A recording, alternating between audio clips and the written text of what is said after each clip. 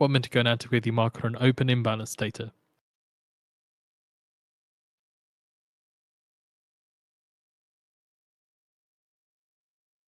Lagarde says that we won't agonize over neutral rate.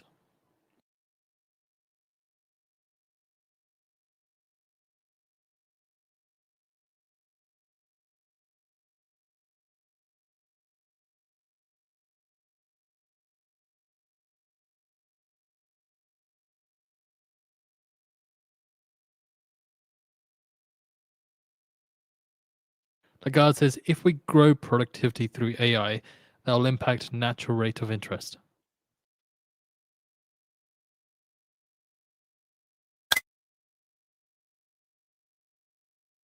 Ten seconds.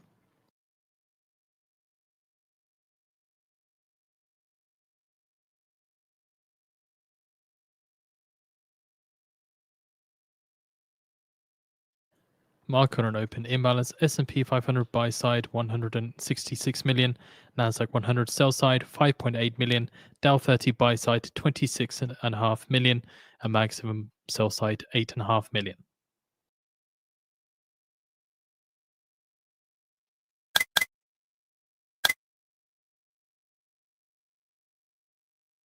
Lagarde says we didn't debate neutral rate.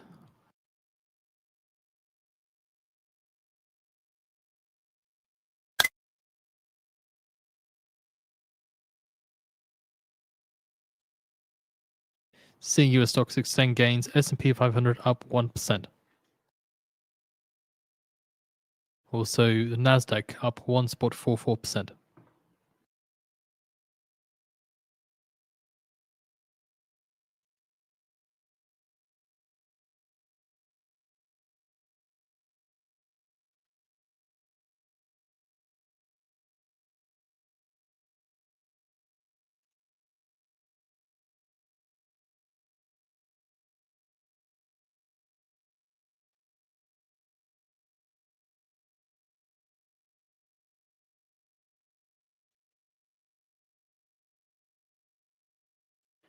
Micron Technology shares up, jumping 14% after company forecast Q2 adjusted profit above estimates. So shares of storage chipmakers gain after Micron Technology's upbeat profit forecast.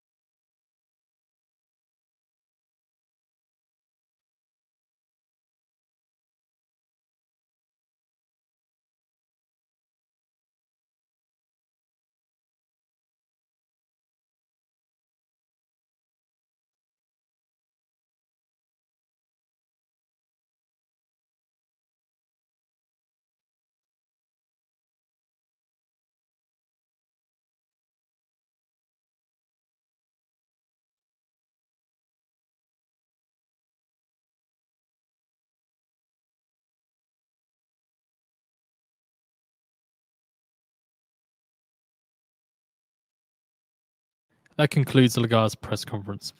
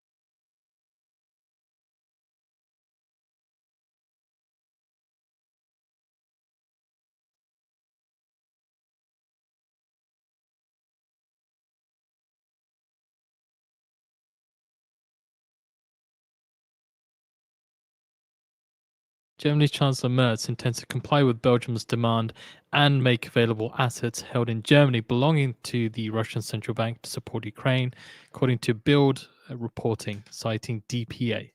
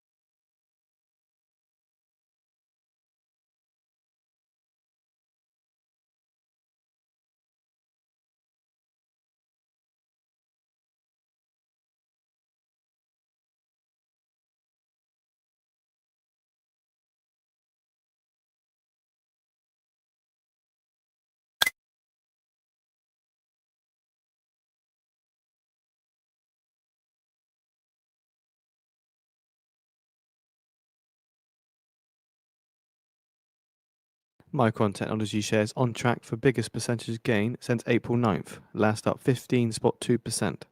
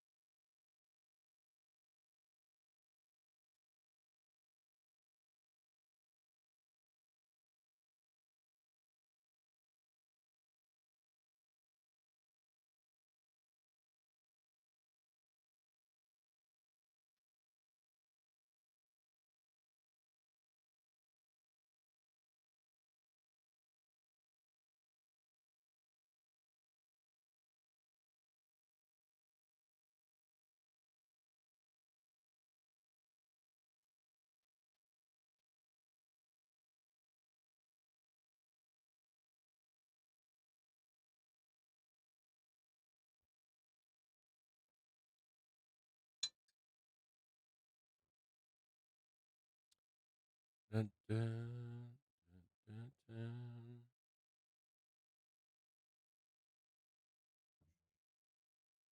Check 1, 2.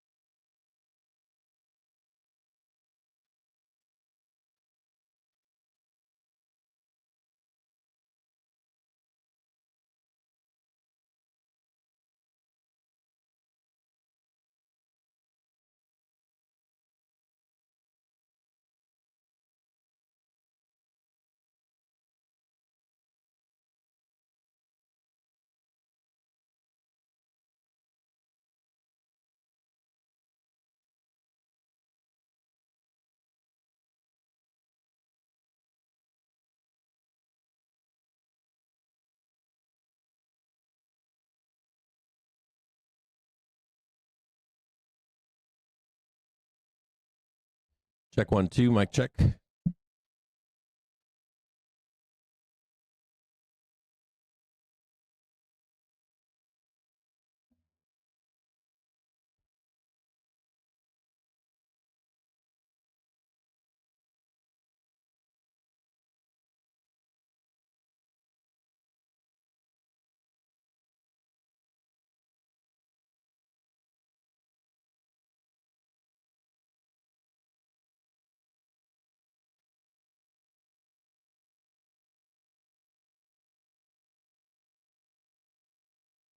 Gross.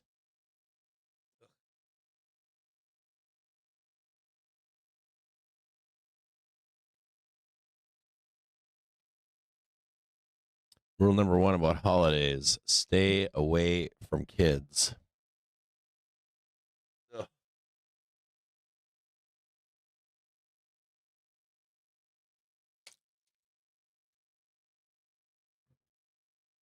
They start spreading the germs before they go home for the holiday.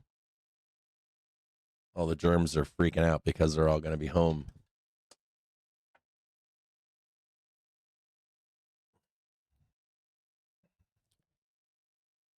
Dun, dun. Oh, you want lines? Oh, you want lines, huh? Good morning out there. How y'all doing?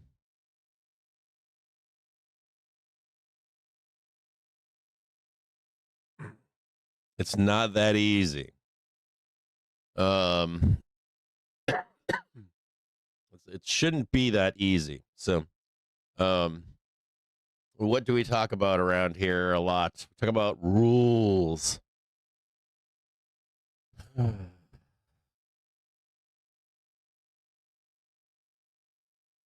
Don't we?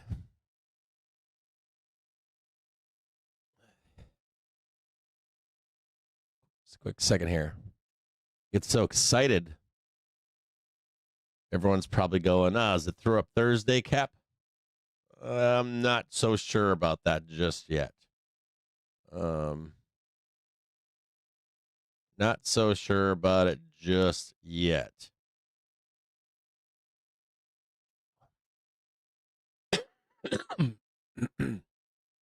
Excuse me here. I gotta get my today's only Thursday. I did feel a great sense of relief this morning. At least I listened to Trump's speech last night. It was good to see that there was no war talk. And I'm hoping that it doesn't turn into war with Venezuela. There are other ways to if you blockade Venezuela long enough, you could send Venezuela into some kind of a recession. there are ways for it to get his removal without war. Not everything turns into it, so that's good to see. So maybe we won't get that until next week. Now, I did see on Twitter yesterday, Santa Claus rally is on, and I did post yesterday. What did I ECB post on forecasts assume Twitter? a 2025 oil. Voice Turn that news shit off for a minute. disconnected. I did post something on Twitter last night. I said, let's read what I said here. It said, well, time for the market to get quiet. That's an important statement. All in of itself, it means something. What does that mean? It means who's going to be in markets with you from now until the end of the year? Not many, right? You're still going to get some people exiting. You'll see liquidity drain into the end of the year. Then I said, happy holiday to you and yours. Happy holidays to you and yours. I want to say that to you this morning. I felt a great sense of relief this morning. I don't know if you did or didn't. I'm sure there's some of you out there that are still looking for, I don't know, some kind of a stick save. Venezuela will be bad, or I don't know, Japan's going to ruin the U.S. I'll tell you something about Japan. I'll say something to you about Japan. Wrap trades are constantly being wrapped and unwrapped and wrapped and unwrapped. The only time that you see a real violence in that is when something goes wrong. That's the only time. We unwind and wind up trades with many different countries. It's not just Japan. We do it with any country with a weak currency. And to think that Japan's currency or their economy is going to all of a sudden rejoin the ranks of the world this month is insane. It would take years to recover from what they did to their economy. It took them decades to do that. They will. It'll just take time. But I think it's like today, probably not. So I feel a little bit of a sense of relief. Now, the next thing that I said in that post was, y'all ready for window dressing and holiday rallying? And I wrote, I hope that you get good positioning. So that means there's probably a little bit of fear of missing out, maybe. And more importantly, yesterday, I reposted a post from, where is it at? I reposted a post from Gamma Lab tweets. And I like Gamma Lab tweets. I like Gamma Labs.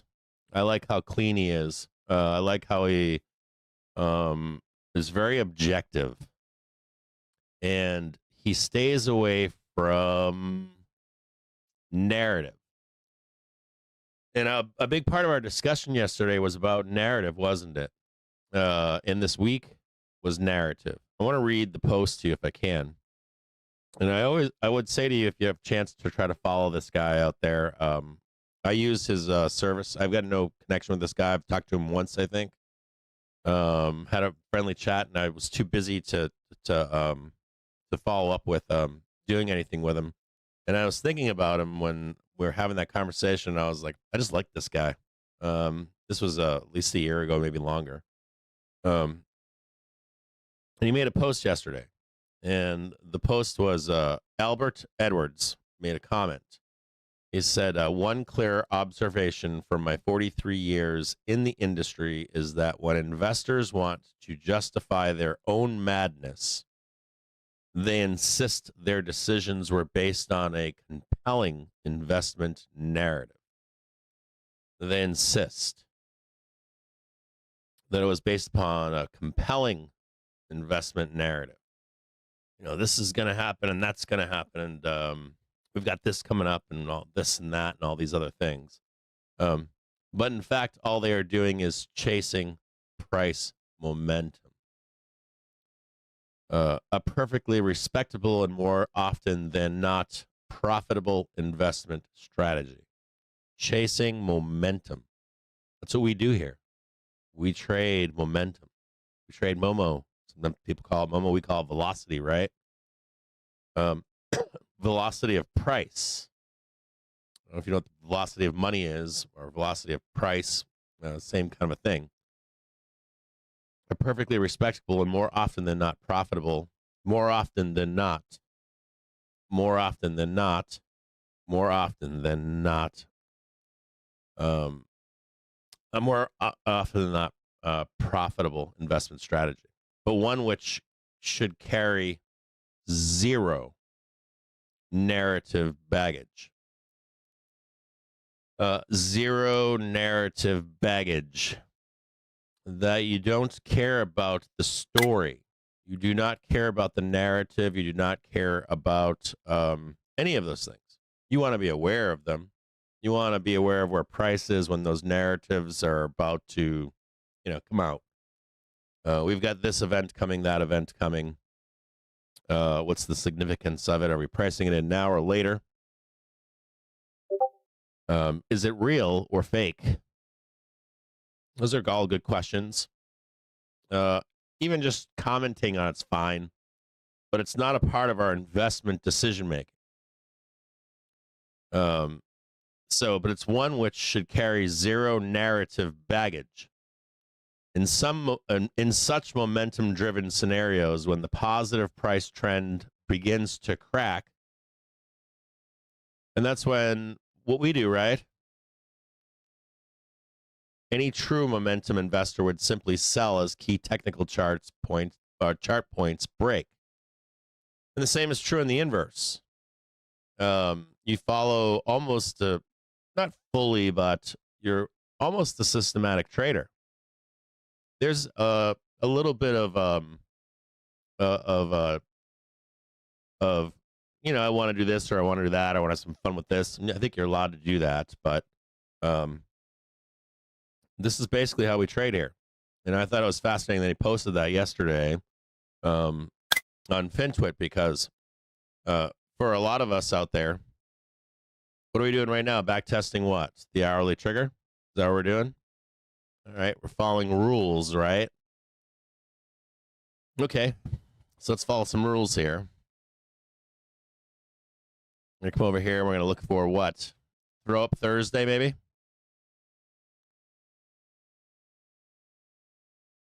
it almost 10 a.m.?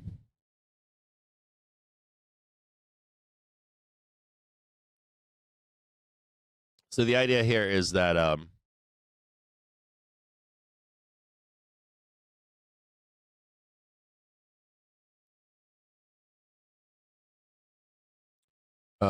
it's good to know this stuff, but it's not necessarily relevant to what we're doing, is it? When you're a momentum trader, you trade what's in front of you. There we go. Pop it off. A little bit higher now.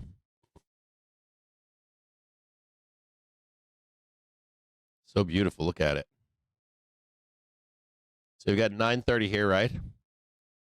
We have a back test at 10 a.m. on the hourly trigger. Looks pretty sexy there. And there's your first high. This is number one right here. What do we say about this in our rules? We get our first high over the hourly trigger. And we're looking for what now? Say it to me. Looking for a second high, right? I don't know. Let's go back and check this real quick. Let's go up here and look. Let me just delete all this. No, wait a minute. Did I just mess up here? Oh, what did I do there?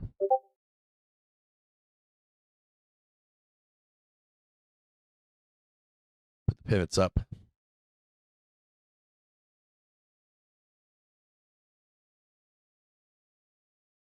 Trader Podcast pivots. I didn't even think to use his. I should put those up there. He's got his own pivots too. That's cool. Put those up one day and check them out. Okay, let's go over here and look.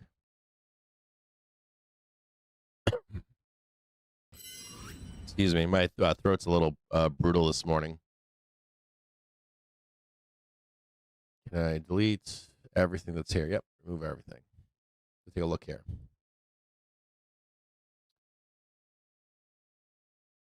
So I'm not really a fan of coming to the end of the year now. So let's take a peek here. Start right here.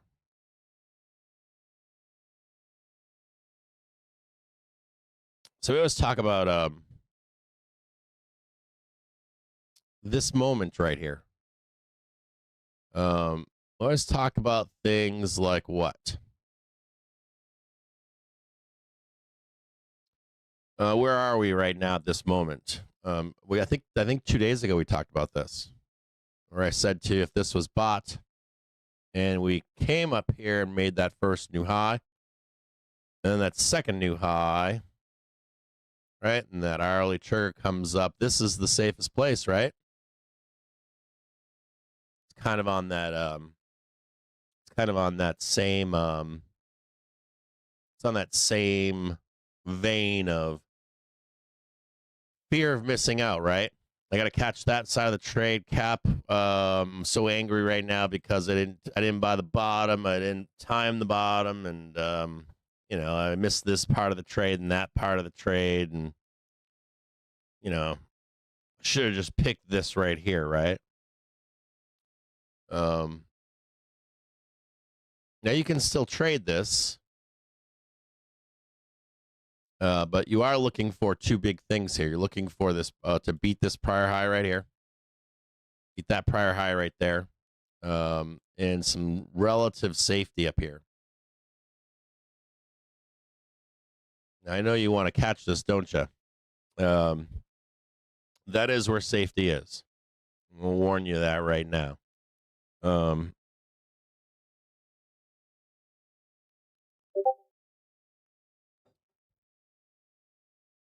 That's where your safety is. The other safety here would be marking a bottom. Marking a bottom right here. Catching that first high right here. And then even if it's swept all the way down here, that would work too. For me, at least. In my rules, that's, get the new high up there. And then we're now gunning for that second one up there. And I saw the excitement on Finn tweet yesterday, but we did, I think, I'm not sure if we left a gap behind, but I think that we did. With a little bit of a gap behind. There's SPX, small gap back here. Pretty big gap, right? So what if I said, so there's that up move right there. What if I said to you,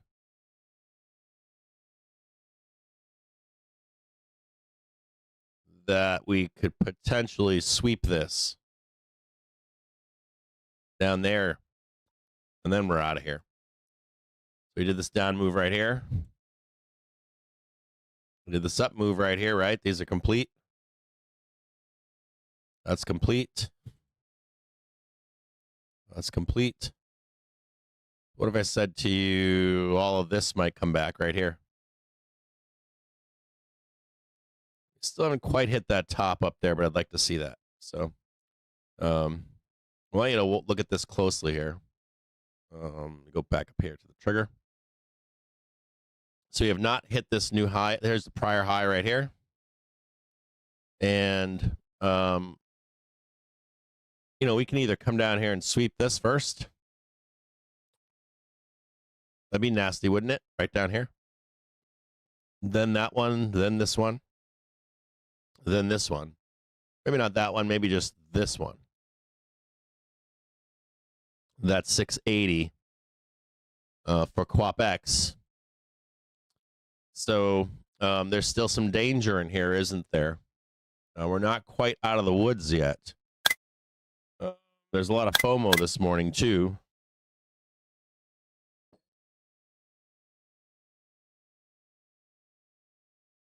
And it might not matter. And if you get like a call spread or something, if your thesis is now new all-time high, maybe you don't care. Maybe the FOMO just kicks in and pushes up. We threw up Thursday where it's just up all day long, right? That's possible too. No, we do have OpX, which is tomorrow. on Friday at 1600. And there's probably still a bear out there somewhere that believes in what? Venezuela could bring us down. Maybe there's one more low next week. Or also we've got Japan is going to destroy the United States for Christmas trade, the unwind trade. So, you know, you got to think about that stuff over there, but we don't trade that really, truly, do we?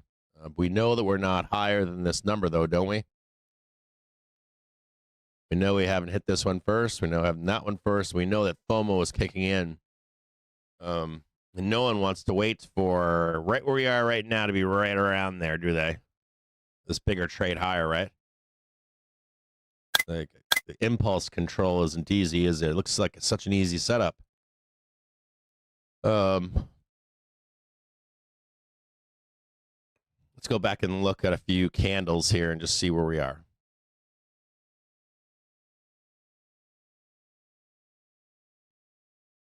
And hey, check this out. We still have that monthly candle down there. Still down there.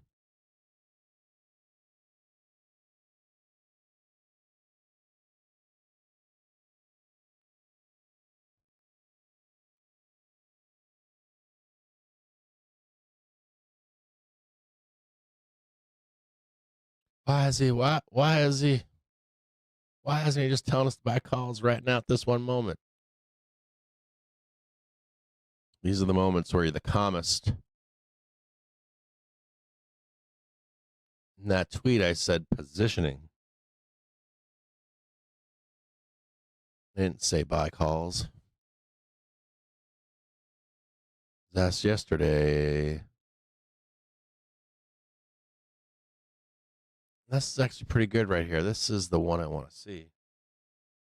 Weekly right there. See this one right here?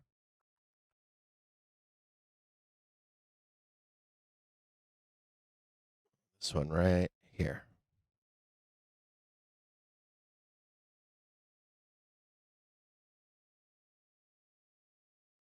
Check this really quick. We violated this yesterday, didn't we? I think we did. Ooh. A little wee lad over here.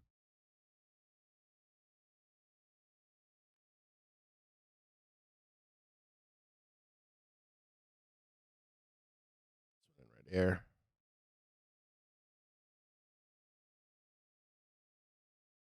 There. Let's wait.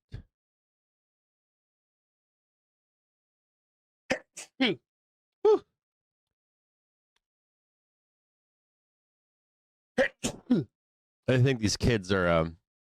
I feel like disease knows that kids are going home for the holidays. So like, here, come on over here. I'm gonna get you sick so you can take it home, and everybody is sick for the holiday. Let's look over here. And we got a 4-hour right here. This looks pretty good right here.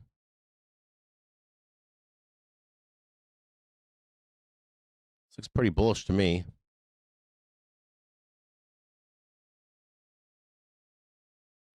We still have that sweep down here. We got a gap down here we left behind.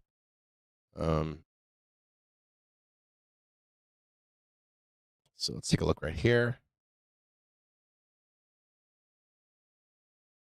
And these are our targets. Pretty big one, right? It's actually not this candle, is it? Just a note too, there's a fake wick right here. So right here, this is called a fake wick right here. See that wick? But not only that, we have to get above it. Do you see that? We actually have to get above 682.79. Not this candle right here. Not this 681.24. We got to get above 682.21. That's interesting to see. Put this up here. Make this yellow. Make that one right there. Yellow, no longer red.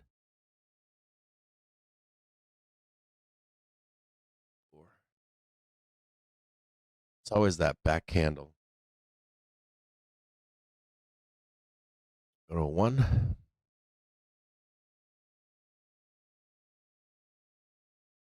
That thing looks like it wants to rip.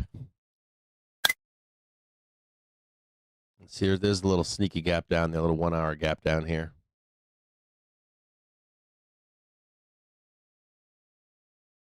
And there's this little white one up here. There's white.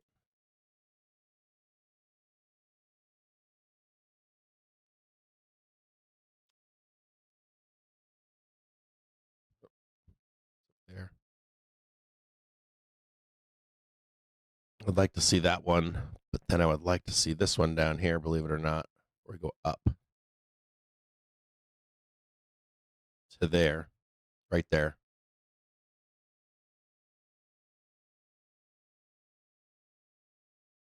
This is Friday, 1600.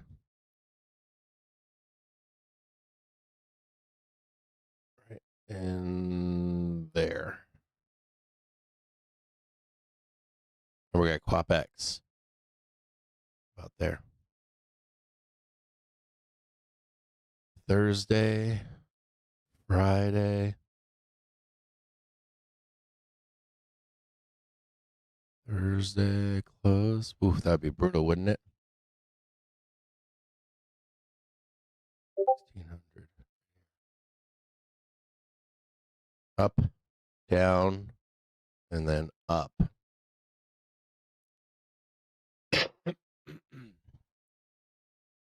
Well, there's your 680 right there. Here's your 680. You're touching this one up here. Maybe we go a little bit higher right here. And then you come back on Monday. There's your hourly trigger right there. And here's your escape right here. This is the unclench, your Vanna.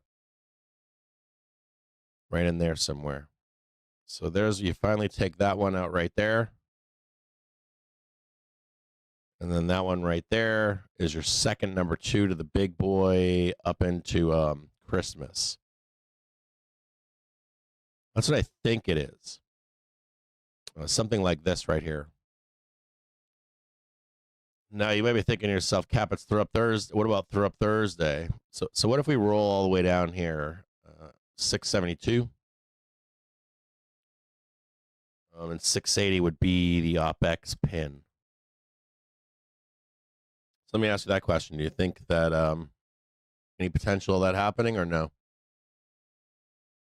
Do you think that we grind to start doing this into OpEx, maybe 690, 7,000? It's possible. We have our first, this is a 1 hour. We have our first push up here. Right? We have not back tested that hourly trigger yet. So we'll draw this like this. Go up here.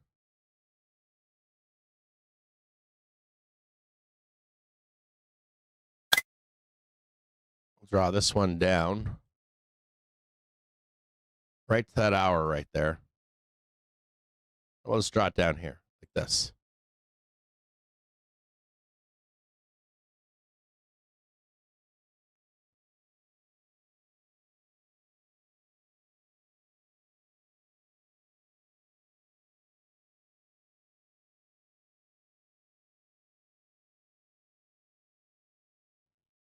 Move that over there.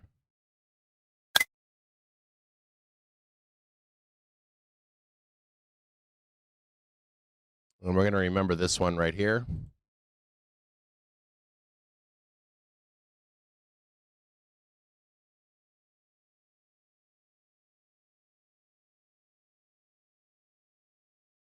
One. And we're at a 1 right here. So sneaky Petey, right? So much excitement out there. Narrative. Fucking hate narratives. Man, I don't mind them. We're kind of right in here, aren't we? Watch that one right there. And where's Jim James? Right here.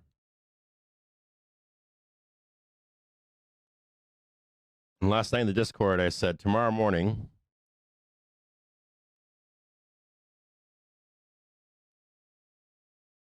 CJJ here. Do another one right here. CJJ right here.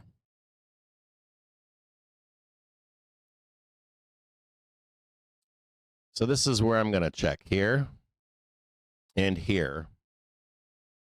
That's where I'm at, down here. Now, it might not come to me. This is a dotted line right here. So if we roll down here, we start holding on to this back test on an hourly basis to the hourly trigger. We come back up here and hit this one, then come back down here, right? Like that. And then it's a slow grind up into OpX. That kind of makes sense to me right here. And then not only that, you have the weekend in here where the escape happens, and we have theta burn. And dealers love moving price when you're all, not trading, right? Overnight, weekends, all that kind of stuff, right? So don't lose sight of where we should be down here. Do you want to snip this? I'm going to snip this for you guys. I'll put this in here for you. I'll do this one right here.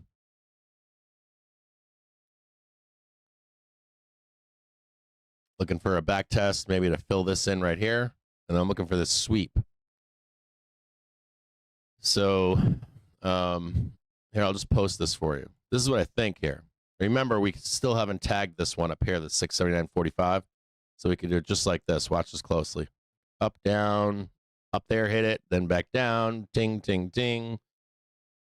Grind, grind, grind. Murder the chain. You see that? And there's something else here too.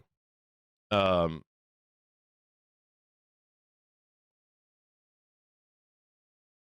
me a second here.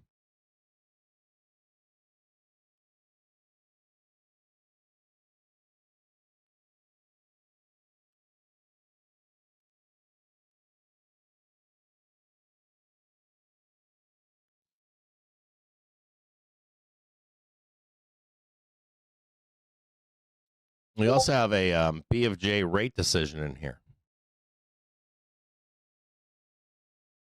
Have that right? It's Friday at 3 a.m. So you have to be aware of it. I have another question for you here. And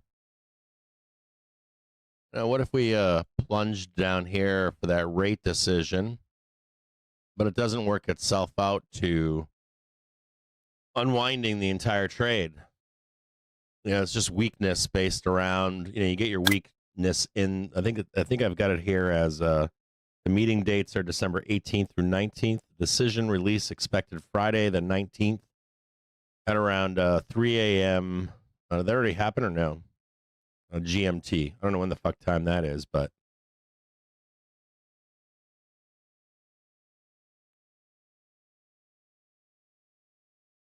Bank of Japan is poised to raise rates to its highest level since 1995. That's supposed to scare you, but it shouldn't. Just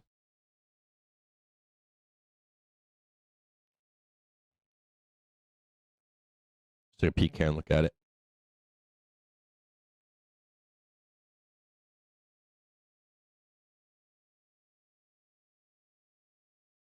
You guys got calendar alerts? I didn't know I could get that.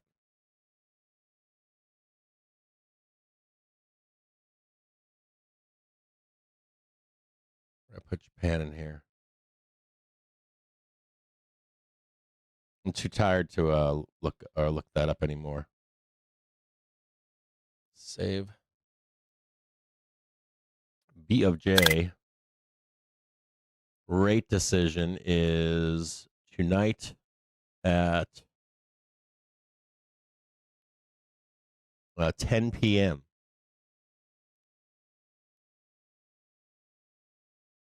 So we're in here dicking around over here.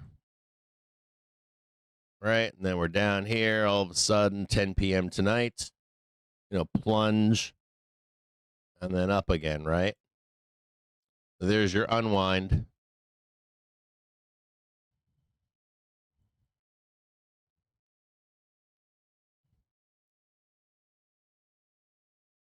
There's probably a bear out there right now that's thinking,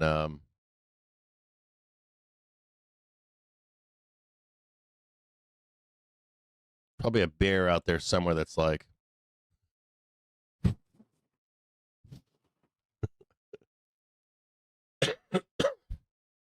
probably still a holdout somewhere. Have you guys shaken the trees for all the bears yet? Because I'm sure that they're still out there hiding somewhere. So I'm down here waiting. That's where I am.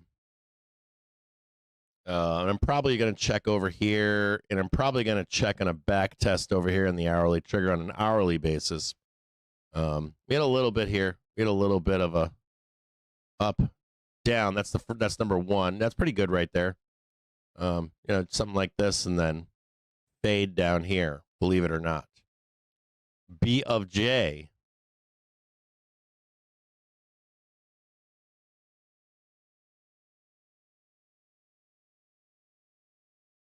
There's something else here too to think about. I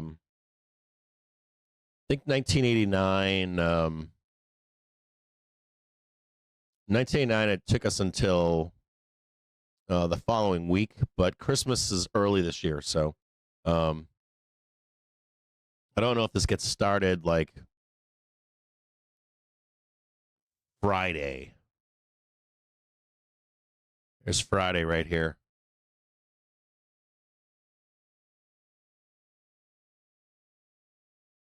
I mean, cool cucumbers, aren't we? So what did that thing say? What did that tweet say? Tweet said, go back to that tweet. Tweet said, what did I say yesterday? I hope you get good positioning. Good positioning is always juicy, isn't it?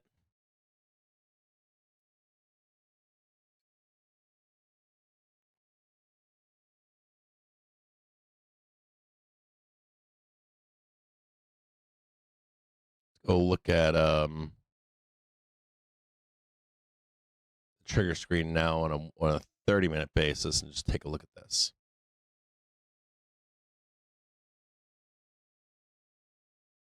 That all looks good. What's this right here? What is that fucking thing right there? Fuck is that?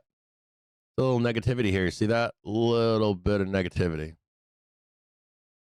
See this one right here?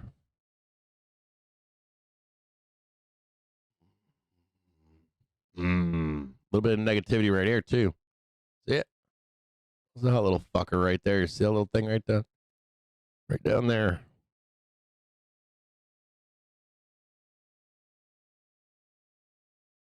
I don't know if we're out of the woods just yet. Maybe. Just sit here and grind, huh? Grind that out. Grind that out. Try to grind this out. Try to take this out. We don't have to. There's no requirement we take that out. There is none. I'd like to, but there's no requirement. I mean, let's look at it again.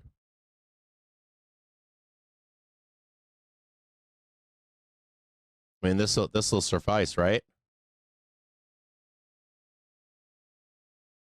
You go all the way down there, bloodbath, come back up, and then you tag it on OpX. Ding.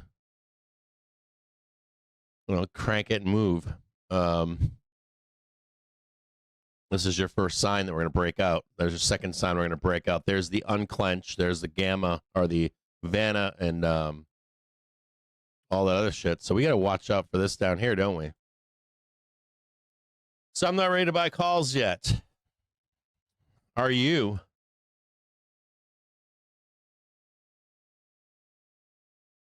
I'm not ready quite yet.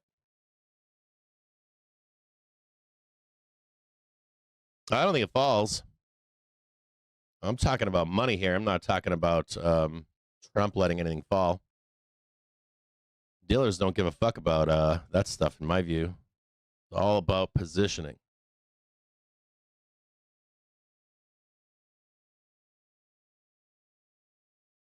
I'm right here. Not too far away.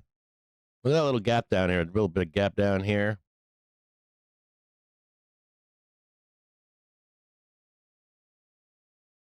Gappy cappy.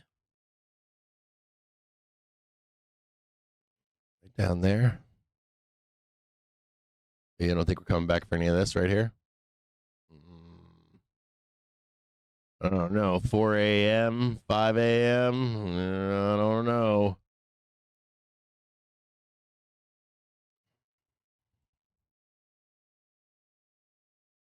Let's watch this together here.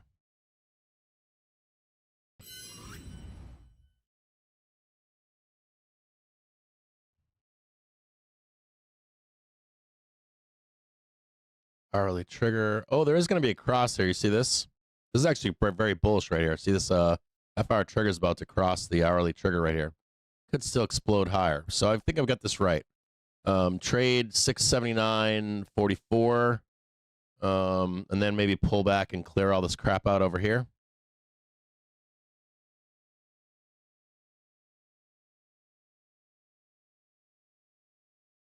There is a cross coming up. You can see it right here. This could get explosive. But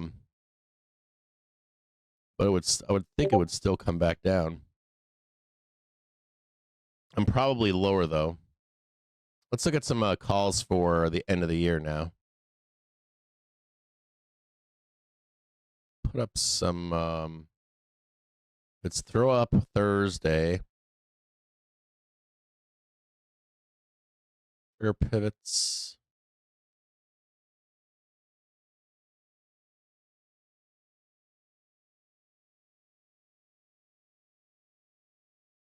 Oh, when I was showing the 652. I already know we're not crashing into that. Whoa, R2 is way up here. We're back testing the hourly trigger on an hourly basis for the second time. That's very bullish.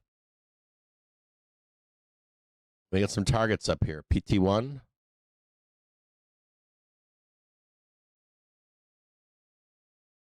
Throw up Thursday. PT2.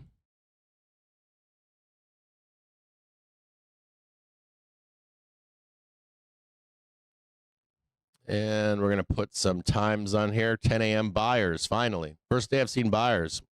Cash market. First time I've seen buyers on cash market. You can see the sellers coming in to sell it down, sell it down, sell it down. But this is probably the strongest morning I've seen in some time. 12 o'clock right here.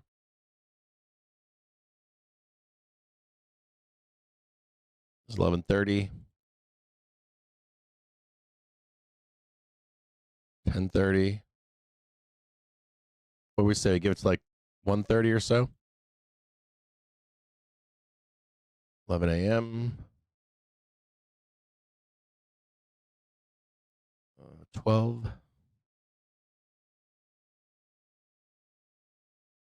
12:30. Move this one over here.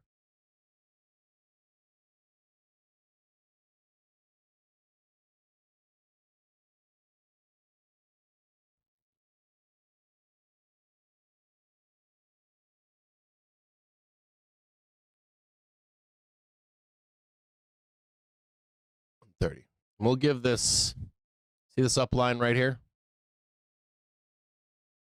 I'll give you all the way over to there and right there.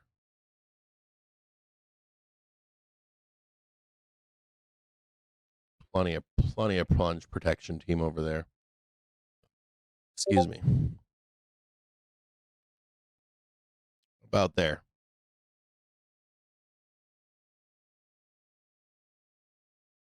And I want you to know one thing is the market is not required to do anything after that PT1.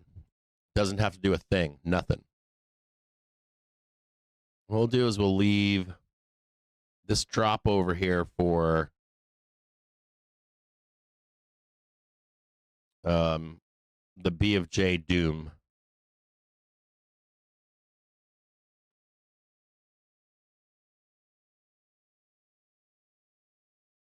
This is the up arrow right here. Cool. Let's talk trades.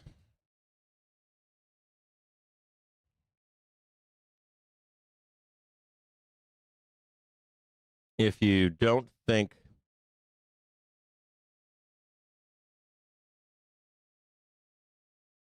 send the link. I have to verify my email. Okay.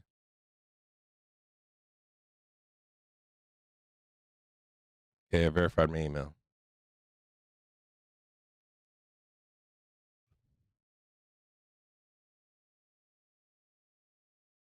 We're good now.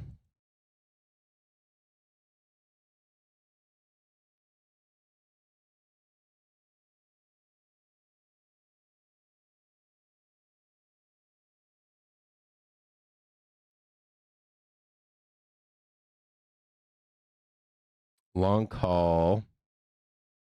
We'll make it simple. Just do a bull call spread. I would open these separately too if it was me. But let's look at a bull call spread. What does it? 678. What is January 9th? 700. Whoa. 700, 695 look like. Interesting. 695, 700C costs $88 and prints 412. God damn.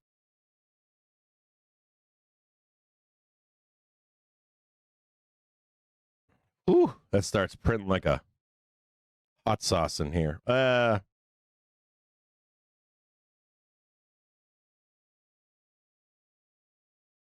It doesn't really print that well. January 7th, hitting 700.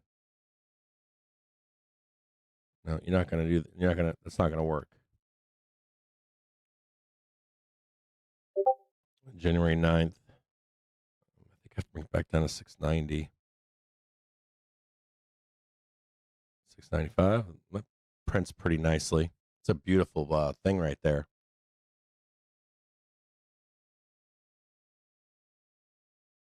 It just starts cranking. Hell, I can see getting into this right now, even if we do sweep lower. Call spreads are really nice right now. You guys notice that?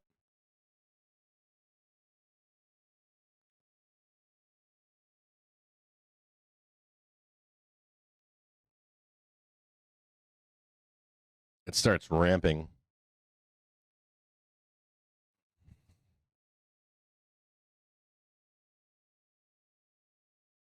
$690, $695 for Jan 9 look great. That's pretty much in the money right there. 695, 695, 700 look even more better. Even more better. By January 9th. That one is like that one's $88 to print 412.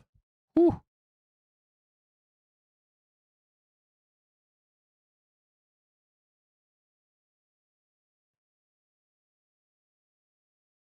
And volatility would increase the money.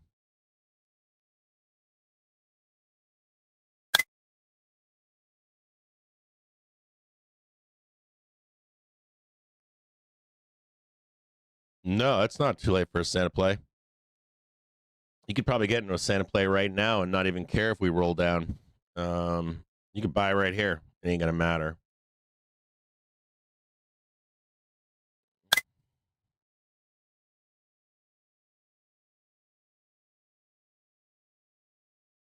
Give me a quick second here.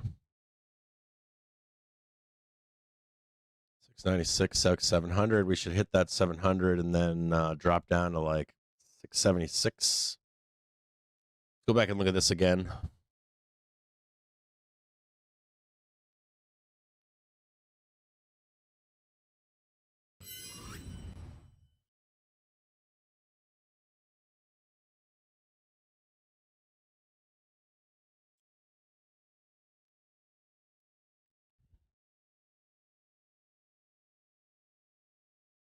You know, it should be something like this. I still think we can make a downside move here. Like you hit this one right here. We're actually down one more time. I'm assuming that's B of J. Because you're ticking that one out right there. It's like this one right here, back down. And then you're going to hit like 700. This will be the unwind right here. And there's your unwind. 700. There could be some kind of like some down there. And then that would be your end of the year trade, right? Your second end of the year trade right there. It's something like this. So you can see it. Do you guys know what this is? This is called an uncertainty trade. When you come into the beginning of the year, new year, you'll see range expansion. This is first week of January. And what you'll do is you'll get a bunch of what you'll get in here is what you're going to get in here is you're going to get rolling of the JPM collar, which would be pretty fucking bearish, and you're also going to get a lot of traders that are uncertain. So you get range expansion in January. So we can have one more down move over here, and then you'll get the moment that all those negative flows come out for Q1. You should get one more trip higher up here to 715-ish. Now this right here should match up to about 715. So I want you to just look at this with me really quickly here. You only really need, so in here there'll be 1, there'll be 2, there'll be 3 right here. It's 1, 2, 3, 4, 5, something like that. This is your marked bottom right here. Marked bottom, then the real sequence is 1, 2, 3, 4, 5. And then you probably have a big jackknife down in here. This is January 8th, 9th. You're going to also see bears telling you that's it, that's the top. It's not. This is all one trade. It doesn't finish, I don't think, until Jan OpX, if I had to guess. If I had to guess, like January OpX, this is the 21st, 18th. So you can start thinking about this stuff right now. You could do like a January OpX trade to 715. You could do first week of January, maybe the 9th, for 700. So you can put this trade on any way you want. I would go Jan OpX, and I would go first week of January. First week of, or January 9th. We go look at January OpX.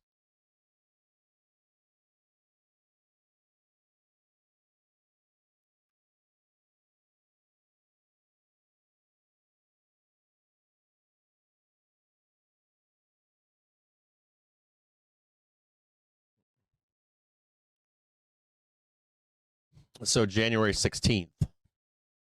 We might not get there at the 16th. We might be able to do a week later. There's, oh, shit. There's the 16th. And you can kind of see it right here better. This one right here.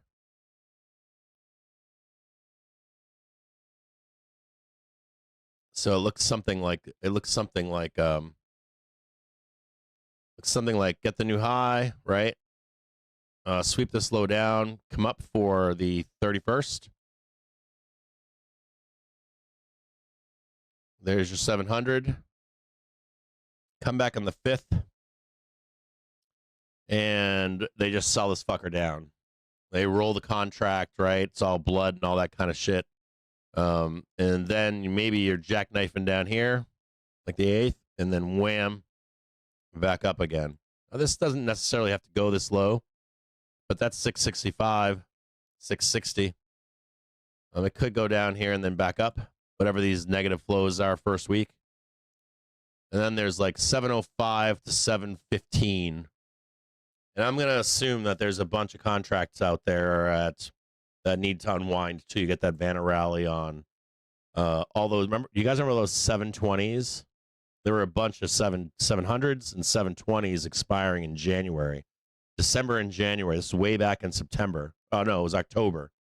It was the October month end where everyone was rolling their contracts end of the year for December, January.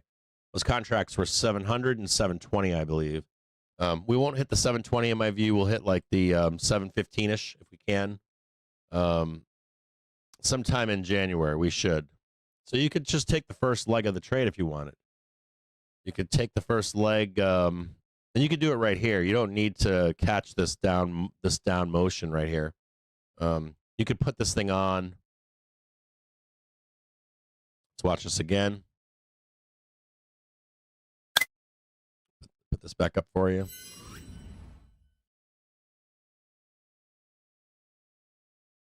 Hit PT1 just now. You could put the trade on right now for like Jan 9, 695, 700. I think the trade is $44, $88 or something, and not care about the downstroke. You could just say 700 to 715, January 19th. Start today and get out whenever you want to. Another way to express this trade would be to get a 3-month out call, 6-month out call in the money, whatever it is today. You only have to buy one. You don't have to be rich or anything. Buy one, and you just sit on it for, from now into mid-January, late January. Now, I don't know when the top is. No one does. You can manage that trade any way you like. If you were to do a call spread and you open each leg separately, if you've got margin, you can put the trade on to go all the way up. And if you come back in January 1st and we're crashing, you can take the call side off or the bull side off and then take the bear side and leave that on if you wanted to. You could actually run that. You could actually run that call spread all the way up to Jan 1. And if we get that print on 695, 700, you could monetize the bull side and then leave the bear side on. So we get a downstroke the first week of January, and all of a sudden that call spread is now printing like double. And you could change the leg maybe to a calendar if you wanted to, couldn't you? You could do the bull side for an expiry closer in, and then the bear side farther out, more time, right? Capture that downstroke the first week or two of January. There we go, a little bit of squeezing higher now. Trading 680.46. Heading into PT2 682.79 next. So you could do a calendar. I like the idea of a calendar spread. I like the idea of a calendar bull spread. And then capture the volatility in the back end of the first week of January. So then you close out like you're safe on the ride up, and if things start to turn sour, you can close that bull side, leave the bear side on, and I think that's probably the best trade. It's like a modified bull spread, but a little bit different dates. Then you like manage the one side and you do the other. Does that make sense or no?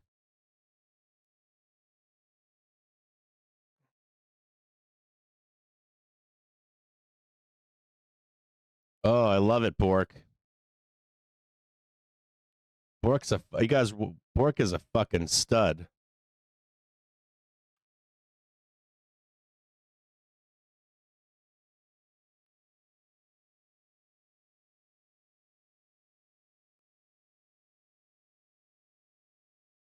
I like a little bit more time on it. I like Jan 9. Like just a little bit more time on it. Sometimes the reason I say that is only because the only reason I like a little bit more time on it is because every once in a while you'll get to that expiry date, like the 31st or something, month end, and they'll fucking push it a week. It's maddening when that happens.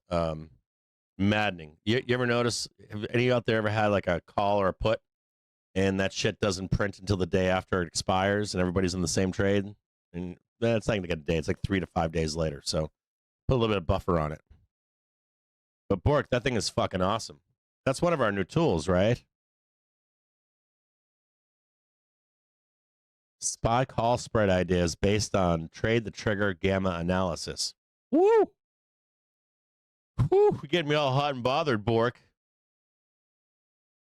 Bork's been working his balls off all year long on this stuff. He is a bad motherfucker.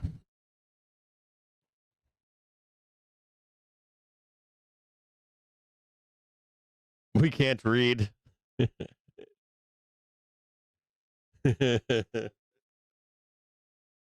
So we're talking trades right now into the end of the year. We have trades. You guys might not know, I want to talk to you guys about something. You guys might not know something. We've been developing our own tools here at Trade the Trigger all year long. We have some of the most badass. I'm not going to say where he worked, but and specifically Bork, I got to call you out. Bork this year his work history. He started at one of the beloved gaming companies in the world. The beloved ones when it was a tiny little office in Santa Monica, California. And I have spoken to, at this point, hundreds of developers, front end, back, and full stack. This is the only guy that I've met that's actually done what we wanted to get done, and he's done it. So, Bork, a huge congratulations to you. We've been meaning to talk about this publicly. I think we're almost ready for that launch, right? To go over it with everybody in the Discord and the community. I haven't spoken much about this in the show. I don't even highlight this stuff publicly. If you're a member of Trade the Trigger, you already know about some of this stuff, and you might not. But Bork's been cranking out all the things we've been wanting to do for years. Finally met somebody that could put the thoughts to paper, and or my thoughts to paper to the math and the compute, and he's killed it. He's awesome. If you guys don't know Bork, he's one of the guys to trust. He's in the inner sanctum of he's in the circle of trust. He's a fucker now. We're gonna have to change Bork's name to Bork Fucker. So there are your lines. You got them. We hit what we needed to hit just then. That white line opens the door to higher highs. Next year should be awesome, shouldn't it, Bork? So I can't tell you the level of stress that's come off my shoulders, Bork. I woke up this morning and I was no longer stressed. I literally carry this. I carry this like stress on me all year long to get to the end of the year. It's not easy. There's another trader here that I've known for years, and he's been blowing me up my DMs, and I've been exactly where he is, and I've blown him up when I'm in that same, like, stressed out. Is this the top? Is this not the top? And he's carried that for me too in the past. So I understand the stress level that I don't know. Am I the only one feeling that? A little bit of relief. The year is over, guys. Feel all right? You made it through? We made it.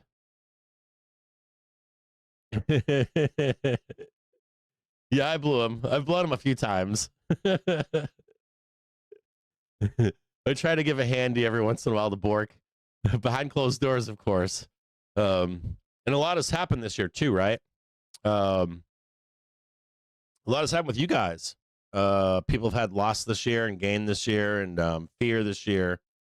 The Bears are good at that, aren't they? To instill fear. We went risk off one time this year. We went risk off a month or two ago, right? For a brief moment, we were very risk off. It wasn't full risk off. It was don't instigate any new positions. And that worked out quite well, right? If you're already in a position, you just hung out, and it did print, didn't it? And we had the chance to step off that trade, didn't we? And we did. And we went back down, didn't we? And now we're getting another shot at a new high. And there's likely going to be one more chance at it, too. Now, I don't know if we're going to trade 700 or, I mean, I know everybody says we are, or 715. 715. And I don't know when the drop comes. I don't know if it's Jan 1 or if it's January OpEx. or if it's February OPEX, it's like time and price, or March OPEX. We know we have seasonal weakness, right? It starts. The season of volatility actually starts right now. Did you guys know that? Season of volatility is right now. And I don't know exactly what's going to happen in the beginning of the year, but I did read my brief from last year. I read it, and it gave a couple paths. It said things like, hey, we have to do this and do that. If we break this, we want to go risk off. And you'll get that brief this weekend, 6 p.m. this Sunday during Futures. We're going to do a private stream together. We're going to go over the review for this year and some expectations. You're also going to get a look at some alternative trades for next year, for things for us to look at if you don't want to be a bear next year. So we'll do that on Sunday. And I can't tell you the amount of stress that's come off my shoulders. Am I the only one out there with stress relief? I feel like the weight of the world is off my shoulders for another year, and I get a break until, next April or something, May. I'm feeling very calm right now, which is good. It's like an endorphin rush. And we've all had other things happen in our lives too, right? Some of us lost money this year. Some of us made money. Some of us are flat. A lot of us did well. If you bought that dip in the early part of the year, it's been very good, hasn't it? Trading 680 right now. Remember, this PT1 is the only PT we need to do. The market does not need to go up any farther. Just a warning to you. Market's done everything it needs to do for Thursday. This is PT2 up here. Follow your rules. If we backtest the 1 minute trigger, we can continue to go higher. We are above the 1 minute trigger right now. You can take some money off, get cheaper calls down here, and try to drive this one up. Just a note that we've done everything we need to do to go higher. The target above is 682.79. This is also a 4-hour candle right here.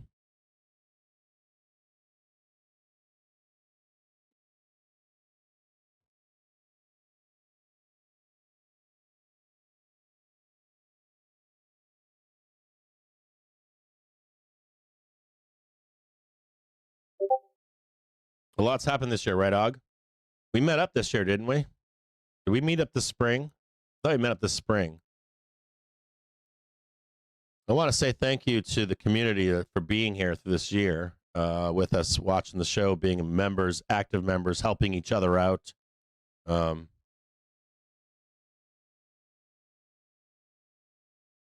remember it started last November. We had a lot of diversity, or a lot of division from politics, right?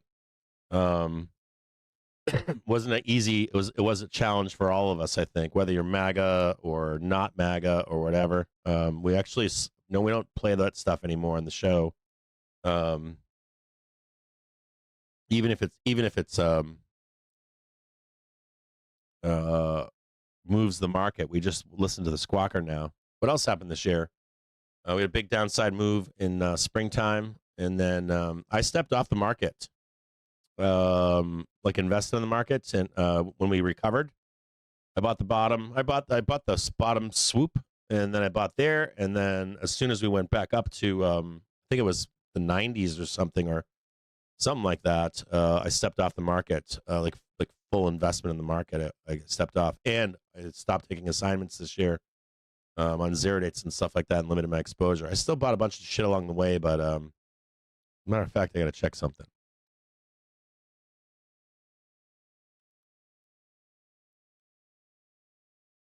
I got stuck with one stock ticker, SGD.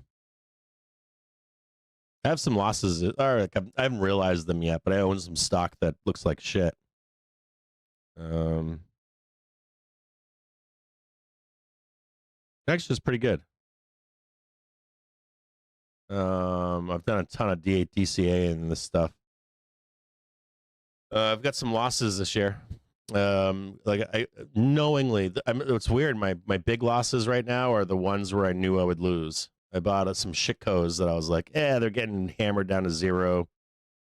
That usually is a lot of my big losses these days. Are like, someone's like, dude, this company over here, it's going down in the depths of hell. You got to take a look at it. So I do. I buy a bunch of it, and then I buy some more. I got caught in some of that shit last year too. I'm looking at SGD right now. I started buying that fucking thing at like $1.10 or something, $1.20. It blooded down to like 16 cents yesterday, 17 cents maybe. And I started buying it again, throwing more logs in the fire. They're a fraud company. They're going to be delisted. They're going to go to prison. Truth. They're like a mafioso run company or something. I'm like, fuck it. Who cares? It's Christmas. I'm going delisting, baby. I'm going to go to the pink sheets.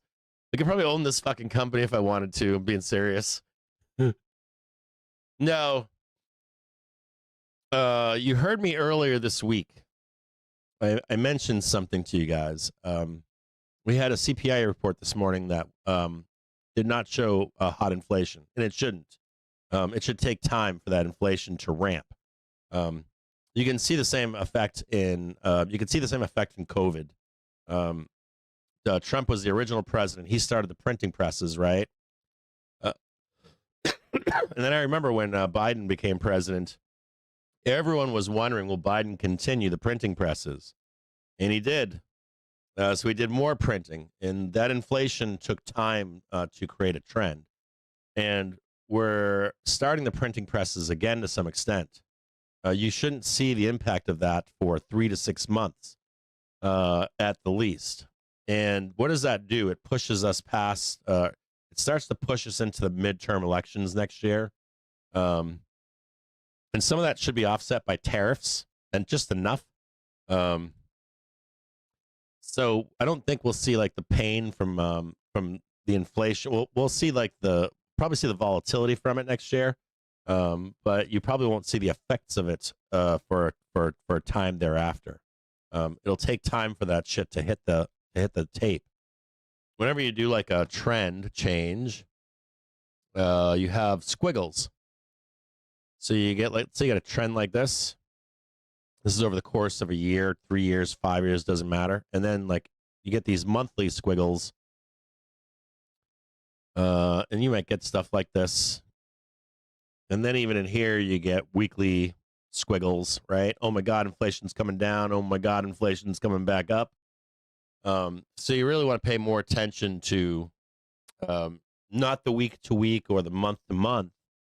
You want to be watching the 1 or the 3 month, 6 month to begin to change trends. This is where data can be manipulated and how it's presented to you. You'll oftentimes see that with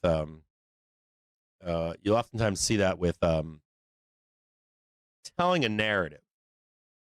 I want to show you 2 narratives here. This is fascinating. Hold on here. I want to show you guys some narrative stuff here. I always find narratives funny.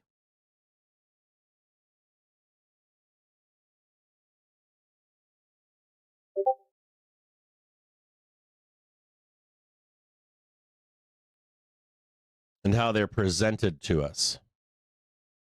I want to discuss quickly here inflation. Or not inflation, unemployment, employment. We'll start with this one.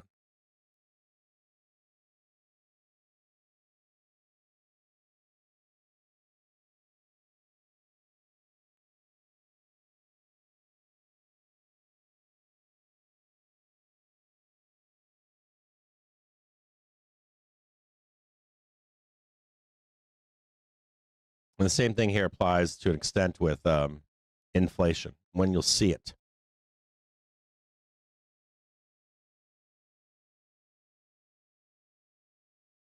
I got a good example of this finally.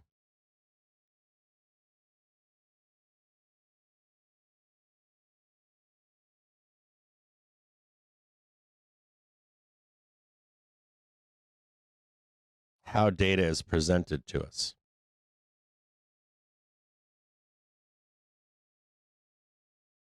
because that can be material, but over time, if you're looking for bad news for next year,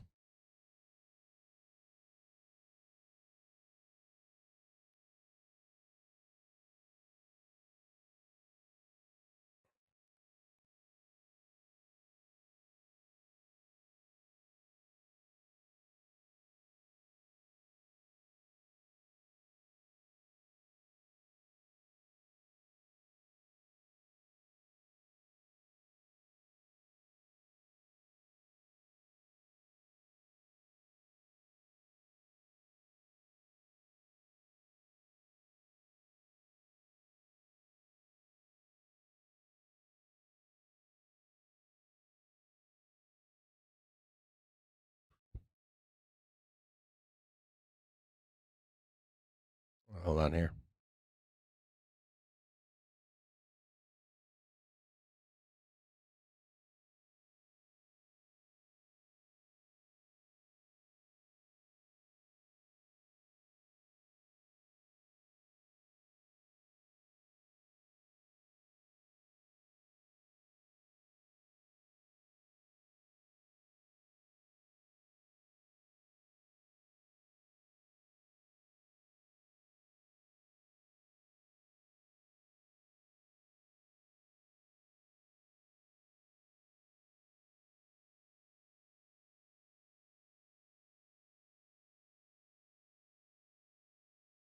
Tight here.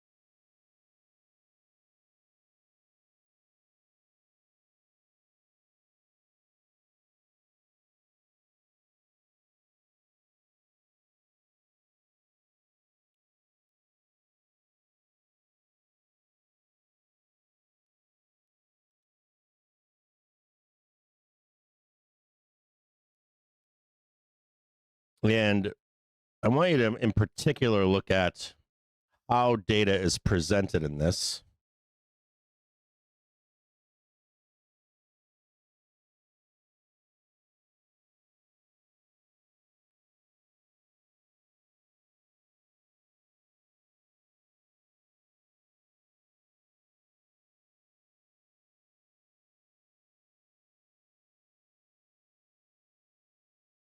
And when you're asking for a cut,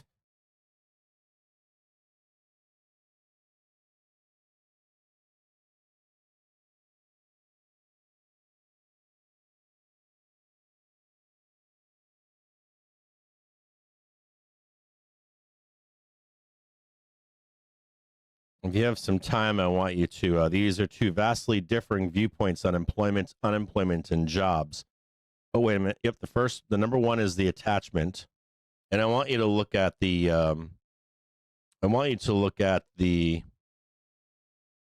first couple charts that are posted there. I want you to look at the first couple charts that are posted in the attachment. And then I want you to look at the first chart that's posted in the article underneath it. And what you can see in that is that, and the second one is that payroll changes at private sector establishments, not counting the government, shows nothing but improvement in jobs from a May 2025 low to a December high. And that's important to consider because private payrolls is what the Fed is responsible for, not government payrolls. The job of the Fed is not to ensure that you're employed at the government. The job of the Fed is to ensure that you, the American, is employed. So if you look at payrolls for this year, they've vastly improved. from May to November, the November release. So the economy is in good shape. You look at that link to the article. Now, if you go back and look at the attachment, it looks worse than it is because of what? Government shutdown, right? So it brings the question of if you do a government shutdown, that you can manufacture a cut. And what happens when we cut? Inflation goes up, right? We may not see that inflation, though, for a period of time. It can take time for that to show up in the data. We have many examples of that, or when it really matters, or if wages can keep up. Now, remember, you're being told that the unemployment situation is bad. It is not. And if people are working and they got money, the economy is not as bad off as people would think that it is. Let me just show this to you if you're not going to read those articles really quick.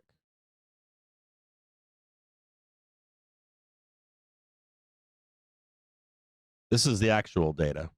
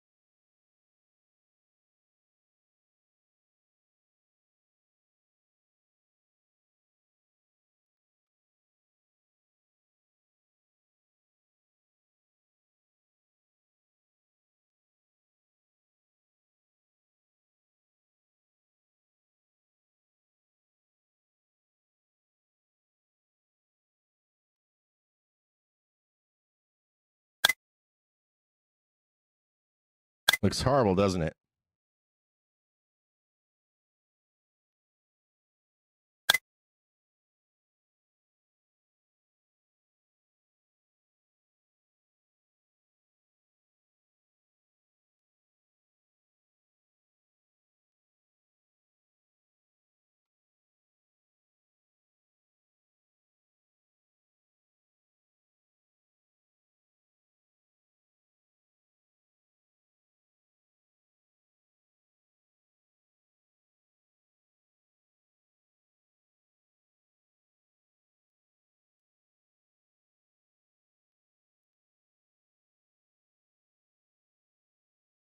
The second one is narrative. And who else is guilty of that?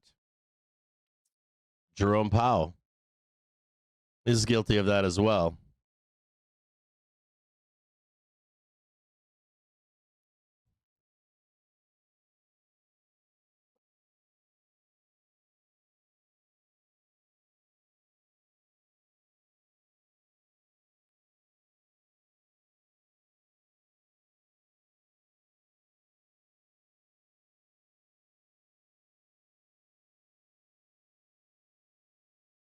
I think that circles us right back to inflation, CPI, and the rest of it. CPI, you cannot get from a read from today. One second, I'm going to get a little bit more coffee here.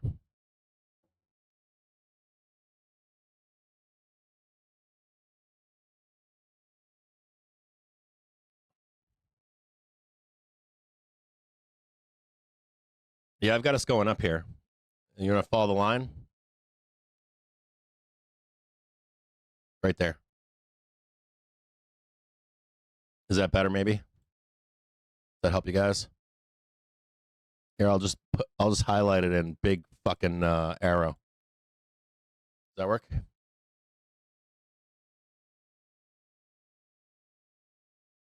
This is called price target 1. We hit it.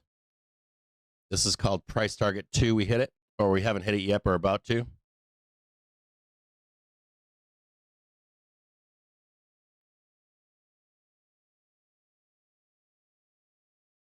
And use your rules against the 1 and 5 minute trigger.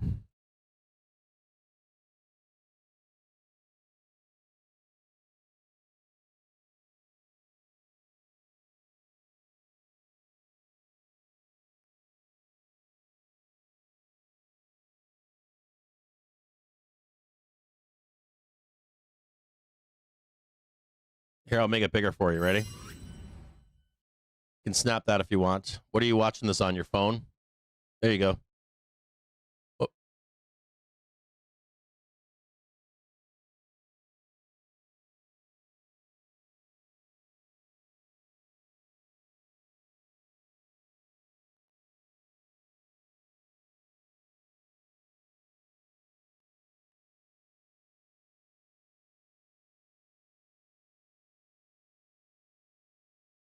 Can you see the line now? It's a big fat line. There's this big arrow right here.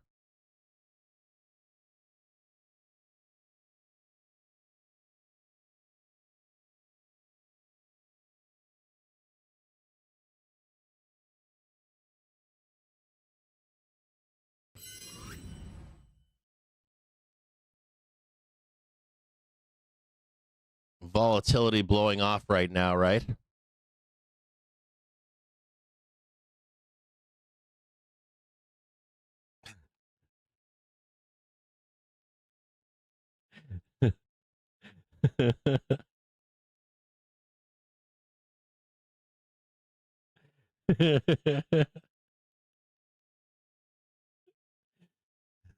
Don't bully me.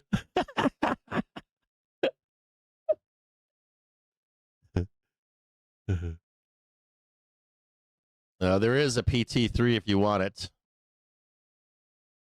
I don't think we're going to get there, though, but I'm going to show it to you.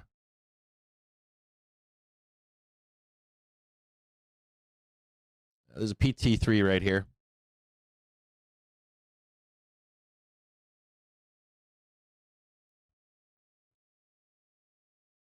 Maybe we can pop up there and hit that one on close or something.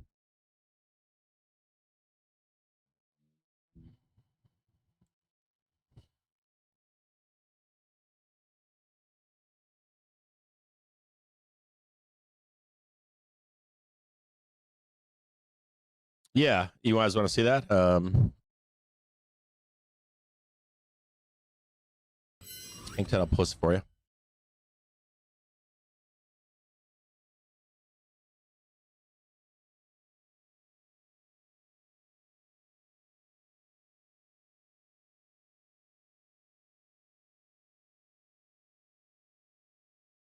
It's not Monday. This is Friday. I think we get tied in. I think we're gonna. So I think is that we're going into like a quarterly OPEX, like wow, something like this. There is some commentary I have on this chart here. I do have some commentary on this, which is a note for you.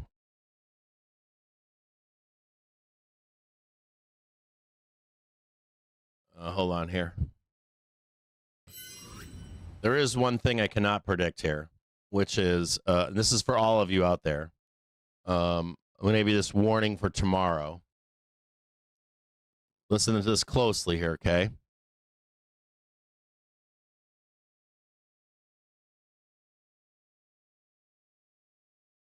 Here's the chart, but I got commentary about this chart here, okay? Only commentary is that funny things happen on QuapX Day. I cannot predict those things.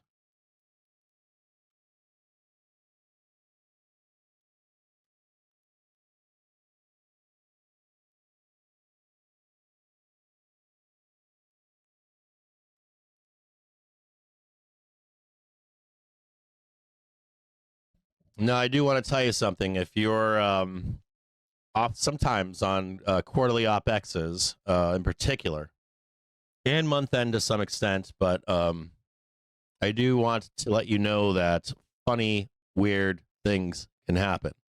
So I want you to be aware that I cannot predict those things. Oftentimes, what you'll do in a quarterly OpEx, I'll look for the sheet tonight, but if you look at the most shorted stocks, it's pretty public. If you look at the most shorted stocks into, I'll give you guys some insight here. We come into quarterly OpEx, we get very tied into a set price, and we tend to pin that price. Now, if price is far away from that pin for your favorite stock, you may see your stock move violently towards that pin. You might be close to it, so you get like pinned into it. So let's say your favorite stock's pin is right here, and price is close by. Let's say price is doing this. You could go just like this, drive into quarterly OpEx. If your stock is way down here, the most shorted stocks in the world, and your pin is up here, you could see violence up into that.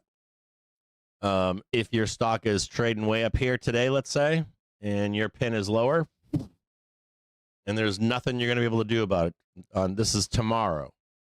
A lot of traders, what they'll do, if you want some insight, is they'll look for the most shorted stocks in the market, and that they're still down.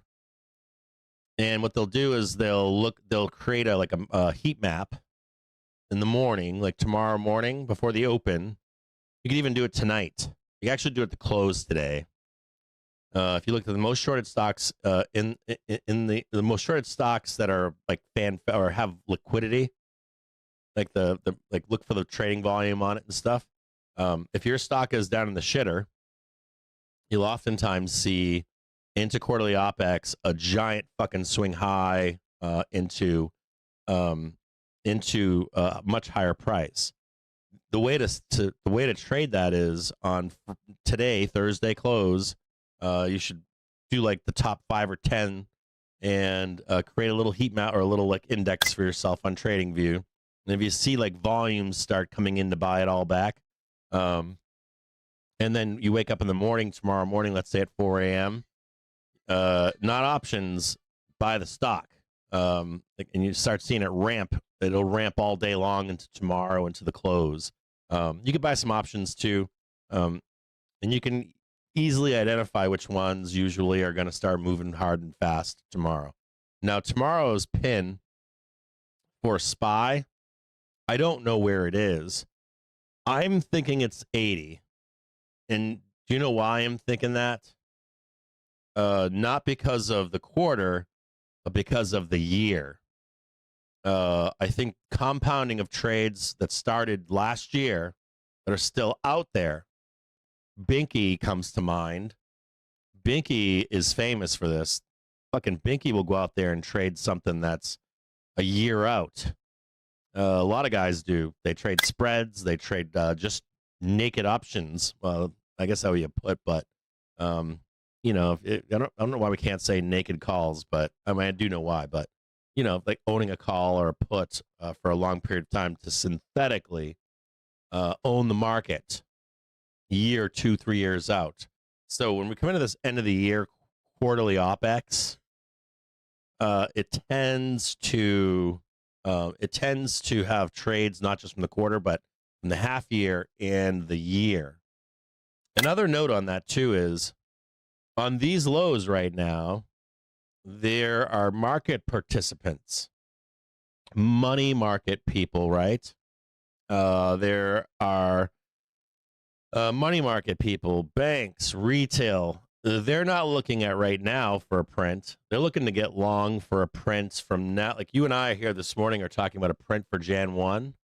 A lot of these guys are like, hey, I'll take the print on Jan 1, but I'll get long here for a print all the way out to March OpEx.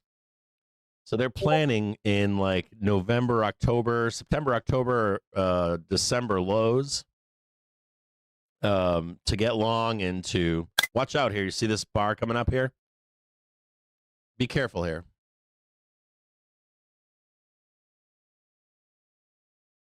11 o'clock right now. There's a bar popping up right now.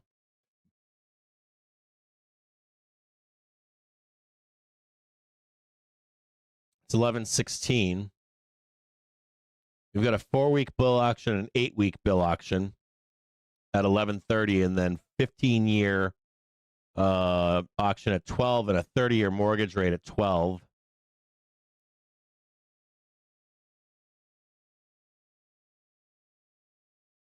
So you do have something coming out here. Watch out. They might park this here for until 12 p.m.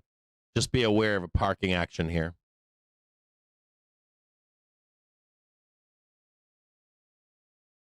Just a quick warning to you until 12 p.m. until this volatility passes. See that little line that's popped up down there?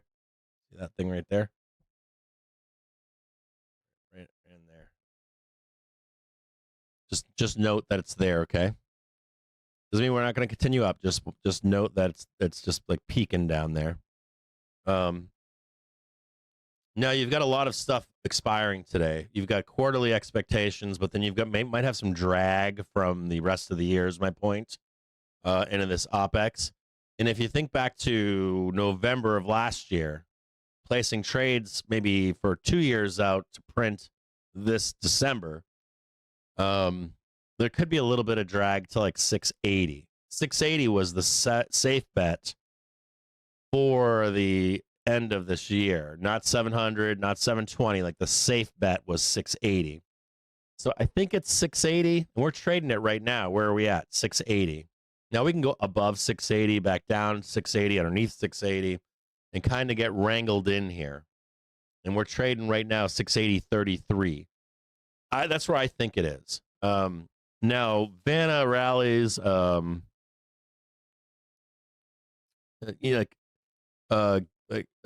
unwind rallies, they can start before, during, and after these expiries.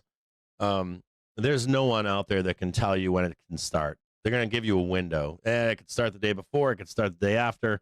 No one knows the exact pin for these OPEXs. There's max pain pins and stuff, but the unwind can take place before, during, day after, even 3 days after. So just be aware of that. Also remember too that in these unwinds, I hate the window of weakness term. Fucking hate it. It's not window of weakness. It's more like a window to move, and it could be up or down. So depending upon where you are, you might see violence today, tomorrow, in your whatever you trade. The one word of caution I would give you is if it goes against you, check back in a day or two. It might not be like that again. You know, it could come back after that unwind. Just be aware of it in the next couple days. You see a big downstroke or something, or a big upstroke. That shit could all come back eventually. So just be aware of it next couple days. There's nothing you're going to be able to do about it. So don't get too crazy. Like, oh, if we all get in there, we're going to move price. Probably not. It's going to go where it's going to go. You can just jump on board the train and ride it. What else?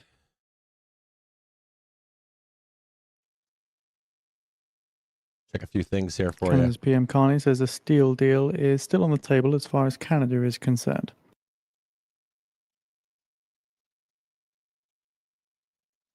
So in 10 minutes time now, at the bottom of the hour, US due to sell $80 billion in 4-week bills. The prior high yield was 3.61%, and the prior bid to cover was 2.97. Congrats to MU traders. I had it going down deeper. I got that trade wrong. I wanted to see it go lower. You got a little bit of a hand yesterday, it looked like, on that downstroke yesterday to help with the calls. Fear and greed index is at neutral right now. Crypto fear is at 17. It's very fearful right now. I'm not fearful on crypto. I want to talk to you about that too. I've had people over the years tell me that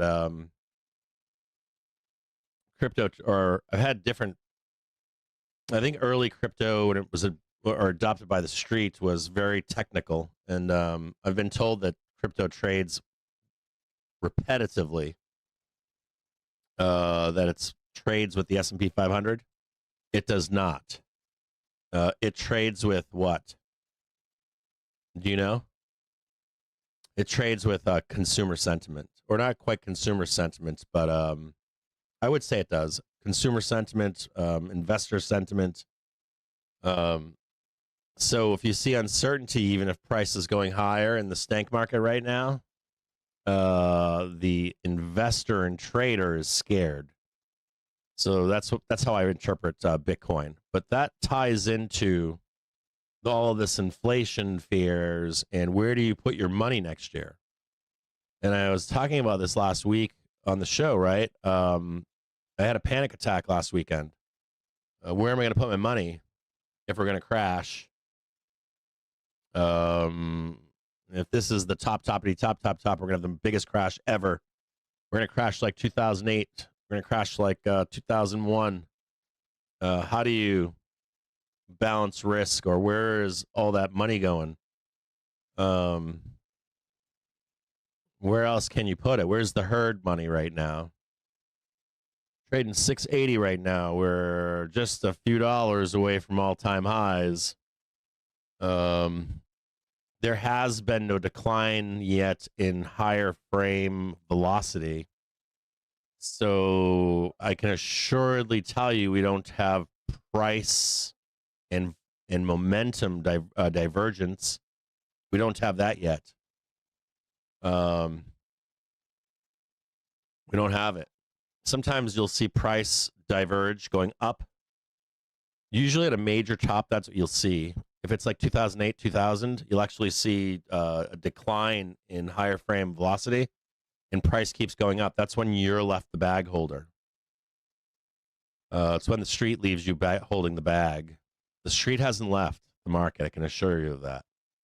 And I don't think anyone knows where the safety is if inflation is coming. If the employment is good, right? I just showed you that it's good. Employment is improving.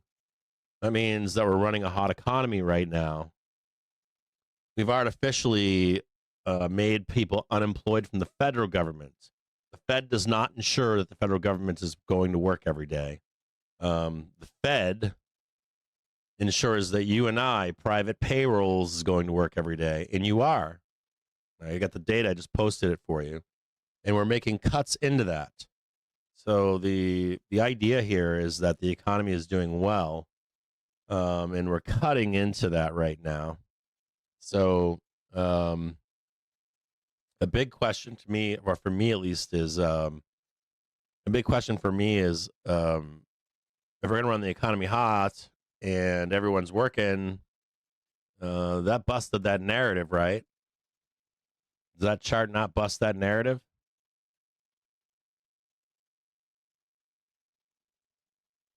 I'll post it again.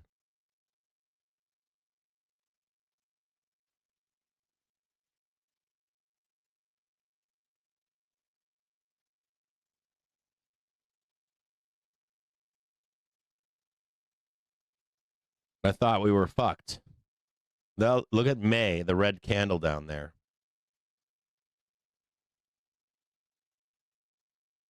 Looks like it's improving to me.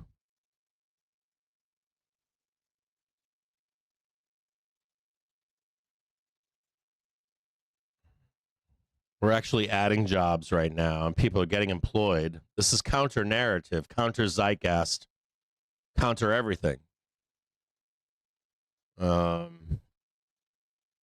That would imply what? GDP is up next year too, right? I want you to think about what you read out there about top of the market this, top of the market that. I think that the truth is behind the scenes. Most people know that this White House will run this economy hot for the midterms. If you check Polymarket or any of these gambling websites, they have the Democrats winning the midterms. Do you guys know that? Yeah. Winning them all. Winning the governors, winning the Senate, and winning the House. And if I was MAGA or Trump or the authority, I would be doing everything I possibly can to keep the market up next year. or at least not majorly down. So you create unemployment concerns, right? You shut the government down. You shut down, take away federal workers, and now unemployment looks bad, so you get cuts. And not only that, you have your own policy you want to implement, so you need cuts to do that too, right? And your policy, right? Every In less than president, no matter 5 who minutes they are, time now wants to at the run their bottom own of the hour, policy. US So selling 80 billion in um, 4-week bills with if we're a gonna run prior this high up, we yield gotta of go up. 3.61% and a prior bid to cover of 2.97. And we're not seeing money markets. They got money to spend, right? We got buyback windows, right? We got money market windows of funds coming into the market.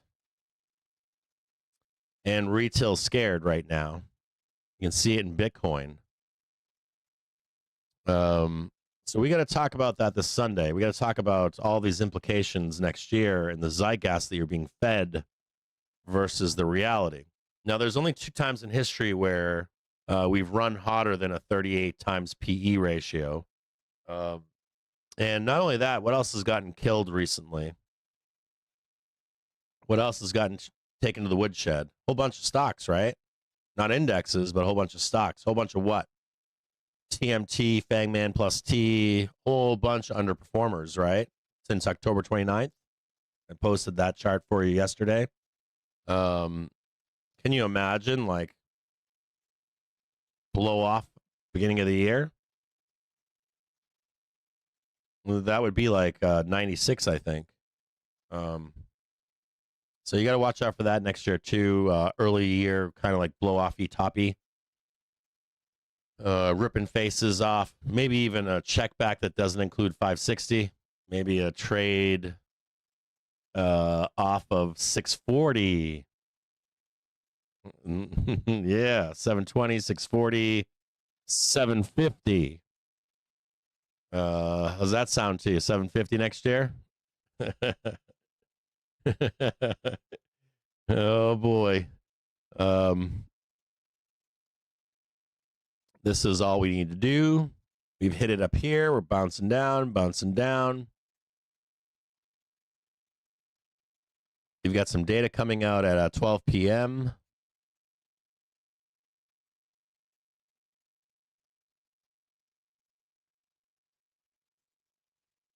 Unemployment's at 10%. No, no, it's not. No, it's not.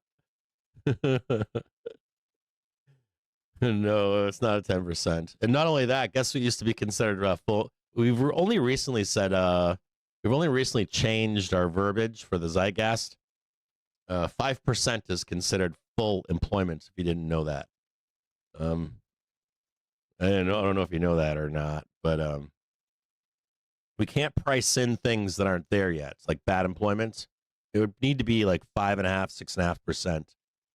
You can go back and you can actually put the unemployment rate on a chart with TradingView, and you can take a look at when the market rolls on unemployment. You can go back in history, the entire thing. You can put a line in the bottom, and you'll see it right around 5.6 to 6.5 is when it matters. So if you're at like 4.3, 4.6. We're now shortly expecting results of the US if you're 4-week even bill lower, auction. if just private payrolls, when you're manufacturing unemployment, and they go back to work, those employment numbers will start to look better, right? So what you end up having is the government reopens and workers go back to work, and then you get some that don't go back to work, and they go to private practices, right? Private payrolls, and that usually takes time for them to get jobs too, right? So you would expect unemployment and employment to improve. Even if job growth is slowing slightly, because no one's moving, right? So it doesn't paint the economic picture as bad as you think that it is. What does that lead to, though? It leads to running a hot economy into next year. That's not bad for the stock market. It's great. What you're proposing is different. So when you say things like the economy or unemployment's horrible, you're lying. I'll just tell you.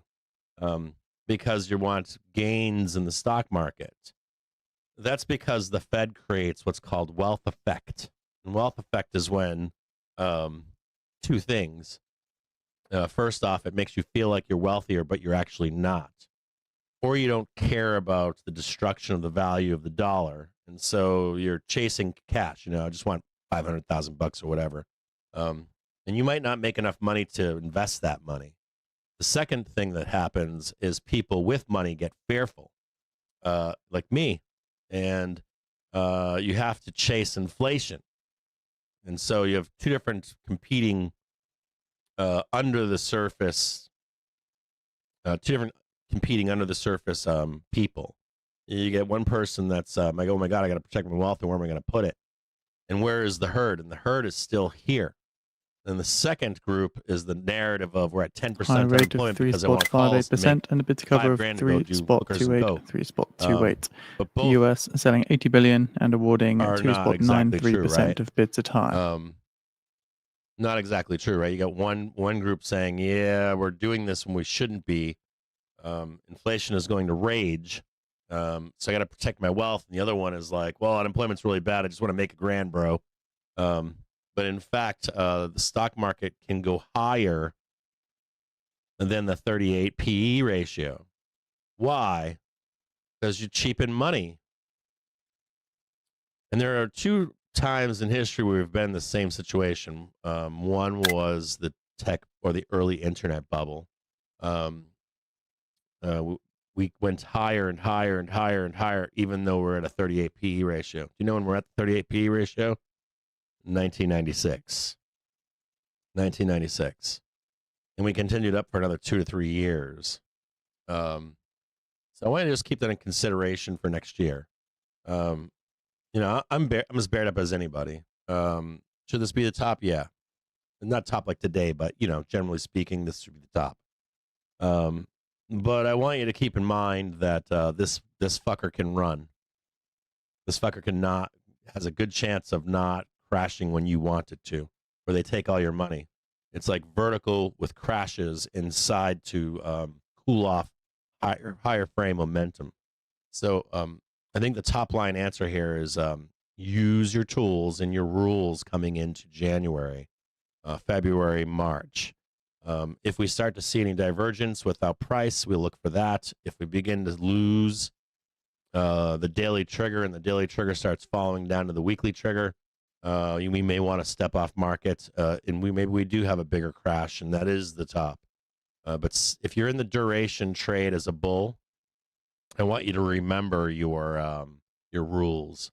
And we've gone over that many times this year in depth. We've gone over this looking back in history. If you have access to the triggers in velocity, you can actually look for when the daily trigger crosses up and down through the weekly. And that is where you step on and step off the market with risk. And I want you to keep that in mind as we move forward. Because where are we at right now at this moment? We got the daily trigger right here. And what's crossing up right now?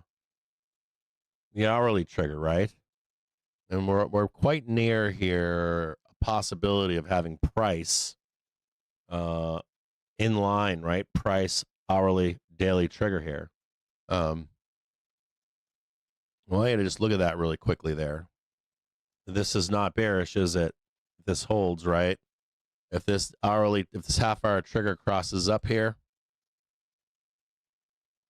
this half-hour trigger is going to moon the market right now. And then you get it's a pretty big cluster. You guys see this? You guys remember bull and bear clusters? This is a bull cluster. You got a lot of momentum here. You got a daily trigger, half-hour, hour, 1 and 5 minute here that wants to make this shit explode to the upside. Still cranking right now. Massive bullish momentum coming up from down below. And so just looking at all this stuff, you have the one narrative. Everything's horrible. Right? Everything's horrible. Everything's bad. You have the other net, right? Inflation's coming down. We go to disinflation. And employment, jobs are really bad. And so you're begging for what? Easing, right? Some kind. We get some of that going on right now from the Fed, right? Fed's complicit. We stop QT. We start cutting, and we start what? Accelerating the real data that says everything is fine, and we're not losing. So far, we're not losing, or the divergence of momentum to the upside. So, can we cool it off? Yes. But we just had a practice run, didn't we? In February, April. We were ready to crash in January of 25, weren't we? Oops, did I do that? We were ready to crash in January of 25. And what did we do that spring? We cooled off momentum, and the market was able to go higher. That was like a test run. You know, the last time we did that? 1996, 97, 98, 99. And what we'd do is we'd rip up momentum, crash in seasonal weakness, and then we'd ramp again to the upside. So, and if the economy is booming right now, that's a big potential for, the next coming couple of year or two, if they decide to do this. Who's they? People like you and I, right? And people like you and I that say the economy's horrible, or oh my God, inflation's gonna freak out. I gotta invest. I gotta hide my money. Where do I hide it? And right now, there's no other answer. There's no other fucking answer. I don't know where else you can hide your money right now. Housing market's coming down. You could hide it there. Commercial real estate's on fire right now in a good way, like manufacturing builds and that kind of stuff. And that market's actually pretty good. So I don't know where I see. I'm trying to look for the reason, and I don't see it. So I would stick very close to your rules the next couple of years. The rules, I think, are going to matter more than the narrative. I think we were talking about this yesterday. Was it yesterday or the day before? I was talking about someone here in the community where I said if we went into if we went into the 1990s, not the late 90s trade, but the mid to late, like if this wasn't 98, 99, and 2000, if this winds up being 96, 95, 96, 97, somewhere in there, some kind of a composite of that. And I think Binky's spoken about this at length too. What happens is you get left behind, and the left behind can be for sellers and buyers, both, especially retail. You see the fear in Bitcoin right now, and that's sentiment. But I want you to think about imagine like we're screaming higher, and then we're down 30%, and then we're screaming higher again. And you're like, oh my God, it's got my face ripped off up here. But if you use triggers, you wouldn't. And then you're down below, and you're telling somebody, hey, we're down 30%, but we're going to go up 50 now. And the buyer's going to be like, you're out of your fucking mind. And the seller's going to be like, you're out of your fucking mind. We're going down. This is the end of the market. So just want you to consider that stuff into this new year. I think the thesis for me for next year is narrative versus systematic trading. And I went on a tear about that earlier this week and last week because I freaked out. And it's all to do about nothing if you're systematic as a trader. And you can put a plan out there. You can have your own plan. We're going to crash. Fuck Jim James's plan. My plan is this is the top. Plan is 700. Plan is the top is already in. Top was in last week, Cap. Last Friday was the high. That's cool. I'm fine with that. But what is your plan for that? So we'll look at that this Sunday. How how to call at the top. We've talked about it already this year, but or at least how to know where to go risk off. So let's say I have a plan and I'm like, yeah, we're going to go here and there, and I'm wrong. We want to be able to know when we're wrong and what the path will become if I am wrong or you're wrong. So if I'm like, yeah, we're going to 715 and we don't even get a new all-time high, what is the plan B? And how to identify that so that you don't lose all your money? Or if the herd starts to go away, or maybe I was lying to you. The economy is worse off, or the Fed knows something we don't know. I think that's the only unknown in my view. The only thing that I can give to the bears right now is that maybe the Fed might know something that no one knows. I don't think it's the repo market blowout. The reason we had a repo market blowout the last time was because we didn't have enough fucking liquidity, which they're doing early right now. And there's some pissed off people about that too. They're like, yeah, it's Jamie Dimon's fault the second time. I'm like, yeah, but this time they injected money before, not after. So repo market blowout, don't see it. I don't know what the Fed is afraid of. If they are afraid of something we can't see, if it's not GDP, not employment and unemployment, and it ain't that. It's not that. So maybe policy from White House. Maybe because we're doing something risky, changing the Fed and Treasury, and all these new changes with trying to peel apart the short rate and the long end of the rates, allowing the bond market to set the long end of the rate. I don't know what it is, and the Fed hasn't clued us in on that. So either the Fed's playing ball with this new policy shift from the White House, or there's something unknown that we can't see in any of the data. So I don't know what that is. And there are other fair explanations. Just pure profit taking makes sense to me. If we're in the pure profit making place, though, what do? Do you scream higher and then have a crash in the spring, and then scream higher again to new all-time highs in the next year? If you want to look at that stuff, take some time, slow down, take some time on like an hour or 4-hour basis and go back and look at the 1990s. It looks very similar to right now in a lot of different data points and respects. It looks very similar to right now. Like data points, pricing action, what happened this past February, and then how we're even IPOing companies. It all looks, smells, walks, talks, and quacks like a duck. And the last part here is just the elephant. The elephant that's hiding. The elephant is the money, and they haven't left the stock market yet. They have not. They have not left the fucking stock market yet. And I don't know where to go with my money. I don't know where to put it. I'm fearful right now that inflation will outrun my money. I could be down 30%.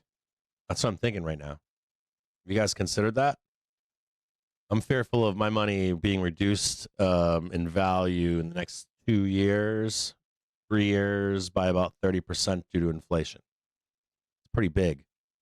And we got a pretty cool print today, right? On a one day print, squiggle that means nothing.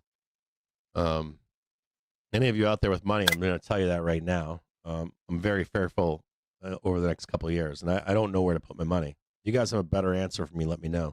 I've looked at companies, I've looked at real estate. I've had some money put in real estate, but I don't know what to do.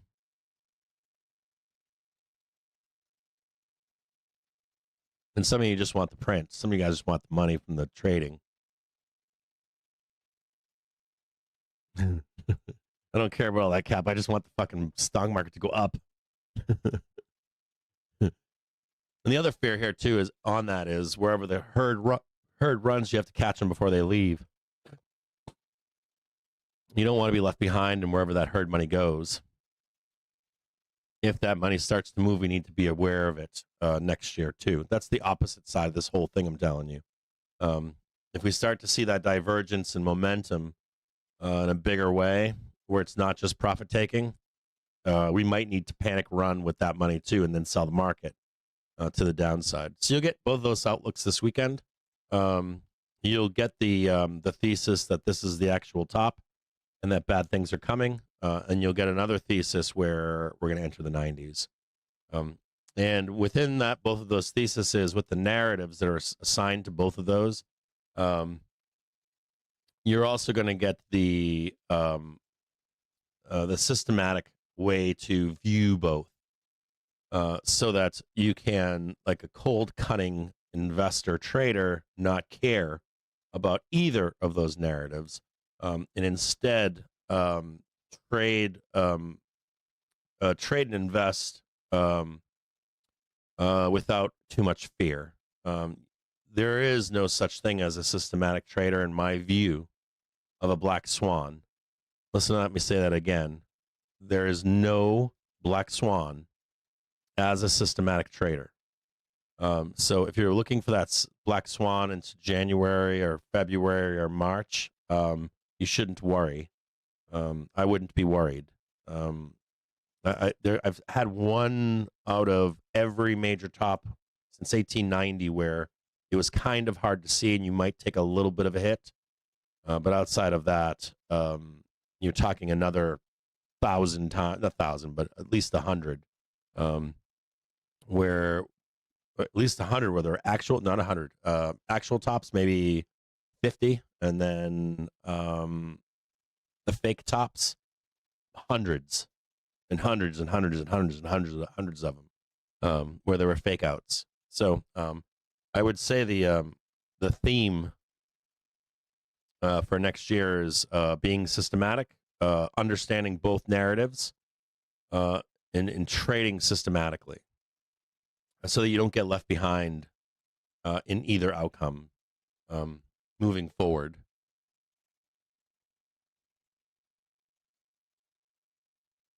Another note into the end of this year, I want you to think about spreads. We talked about them earlier this morning in the Discord, last night in the Discord. Spreads are your friend when liquidity leaves the market in the end of the year. You can get ground out, like, see how this grinding is happening here? You can get ground out of your positions. You're trading with yourself. There's no money in the zero dates. You want to be definitely in spreads. It's your friend. You can go out and enjoy yourself through the holidays, not worry about it, and come back and get a nice print. Grinding sideways here. Here we do have a lower high. Just a note here. There's a high and a lower high right here. Market grinding sideways into this 12 p.m. hour. It's 11:40 now. We got 10 minutes. We start to get our data. Watch this closely here. We had a 4-week and an 8-week auction at 11:30. We now get a 15-year mortgage rate and a 30-year mortgage rate at 12 p.m. We're going to park for this data to come out.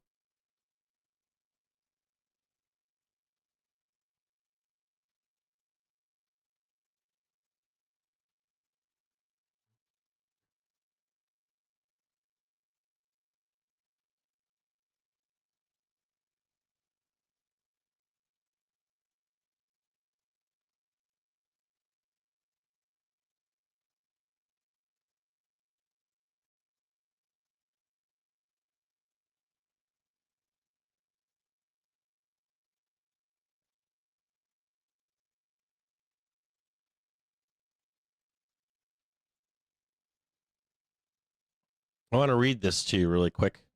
This is from Wolf Street. The Fed should look at private sector job growth and not get distracted by the massive federal government cuts. Federal government slashed 172,000 jobs in 3 months. Private sector gained 225,000 jobs, the most since May. Federal government, you guys want to give you those numbers again? Federal government slashed 172,000 jobs. Private sector gained 225,000, the most since May. Federal government civilian headcount got slashed by 162,000 in October, and by 172,000 over the 3 months of September, October, November, according to delayed non-farm payroll report for November. With backfilled data for October, released today by the Bureau of Labor Statistics, BLS, excuse me. I'm like thinking the BLM for some reason is shit out an A, as part of its establishment surveys. Now, this is from December 16th. So you've had a couple days to digest this information. These federal government job cuts in October include those people who took the voluntary deferred resignation deal in the spring under the Trump administration's buyout program, but who, as part of the deal, remained on the government payroll through September. These voluntary departures were in addition to other layoffs, firings, and early retirements across agencies. Since January, the federal government has slashed its civilian employments by 258,000, or by 8.6%. And it did move the needle of overall employment growth. But job growth in the private sector increased from the low point this summer. In November, private sector non-farm payrolls rose by 69,000 jobs from the backfilled figure for October. Not only that, but when you remove government employees, a lot of this stuff needs to be done by somebody else. This is like new technology, the same vein. So as an example, let's say I am going to route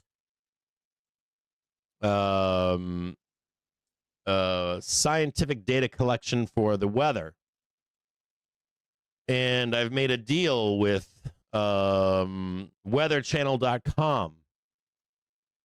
And I'm like, okay, weatherchannel.com was probably getting their data from government sources, right? So now if you have a private entity that now needs to collect that data, they probably have to rehire those people that were collecting that data for the government. And not only that, your local governments now need to get that data, right? When are we getting a tornado? If the federal government's not going to tell you when that tornado is coming, you have to go to a provider of that data, which means that those federal government employees are now working in the private sector. Does that make sense?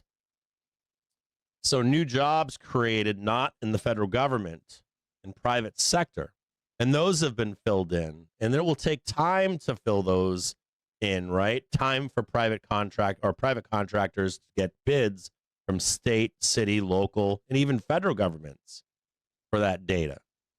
So that's a transitionary period too, right? So, but job growth in the private sector increased from the low point this summer. In November, private sector non-farm payrolls rose by 69,000 jobs from the backfilled figure for October. Over September through November period, the private sector added 225,000 jobs, which pushed the 3-month average job growth in November to 75,000, the highest since May of 2025. Government payrolls don't include workers at government contractors that have lost their job due to cancellation of government contracts. They're reflected in the private sector job count here, such as professional and business services, where there have been some declines this year. So we're still a little bit lagging in that department, aren't we? So I get fired from the government, or I take a resignation, or I take an early retirement. Some of those people have gone to private sector, and some of those people are looking to go to that weatherchannel.com. But that takes time, right? So we could look at employment improving even more next year while cutting.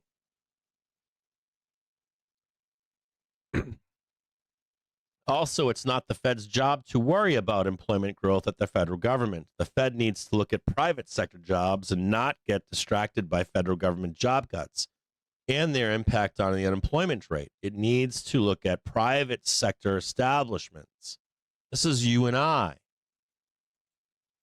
You know, you and I work for companies. Even here, I work for a company. It's not my company. I don't own this company. Some of you think that I do, but I don't. I'm an employee. This is still fairly anemic job growth in the private sector. but it's improving job growth after the low point this summer. And it is far better than total non-farm payrolls that have gotten pushed into the negative for 3 months this year, and deeply so in October by the federal government's job cuts of 162,000.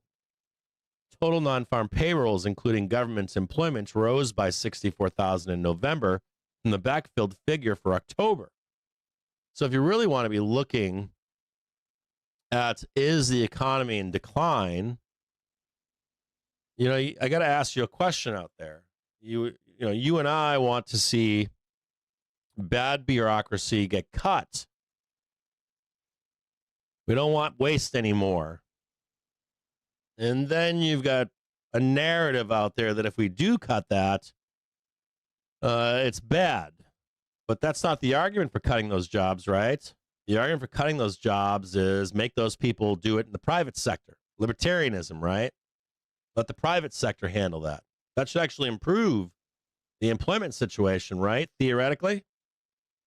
Doesn't fit the argument, though, does it, for why we should crash? But October had been hit with the 162,000 federal government job cuts, which pushed October job growth into the negative. So if the Fed's cutting, it can't be for employment, can it? All right? The private sector is going to take over some of these functions. That's yet to be seen, isn't it? Yet to be seen.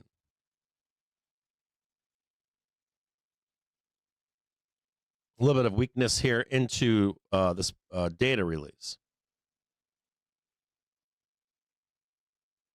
The 3-month average job gain rose to 22,000 in November from a drop in October. We are shortly expecting the Freddie Mac mortgage rates. Civilian employment at the federal government has dropped by 250,000 years through November to 2.74 million, the lowest since late 2014. The share of civilian federal employment dropped to 1.72% of total non-farm payroll employment, the lowest in the data going back to 1939. Average hourly earnings inched up by 0.14% in November from the backfilled data for October. The backfilled October data that had jumped by 0.44% from September to 4.25% annualized, the most since October 2024.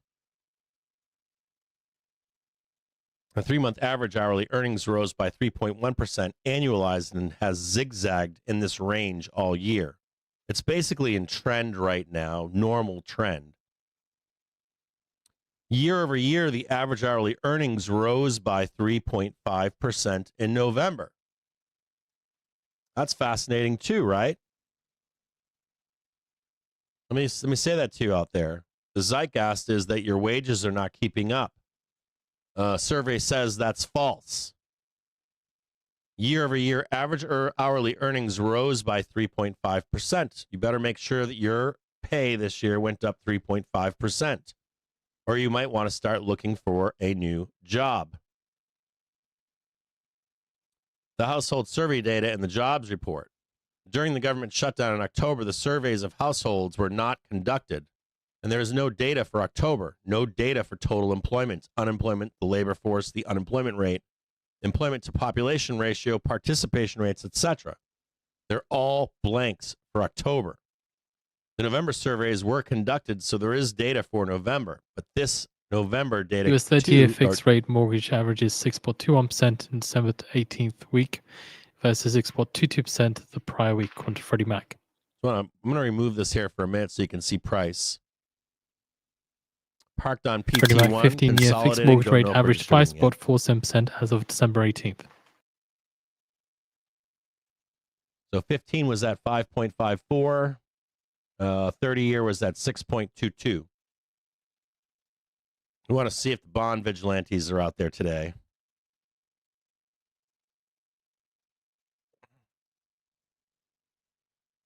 The November surveys were conducted, so there is data for November, but this November data too came with big caveats from the BLS, including it is not possible to precisely quantify the effect of the federal government shutdown on household survey estimates for November.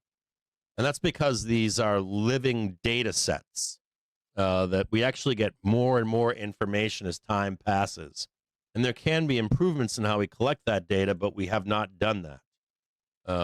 That data takes years, believe it or not, to actually get better and better and better and better. That's why we have revisions months and months and months and months and all, even a year or more later, as we collect more and more data. Some people don't respond right away. Some people respond much later in time. They get announcements that respond, but they might not. They might only respond sporadically, so they don't respond for 3 months or 6 months. 9 months, a year later, they respond to one of these surveys, and that backfills that data. And now with the closure, expecting these people to backfill that closure data is kind of a big ask that might never get done anyways. So it becomes a wash. So the metrics that we do have are on the household survey. So you have to proceed with care with the household survey. The number of unemployed jumped to 7.83 million in November, up by 220,000 the 2 months since September, since there's no data for October. Federal government workers who came off the payrolls during this period as the government's headcount reduction and then counted as unemployment powered this 228,000 2-month jump in employment. The unemployment rate, still waiting for this data here. The unemployment rate, powered in part by the newly unemployed former federal government workers, rose to 4.56% in November from 4.44% in September. While this rate is still historically low, it is quite a bit higher than it had been in recent years. The unemployment rate reflects the number of unemployed people who are actively looking for a job divided by the labor force, people working or looking for a job. So we are coming into this 4.5% rate. On your own, you should take a look at where we begin to see unemployment rates rise. And typically that is around the 5.5 to 6.5% rate. So that's the big question. If you recall, back in 2003, we actually went up, or 2001, we went up into, let's see if I can show you guys this really quick. It's kind of fascinating here. Let me show you this data here while we wait.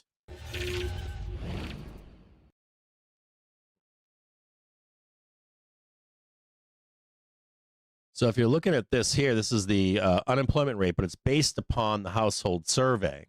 And you have to be kind of gentle with this because it's not the actual data. We have missing data. But what I really want to show you here is, if I can, is right in here. This is that 1999 that everybody thinks it is. See right here where unemployment's ramping. And that's the thesis probably from the Fed, where their fear comes from. So they're trying to blunt this information here to here. But a lot of this information is clouded because it was government workers. And so that's the key point here. Is this just government workers? Will these government workers backfill in? We go back down again? Or do those government workers not find employment in a bunch of different places? So this is where the big crux of that question is. Now, the other note here would be that right in here, see it right here, 5.5%, 6%, 5.5%, 6%, and even right here, we panicked with unemployment at least. So if there was a place for, like, where is the Fed? Why is the Fed cutting? There is some argument there. Woo! Hello, ladies. Bombing to the downside.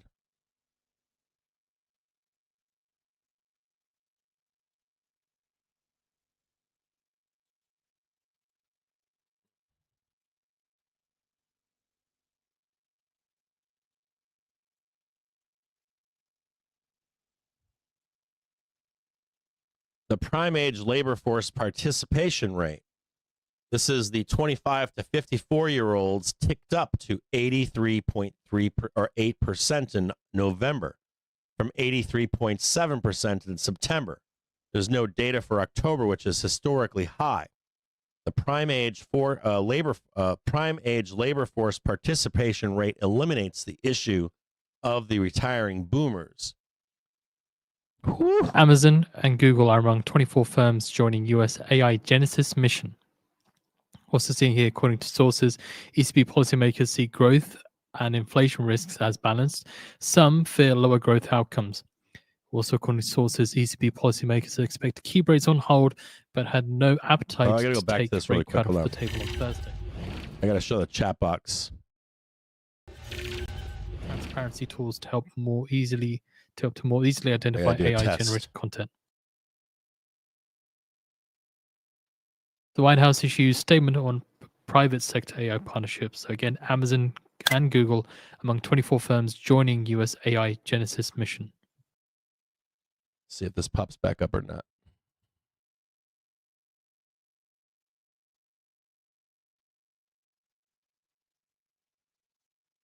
On up days, what do we use these data drops for? Volatility, right? Just ripping to the downside now onto the daily trigger, testing the hour or the half hour cross on the hourly trigger.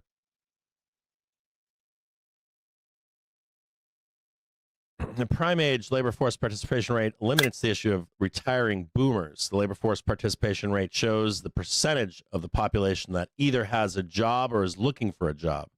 When people retire and stop looking for a job, they exit the labor force but remain in the population until they die. The surge of, you guys like how I removed that white line so you could see it come down? Also, the White House says that Accenture, CoreWeave, AMD, and NVIDIA joined Genesis AI project.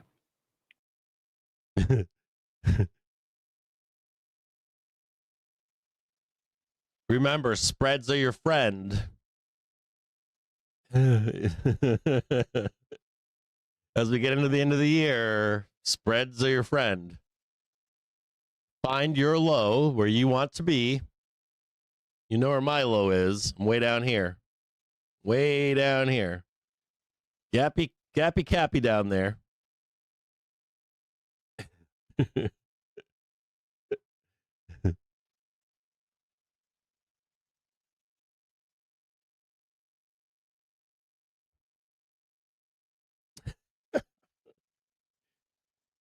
The prime age labor force participation rate eliminates the issue of retiring boomers. The labor force participation rate shows we have Intel and IBM and Hewlett Packard that joined the Genesis AI mission on AI.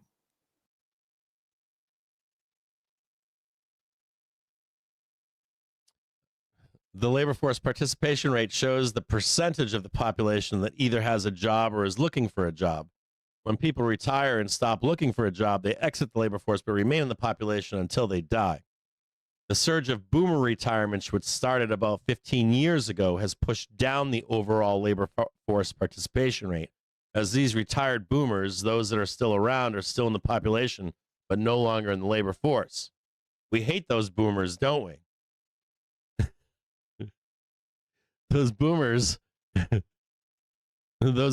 have not ungrasped their wealth.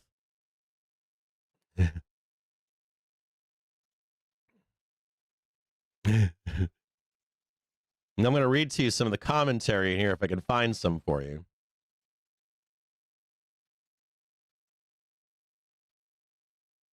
On all this data that I just gave you.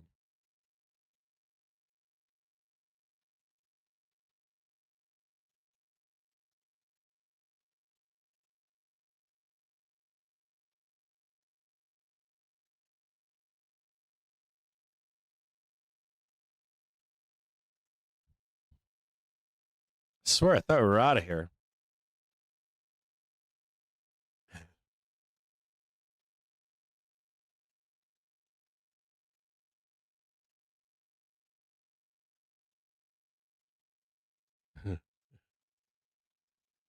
Hold on a second here. Did I wink? Did you guys see the wink or no?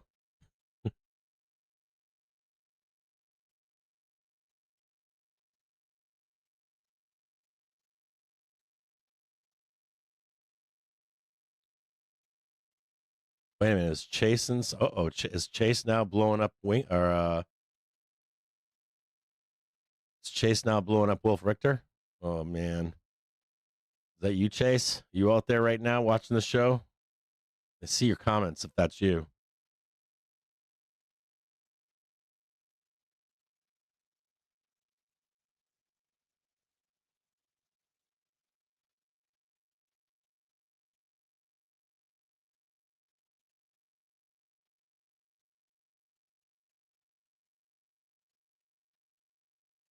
Whew. Hello.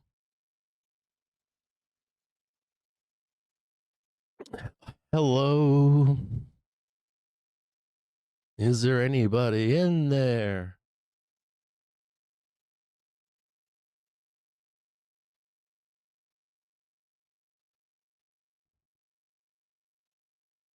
Remember, we don't buy this yet on this back test. Giant gap below, by the way, if you don't know. Sitting over the edge right now, looking at the gap. Sweating bullets down there.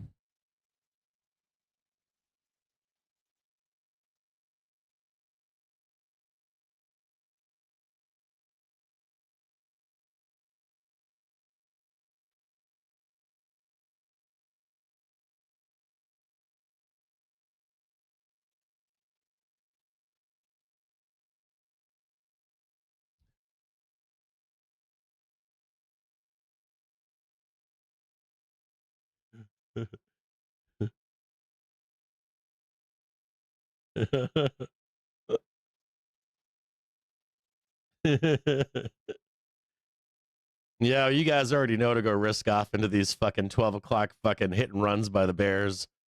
You guys have been told I don't know how many times. 12 o'clock, 1 o'clock in the afternoon, fucking bear raid and up day. It's pretty standard, right?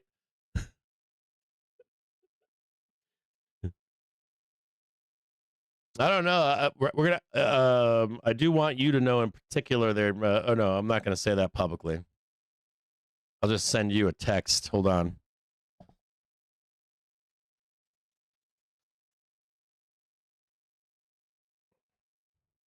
I'm not gonna say your name on the show here.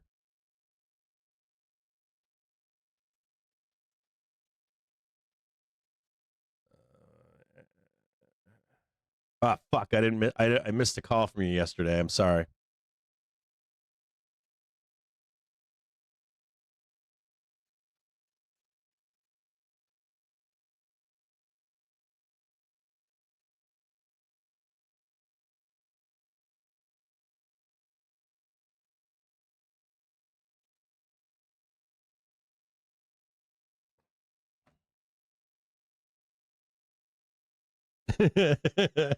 You want a Hellcat? Oh, what's going on here? What are we doing over there? Oh, shit. Oh. What's going on over there? Come on down. We got to trade 680 for OpEx. We're going to get roped in. We're going to be fighting this for what? 2 days, right? Today and tomorrow? Come on down. Just close the gap. Come on down. Close the gap. We can grind higher tomorrow. We can get a little bit of like overnight price action downside. There's a few bears. I know you're out there. I know there's a few bears out there. They're going just like this right now.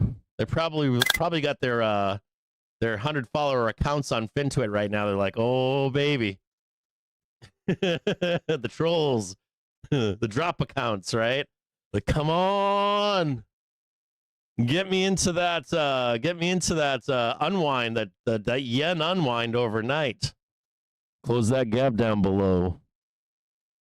They've all gone quiet and dark. They're just waiting for it. The booyah.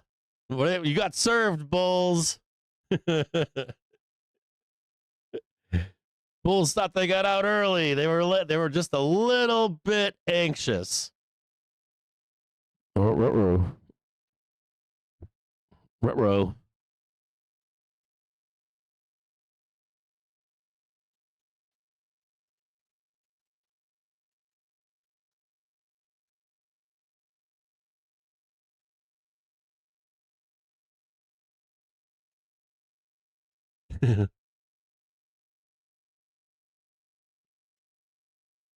The news squawker, we're seeing a little bit of decline right now. Oh. And this was one, right? 1, 2, 3. Yeah.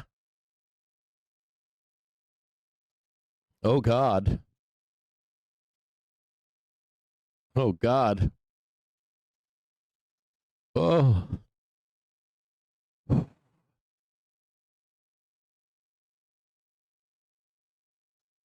We could also grind here, too, and then do it.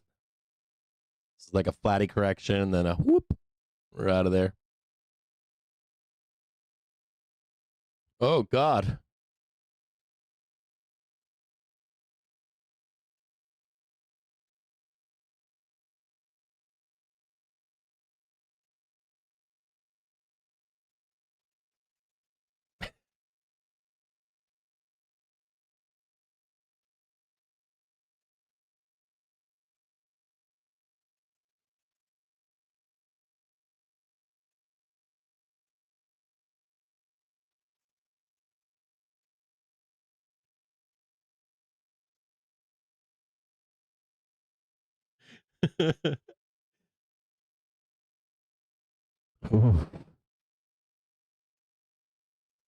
Easy there, gunpowder.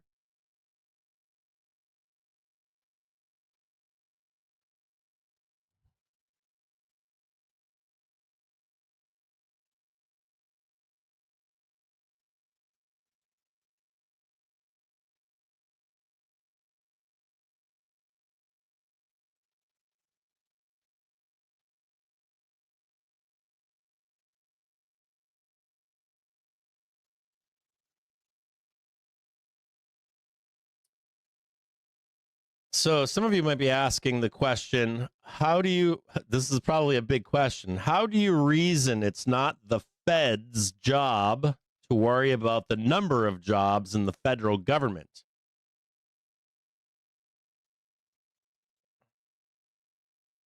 It sounds to me like that is, by definition, their concern. The response from Wolf Richter was the Federal Reserve, the Fed, has nothing to do with any decisions by the administration to hire and fire federal employees. A big part of the Fed, the 12 regional Federal Reserve banks, is a private organization, and all their employees are private sector employees. Only the Federal Reserve Board of Governors is a federal agency. Monetary policy decisions by the Fed to boost the labor market are strictly, directly at the private sector. The idea of lowering interest rates is to boost demand in the economy, not in the federal government.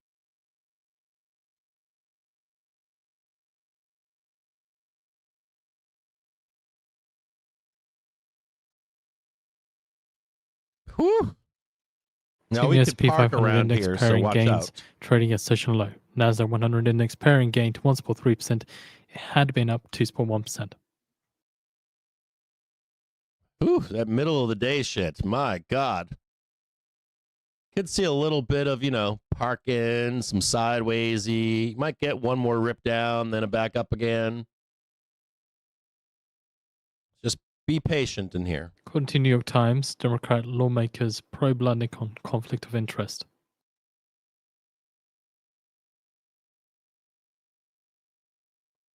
We did just take out a high.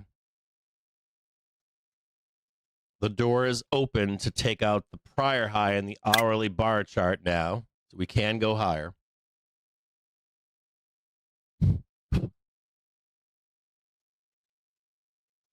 God, I fucking hate trading stocks, man. New York Times cites Democrats' letter to Commerce Watchdog dated December 17th.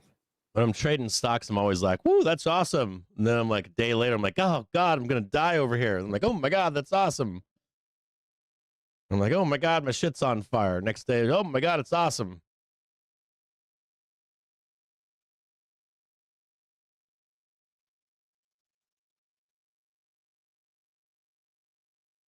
Yep, I'm just waiting for my dip buy. I've already told you in the Discord that I will let you know when I go long for the end of the year. I've not done that yet. I am looking at them, though. There are some nice trades in here. I just don't think the low is in. I don't think that it's in yet. I think I've made myself clear in that. I don't think that it is. It should be. Should be in like today, tomorrow. Not today, tomorrow, somewhere in there. We should be able to catch a nice fat fucking low. Just a little bit of patience.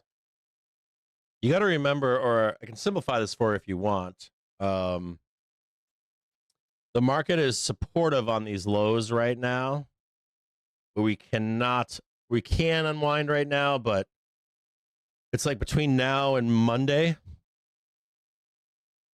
where we can finally fucking ramp. So we'll get dragged down to the lows. We have opportunities to be dragged down to the lows today, tomorrow, at some point today and tomorrow. So this might be at the low right here. I would like to see this one gap get closed, but I'm a little bit cheaper than a lot of you. I want to see just one more nice low down there. 670 would be a nice round number for me.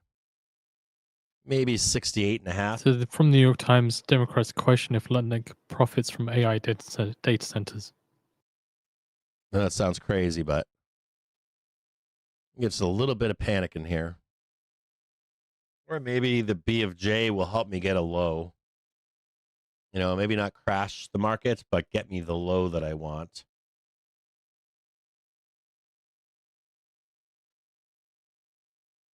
So where the B of J is going to ruin Bull's hopes and dreams, I think it's actually might help my hopes and dreams for the end of year.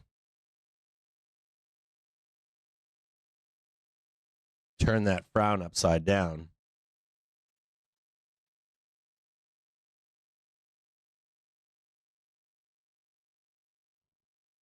Come on down there. Just dump it right in there. Just dump it. Come on down and fill it. Just sweep that shit. Sweep it.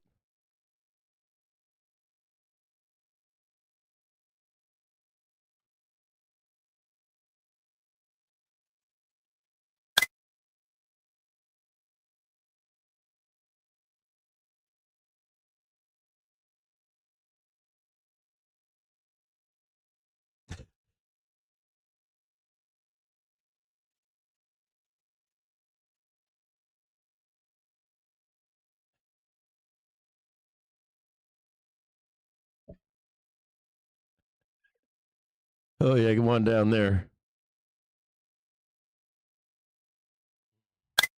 Shankaroonie. I mean, we got to go. You know, we're going to magnet that 680 tomorrow. I shouldn't say that. But get it down there. You know, we're going to get down here, park from like today till tomorrow, and then we're going to ramp tomorrow until the end of the day. And get the nice unwind over the weekend. Have a nice little call spread. Get to go hang out with the family.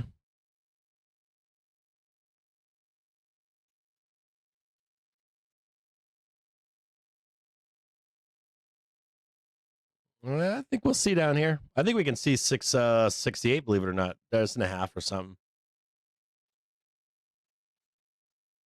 I think we can see a new low.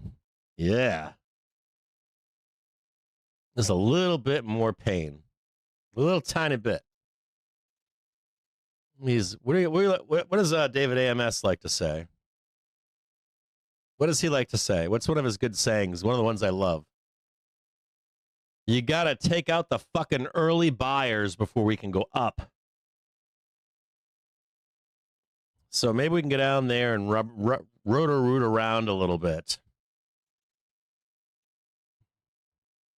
And then we can start unwinding.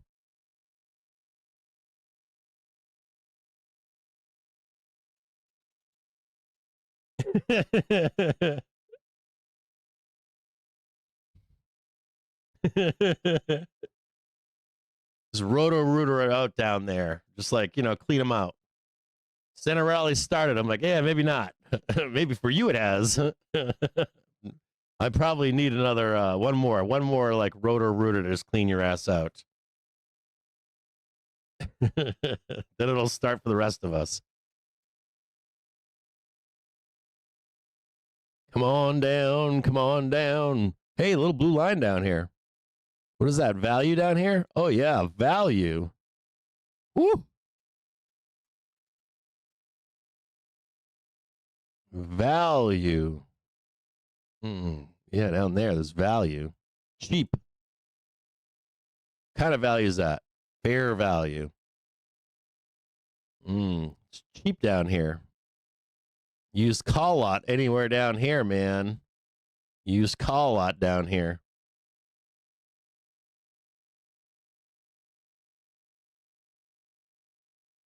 I don't know. Maybe they make us suffer and wait till tomorrow. No vacation for us.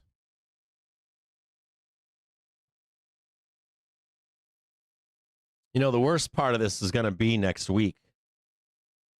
When we start melting, it'll be like grind, up, grind,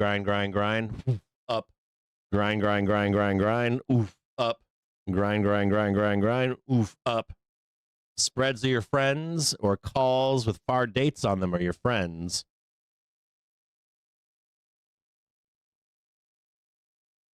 You could be directionally right and yet lose your ass on the way up.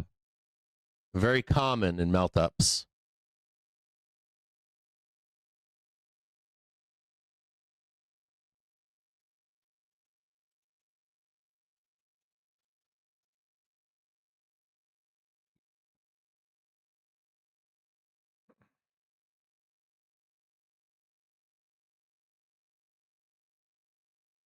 I told them, I said, we got mortgage rate at 12 p.m. Get out of the way. I removed the white line so they could see it. And they got flushed. We hit the first target we needed to hit to open the door to make the first marked high on an hourly basis. The door higher is open right now, though. We got a little bit of a gap to close down below at 671.59. Anything underneath it is a freebie. I'd like to see like 670, 668.50 between now and tomorrow. I don't know if we can get it, but if we can, there's a couple of volatile things we still have left.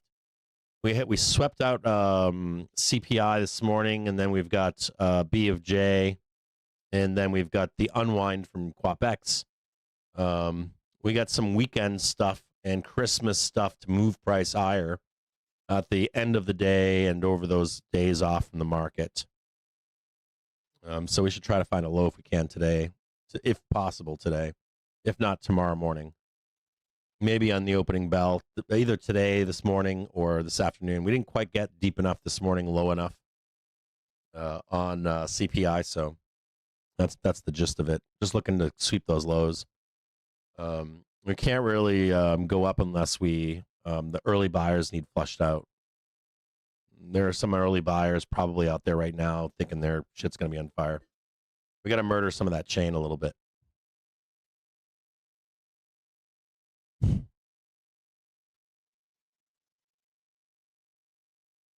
Let's see if we can get down there a little bit more.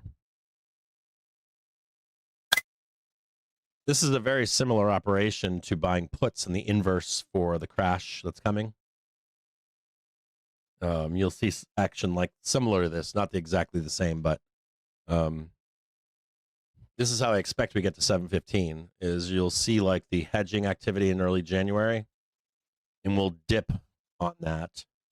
like going up on buying calls. And then the moment they stop buying puts, selling calls, dealers will delta hedge that whole trade, and we should squeeze the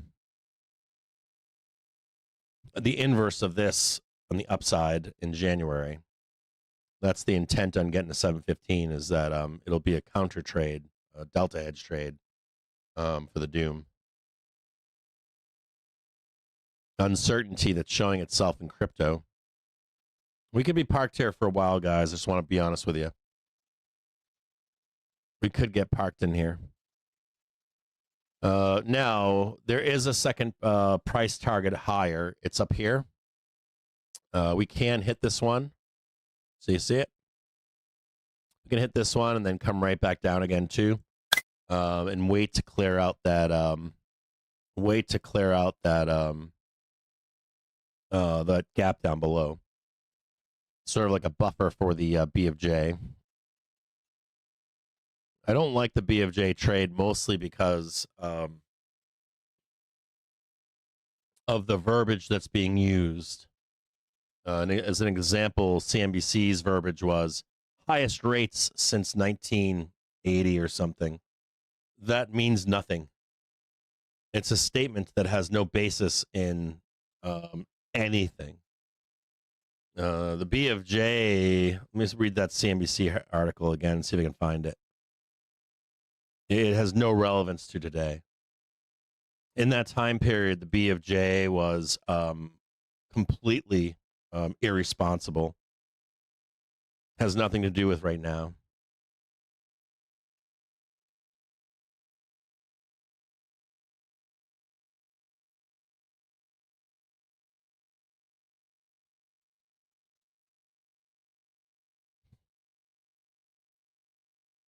Bank of Japan to take interest rates to 30-year high.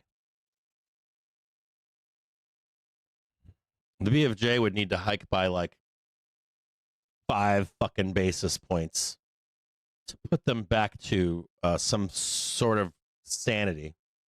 To be honest with you. Because the idea here is like a 25 basis point hike would make their currency somehow more valuable than ours. You're out of your fucking mind if you think that's true. But I understand that the way that it's spun is that is the case. But it's not. It would take like 5 basis points literally, and it would take like Super Hawk to fix Japan's currency and economy. But they're going really slow. They're also the kind of country that when they do a hike like this, it's not anticipated that they'll continue to hike that aggressively. They go very slow trying to repair their economy right now. So unless there was a forced unwind of some kind. Let's watch this right here. We've got a new high right here. We'll draw this one in. We want to watch out here for 1, 2, and 3. Watch this one right here. This is the halfback trade right here. You want to see if we dip our wick above it or not. See it right here.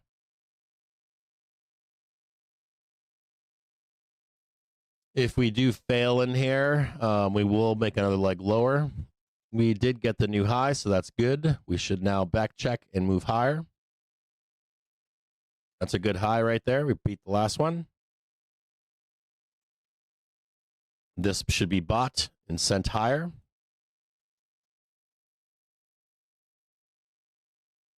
It's like a near 65% chance, maybe 85% chance. This will all be bought right here.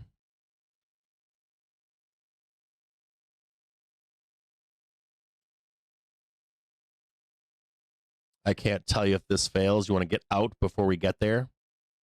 We're going to get out right in here. Watch my cursor. Get out before we get to here. Oh, we also have one more high to beat over here. I missed this one. You can see this one right here. Probably draw this in a little bit more specific. I missed one. Made a baddie there. There's one. There's 2. There's 3. You get that's too messy. I'm not doing that. It's too messy. You got your marked bottom right here. 1, 2, 3, 4, 5. Should end right in here somewhere. I'm not going to draw that. It's too messy.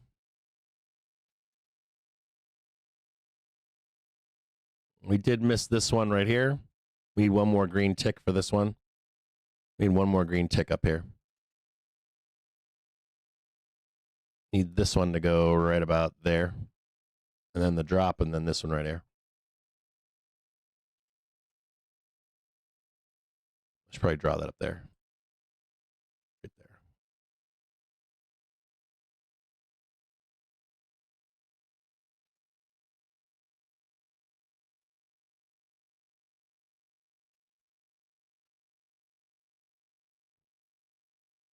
Make that wider so you can see it.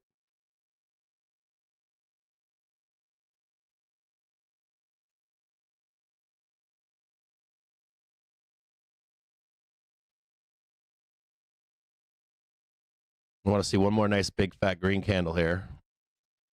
Just like this.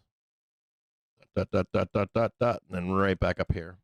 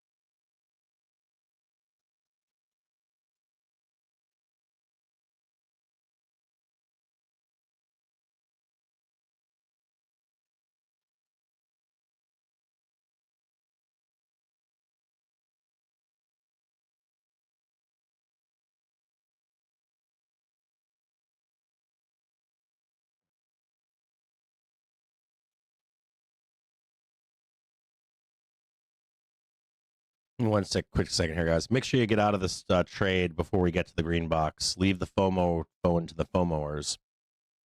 Get out like right here. Don't worry if it goes up anymore. Just get out.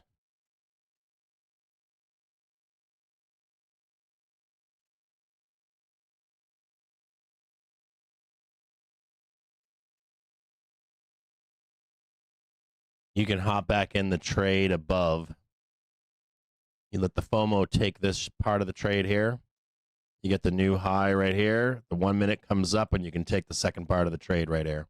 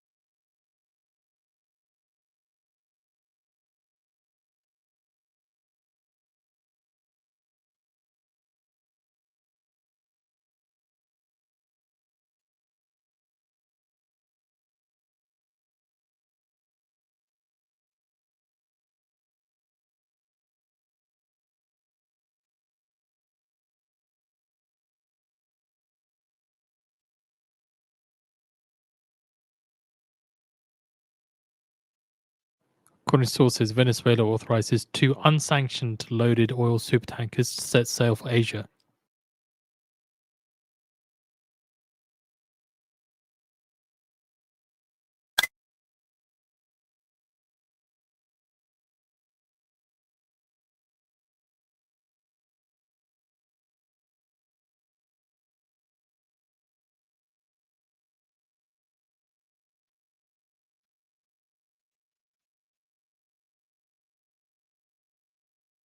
Fed bids for 5-year tips total $2.6 billion.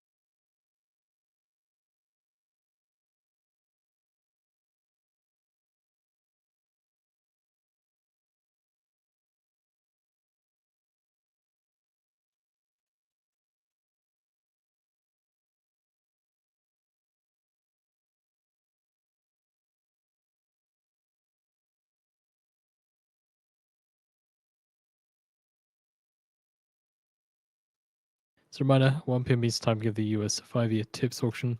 Prior high yield of 1.182%, prior bid cover of 2.51, with the US looking to sell $24 billion.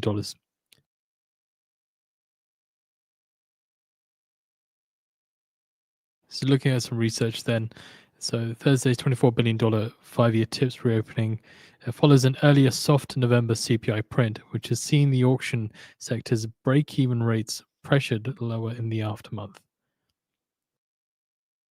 The most prior 5-year tips auction, a $26 billion new issue offering from October, tailed the one issued by roughly 1 basis point after the issue outperformed into the auction bidding deadline following higher oil prices on the day. Primary dealers' position in tips maturing in 2 to 6 years was long $2.7 billion in the week ended December 3rd versus $5.1 billion average over the past year.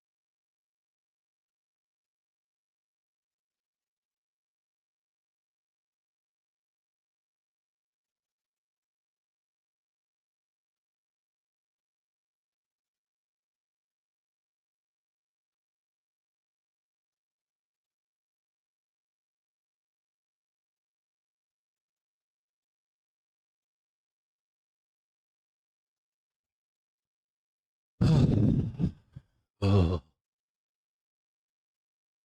Here's your first one right here.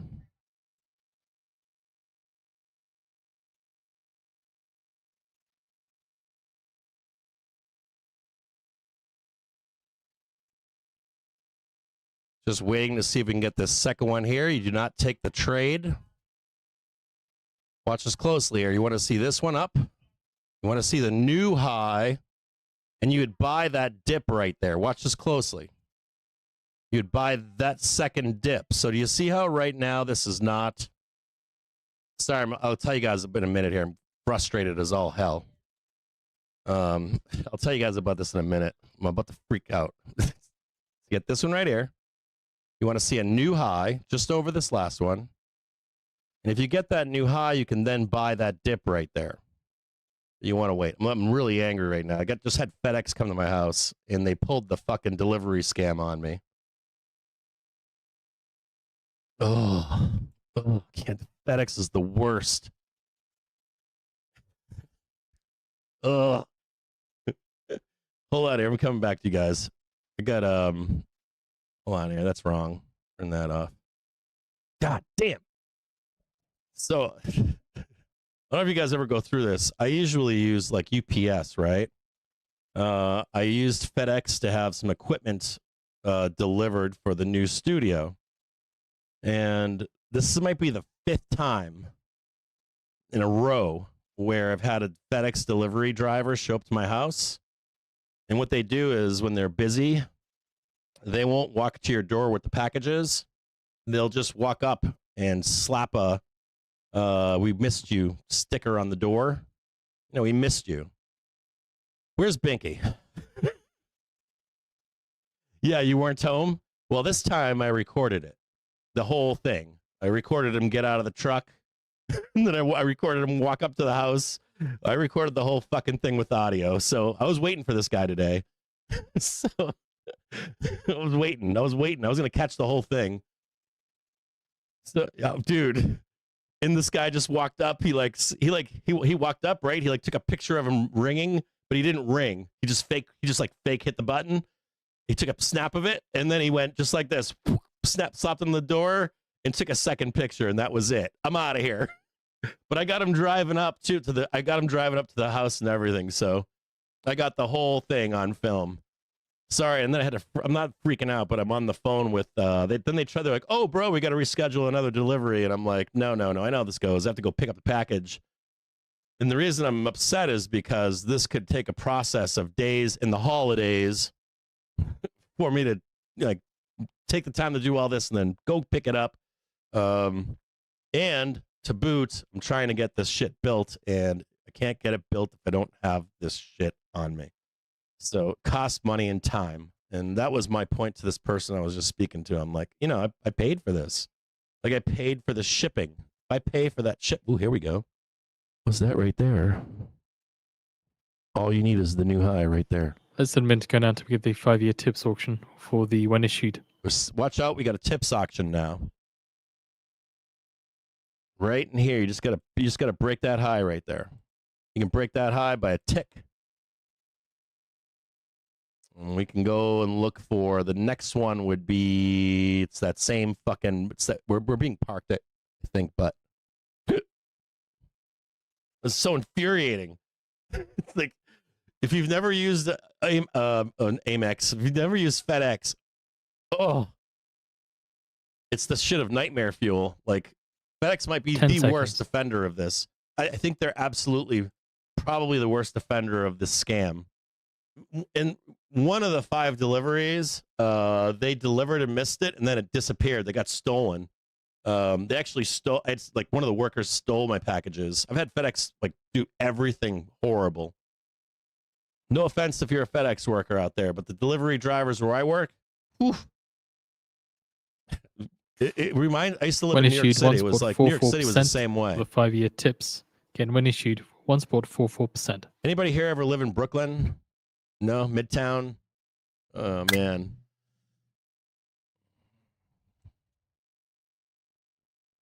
Might be the absolute worst.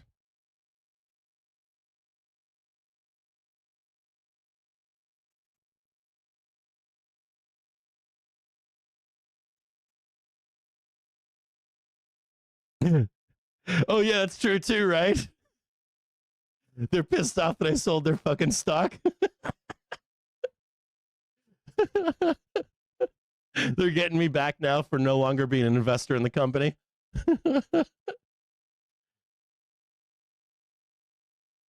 Right in there. It's all you're looking for right there. Nice little high, right? A little cup and handle, right? You see a little cup and handle growing right there? The old cup and handle. We're now shortly expecting the results for the 5-year tip sale. I'll lead with the high yield.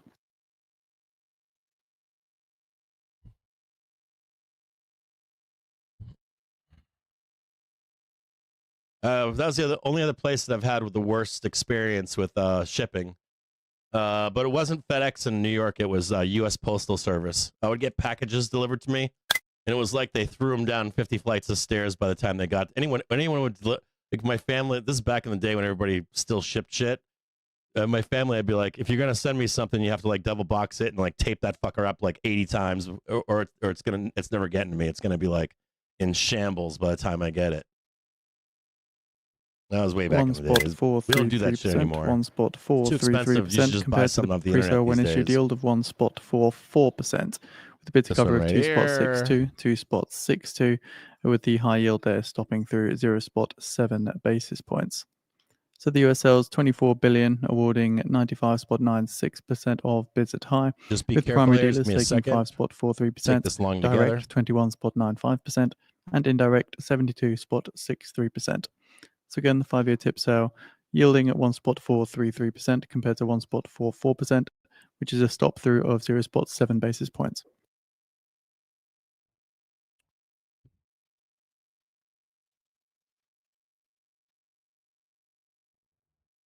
Yeah, it's like, god damn, like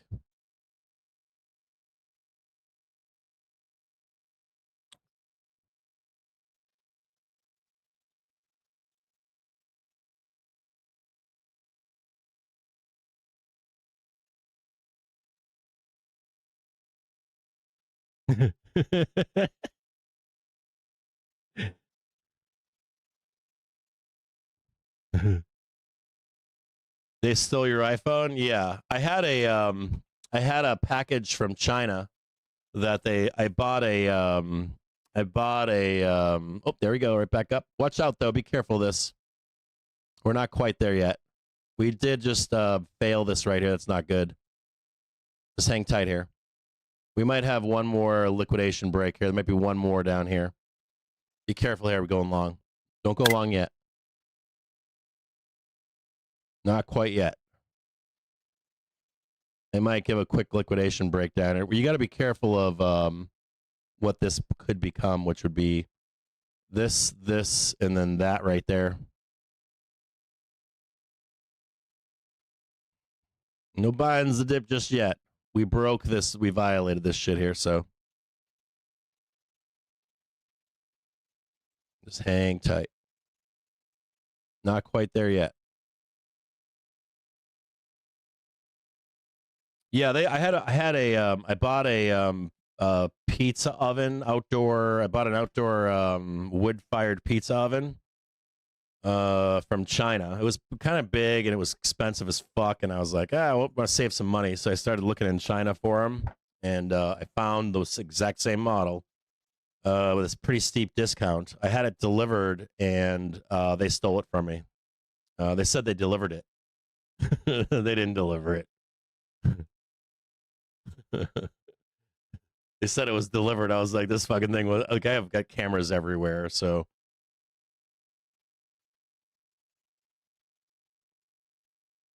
well, it was more the frustration. It's only been with FedEx. I've only ever had problems with FedEx. USPS have had problems in New York City. That was it. The best of all of them has been everywhere else in the U.S. The U.S. Postal Service has been killer. They've been great. UPS has been outstanding too. You know who else we got jacked in COVID for FedEx? During COVID, FedEx, we just want to see this quick recovery here. I want to see this like quick bounce up, get back into the groove here, and then we can start taking that up.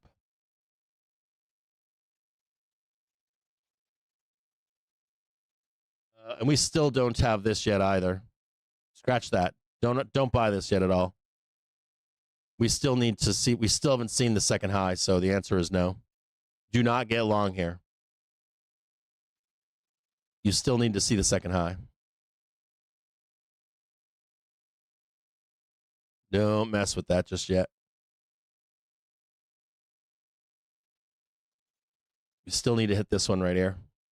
We haven't done it. Do not get caught in this trap. They'll take all your money in here.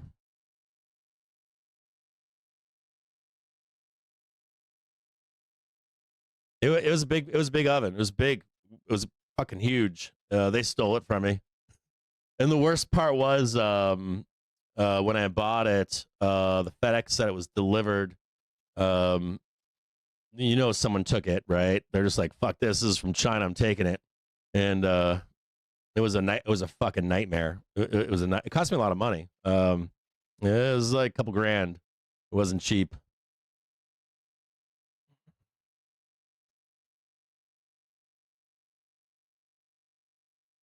Oh yeah, they delivered the empty box. They ran a similar scam on. I never got the box, but they ran the scam where I couldn't recover the money either.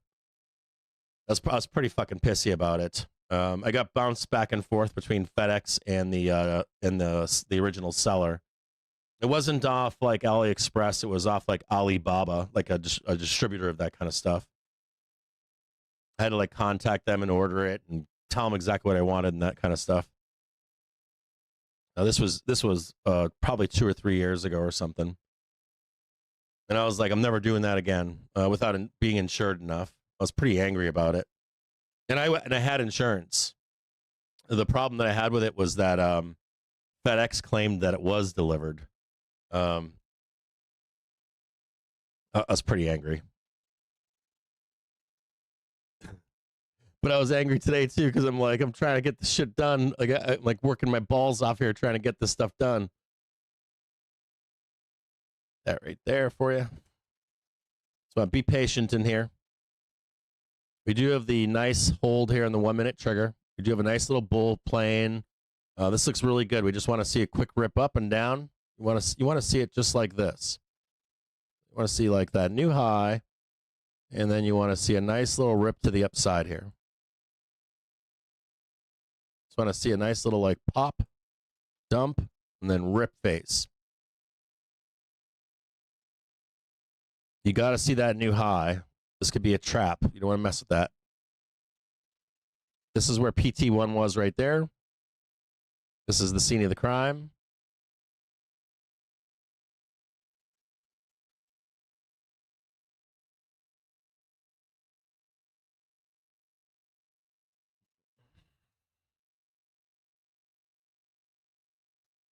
Yeah, Amazon's fairly, I gotta say, like Amazon, I think what they do is they track what your I know that or not know, but I think it's like when you go to like if you go to like Walmart or Target or whatever, they won't arrest you if you steal something. They'll build a case against you until it's like a fucking felony. And I think Amazon does some form of that. They've been really good. I think they track I've had them deliver something that I wasn't supposed to get a bunch of times. I'm always honest about it. I'm always like, yeah, I didn't order this. Come get this, or I'll drop it off for you at the Kohl's or whatever. And I don't abuse I don't say, oh, yeah, I never got the delivery. The box is empty. That kind of shit. So I've never had a problem returning stuff with Amazon, or if something wasn't there or the wrong item was shipped. I've had that happen. I order a lot off Amazon. I don't want to, but I'm too fucking busy. I've had pretty good experiences with Amazon with any kind of problem, no matter what it is. If I have returns, I normally just put it in the back of my truck, and if I'm at like Kohl's or something, one of their drop-off points, I'll stop by an office or whatever. UPS stores, Kohl's, and there's one other that we can go to. I forget what it is.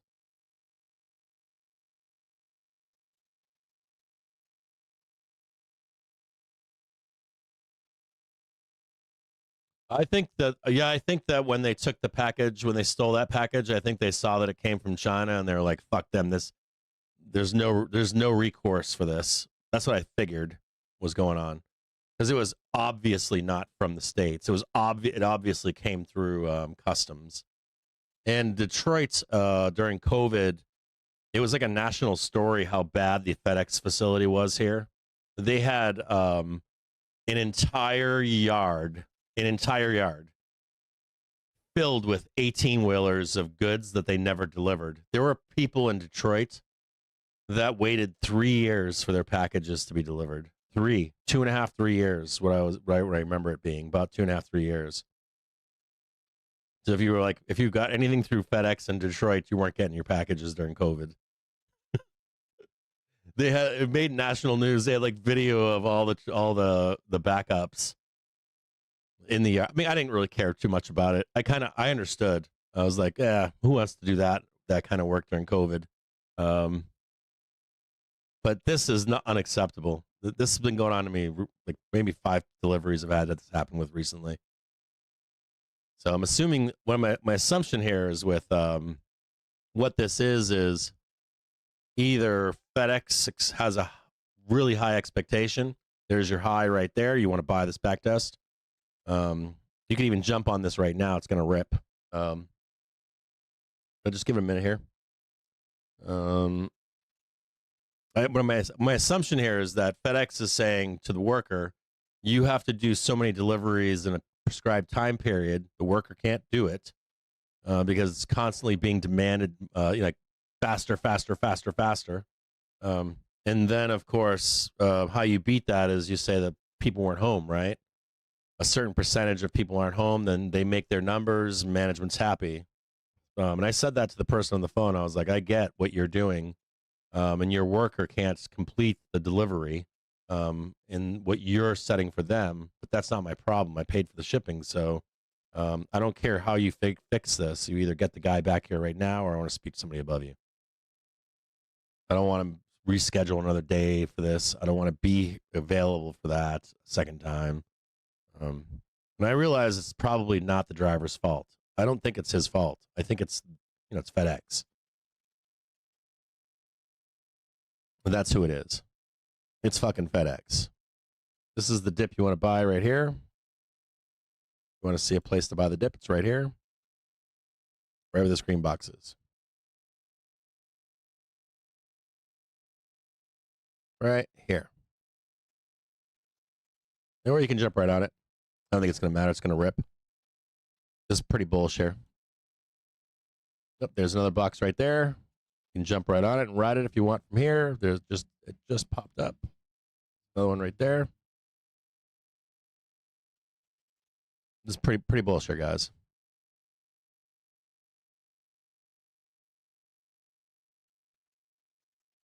Now, if we take out that high, it's at 6814, and that PT2 is right here. So you can see it. This would be the natural place to go, right up here. Still have to get over this here. This could become something where we're consolidating, like you break up. Consolidate. And tag that later. Yeah, we actually got 2 places we got to watch out for. There's one right here. This will be down here, then this will be up here, and then up there. Just grind the day.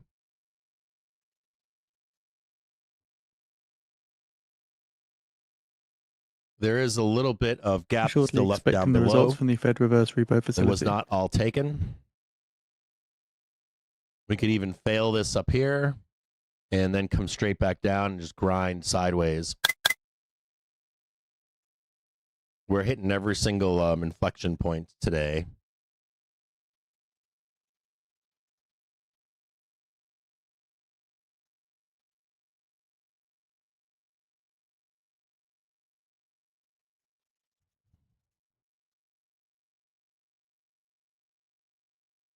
And bull cross on the 1 and 5 minute trigger. Bull plane, excuse me.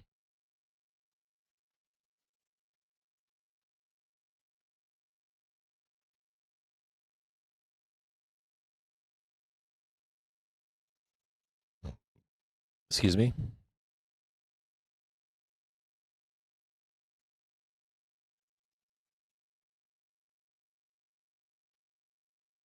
7 counterparties take $11.708 billion at the Fed reverse repo operation.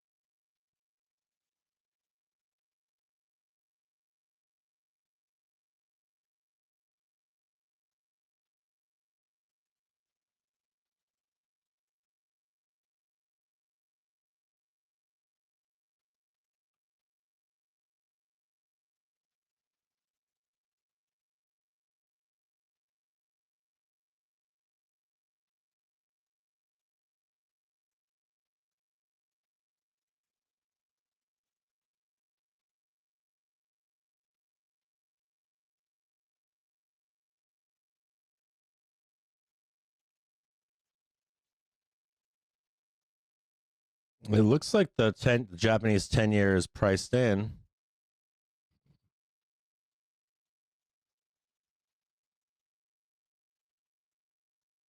I'm looking at the 10-year, the Japanese 10-year yield. You might get one more pop up tonight, but that should be plenty. And it should come back down. Let me just look at this really quick.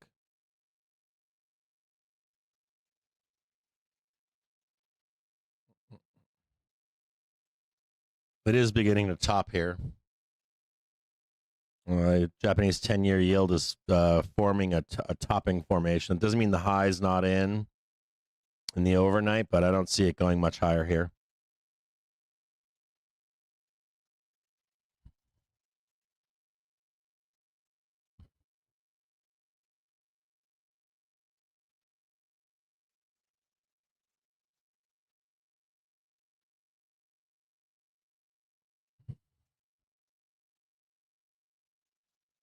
And the daily velocity on it is peaking too. We might get a hiccup in the overnight.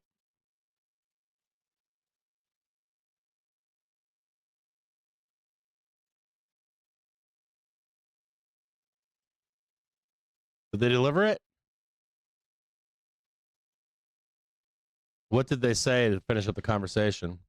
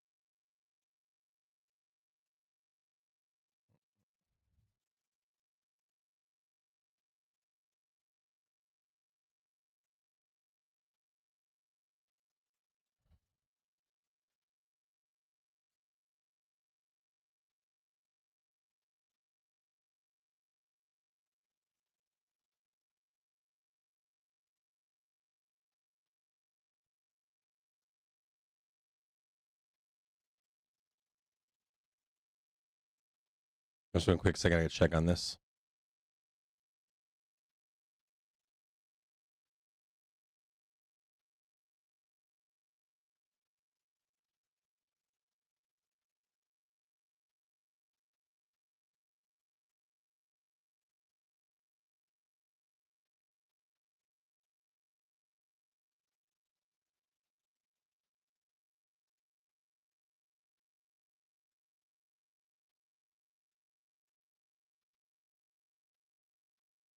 One quick second, I'm gonna call phone call here, guys.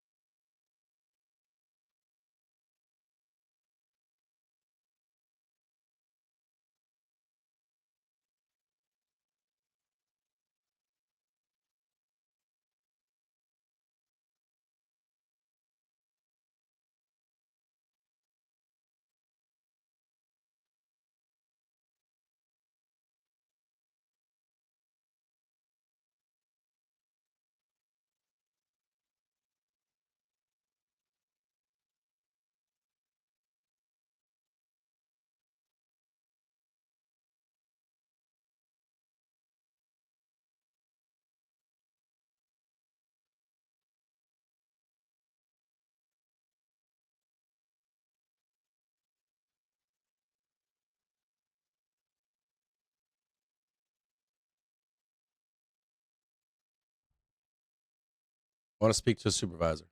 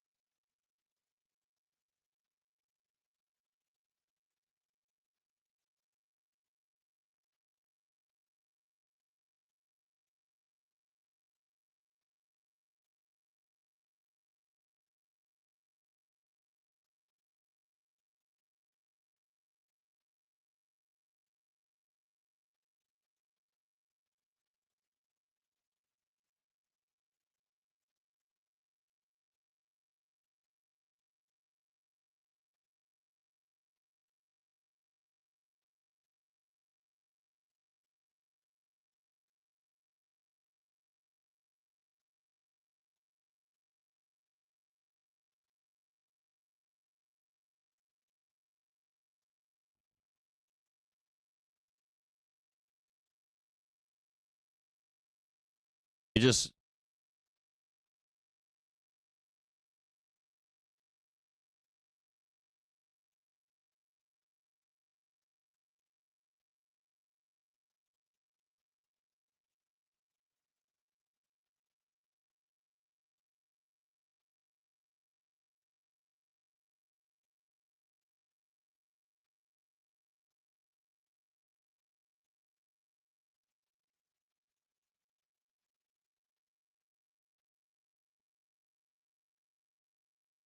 I'll be right back, guys. Hold on here.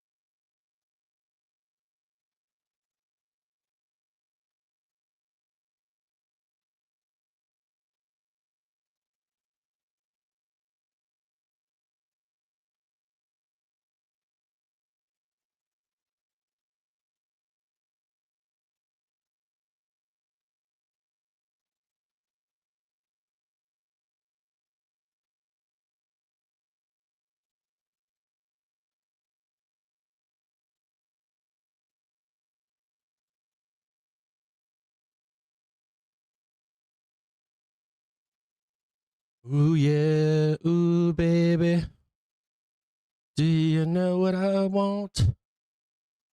I want all times again. Say heaven. Here's where the cell is right here. Right there. And then we should jump over it in a minute. Right there. Targets right here. Just need to tag that. Then we should get a nice little touch up here, and then a little whammo right there. So you can watch it right there. Right in here is your next buy. Good tag right there. Rock and roll. Nice and sexy. Slap it again. Now, remember, we went above this last time. And we're going to look back at that prior high next. Just to note that the Japanese yen yield, or not yen, the Japanese 10-year yield is rolling right now, even though it's topping.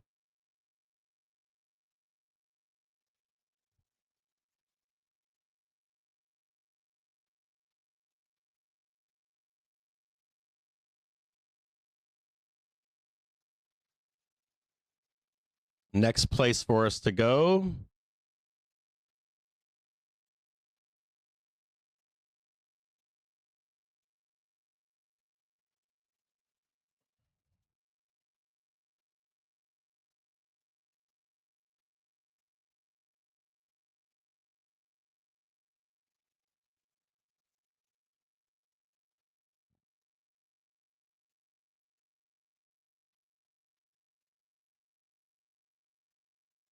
Is right in here.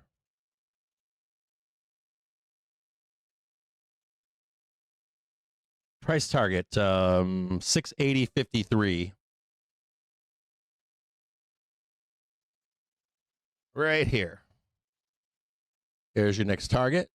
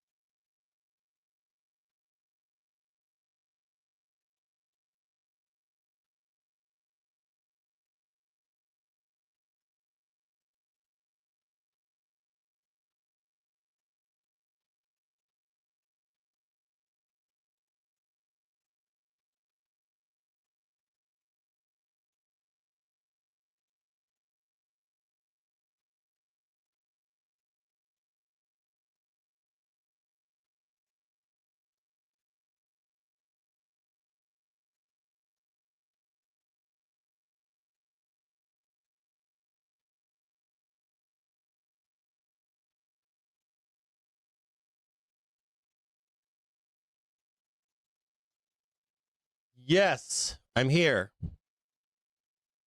Can you say yes?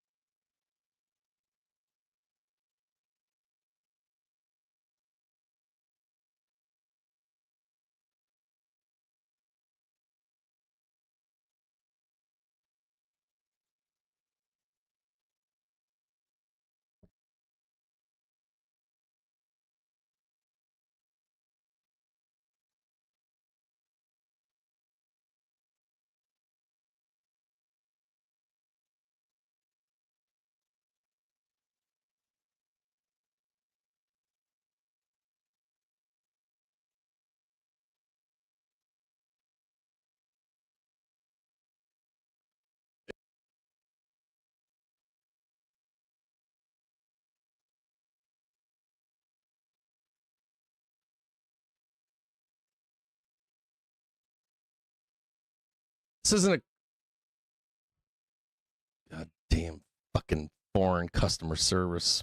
Fucking no offense, foreigners, but you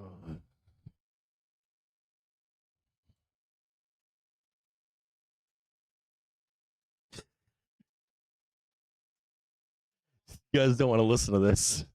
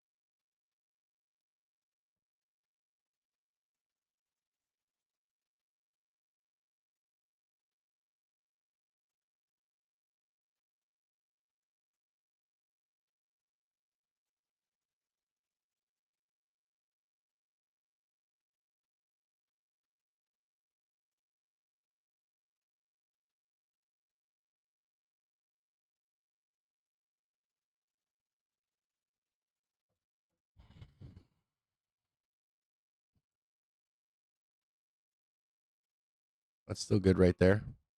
Go right here just so you can see it right there.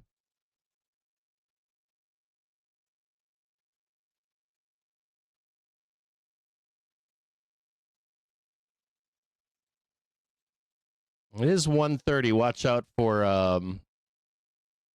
some fuckery in here.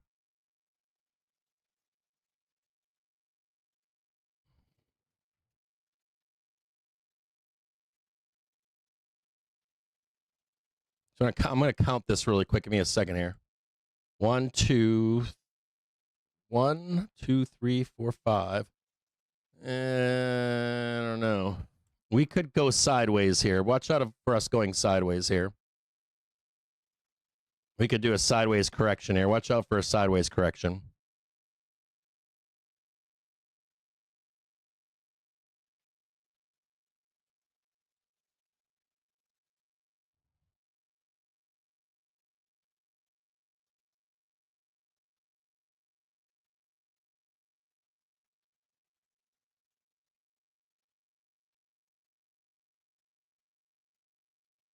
That's me. I'm doing that right now.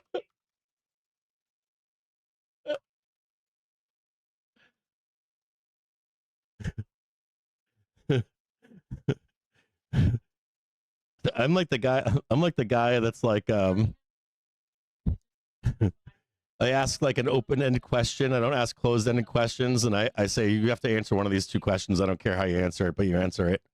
And they never have an answer, you know? I'm just like, I just want a single answer. My thing was, I want you to bring the packages to my house right now, or I want to speak to your supervisor, one or the other. And then I just shut up.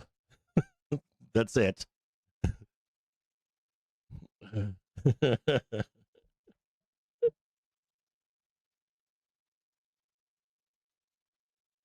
It's that simple. And you don't say anything. You just keep your mouth shut. You just say, "I want to speak. I want my packages delivered right now. I've got the video. I'll email it to you, or I want to speak to your supervisor." And then you just stop talking. They're either going to hang up on you. You can respond to "Yes, I'm still here," and that's it. It's that simple. I try to tell my wife that. She doesn't listen.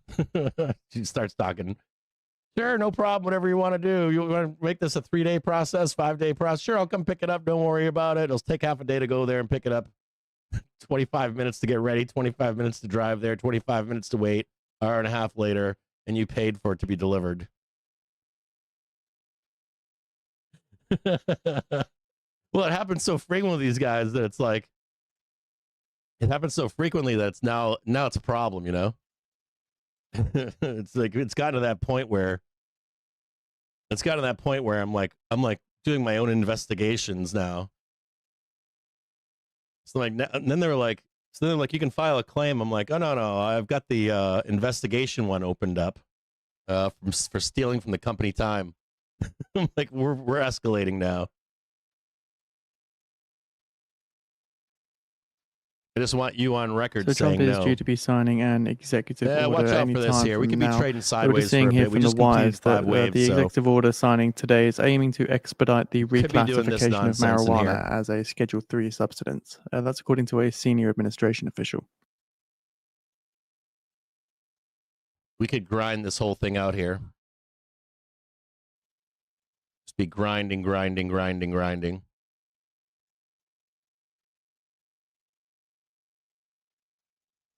Just so you can see where PT2 is up here. 4 are up here. I think I counted 5. 1, 2, 3, 4, 5. So there could be a little bit of grinding going on in here.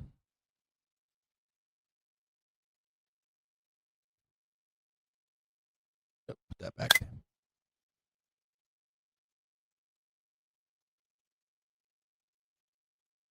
That back up there.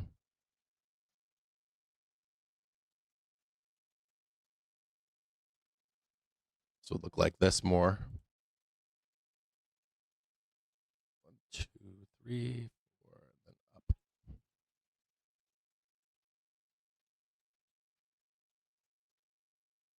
And I don't know if this is flat or sharp. Sometimes when they're sharp, it's like this. And back up into the thing again.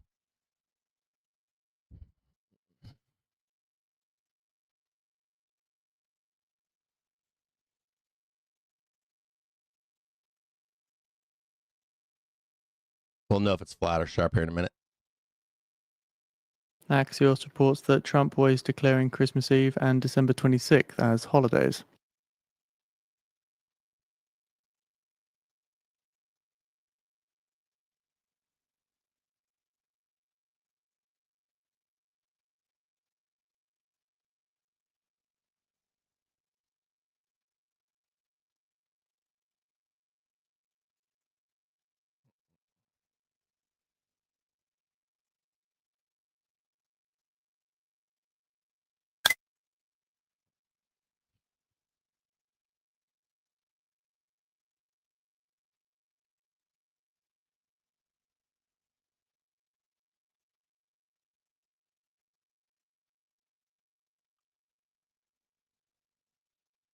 So Trump is now speaking. Again, speaking on marijuana schedule change. Note 2, some of you guys in the Discord have been shorting marijuana. He's talking about marijuana right now.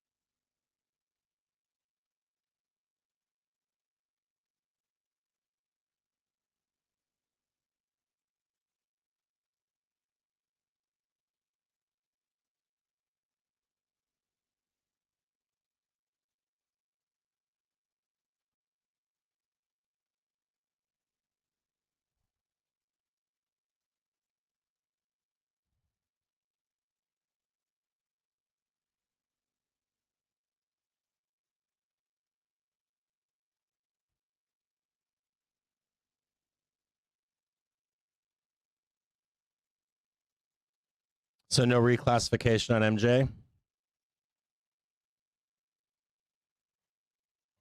I wonder if that'll squeeze those MJ stocks.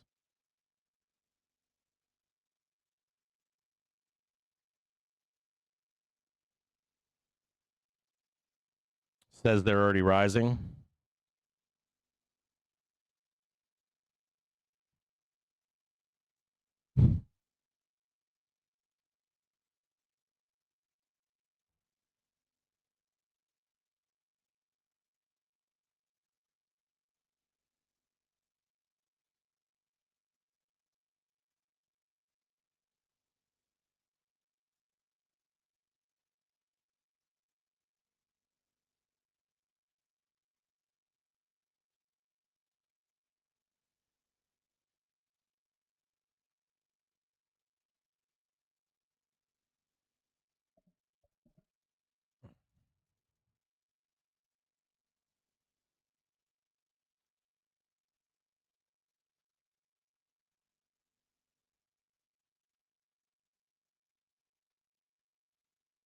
Just check my year in review here.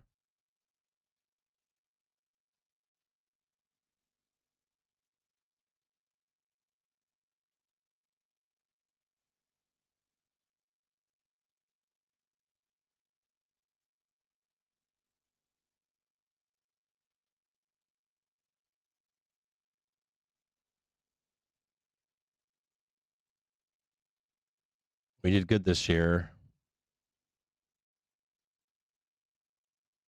Jesus. How many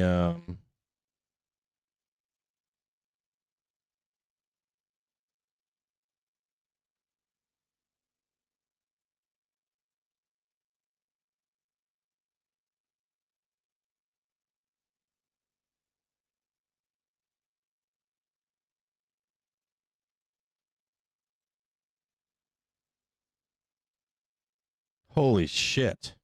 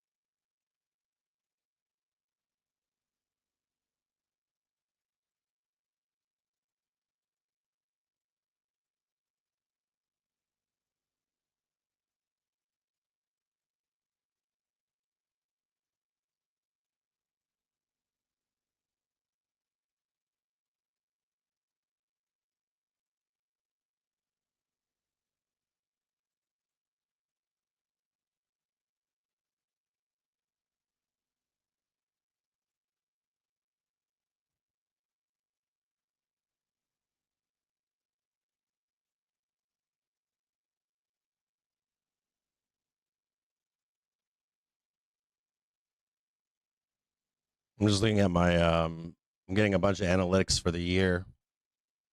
It's been really good. I don't so there's a bunch of like unethical ways to grow your audience. I don't do that stuff. So I grow naturally and I attempt to actually slow the growth. So it's been really good. I'm really happy with it.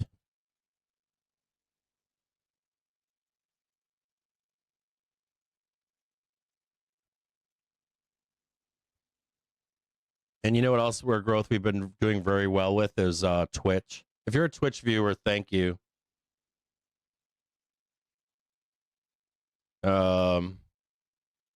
If you watch us on Twitch, I want to thank you out there. I know a lot of people begin watching us on YouTube and then they switch over to Twitch. If you are one of those people, I want to extend my gratitude to you.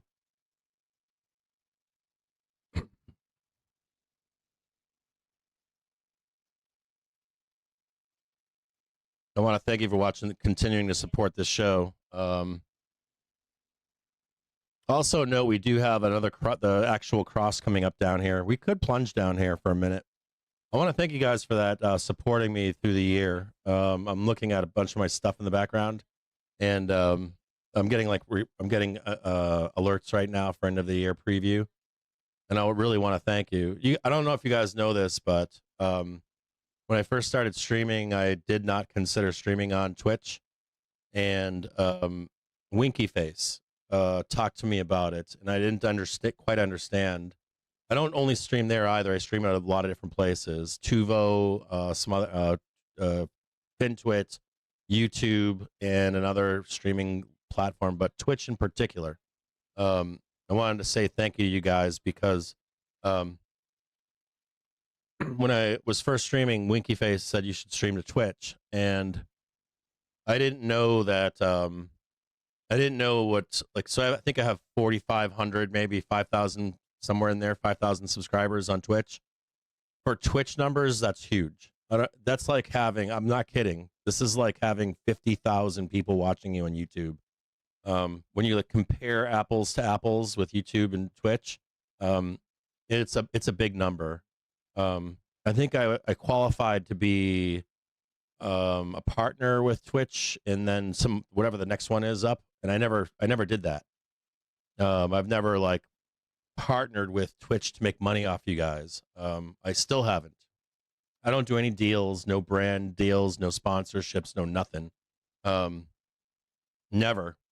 So I've never capitalized on that. I just want you to know out there, if you're watching me on Twitch, thank you.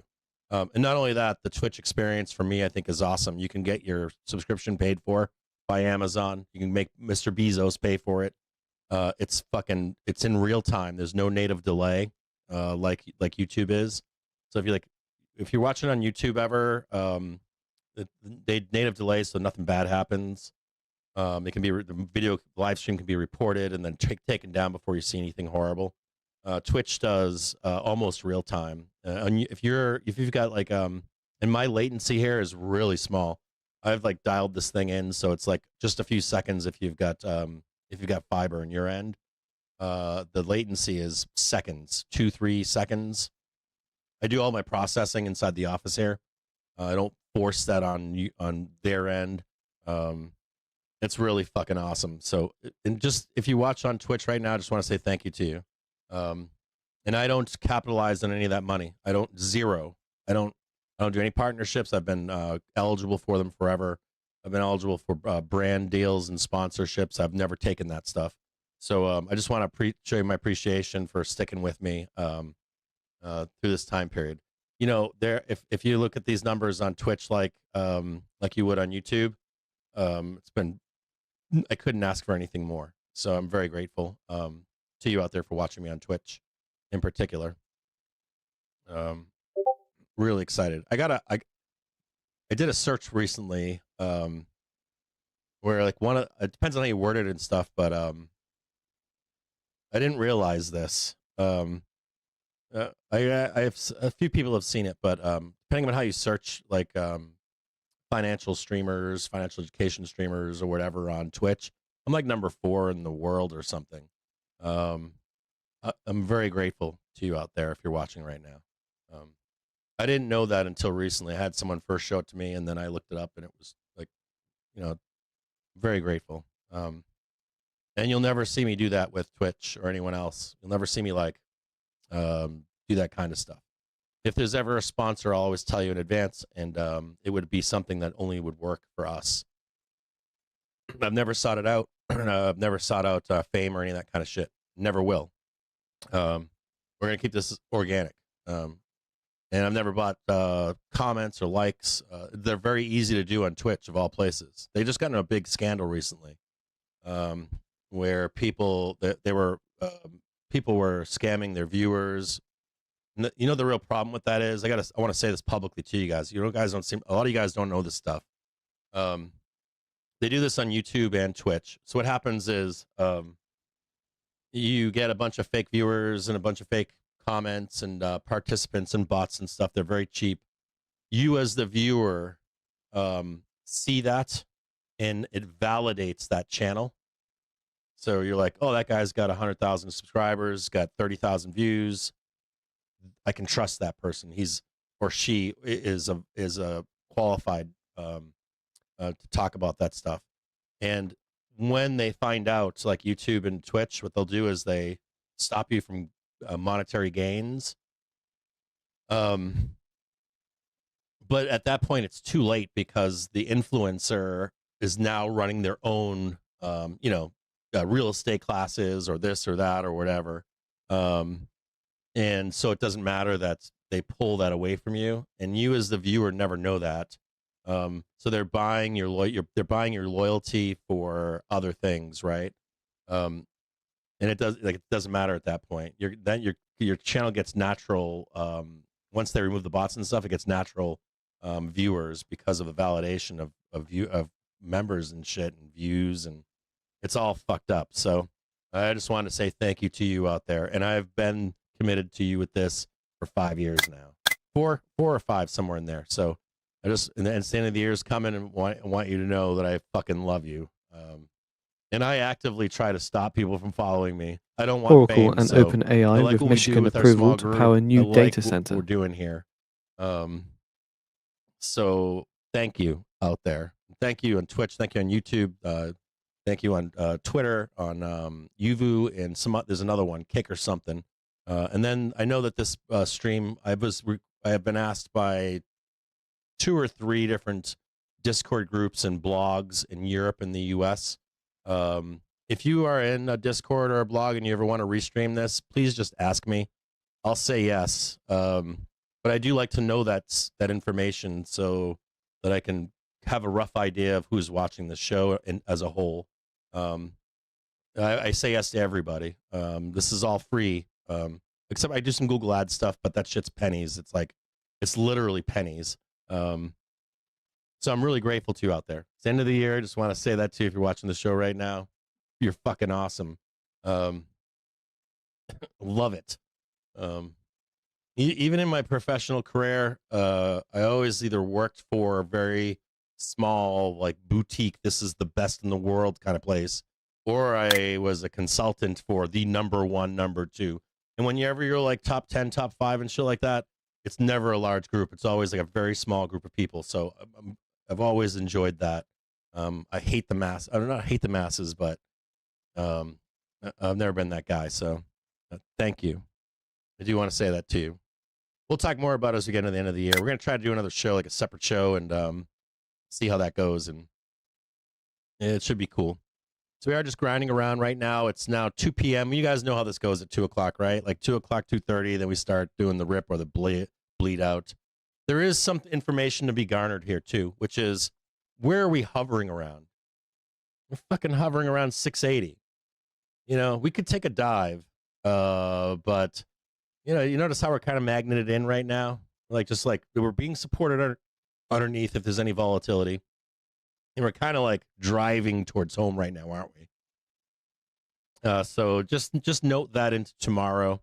It is now 2:02 in the afternoon. If you want what I think about the market, like if you care about what I think about the market, I don't think the low is in, personally. I want you to know that. I don't think the low is in. We still haven't closed out the gaps down below. We still have to deal with the B of J. The B of J, the B of J rate decision is this evening. The US House panel releases report on steps to protect Taiwan. Oh, that's the other thing that happened. Taiwan is no longer inviting, or the U.S. is no longer inviting Taiwan to the military exercises. So OpenAI and the US Energy Department sign a memorandum of understanding for AI collaboration.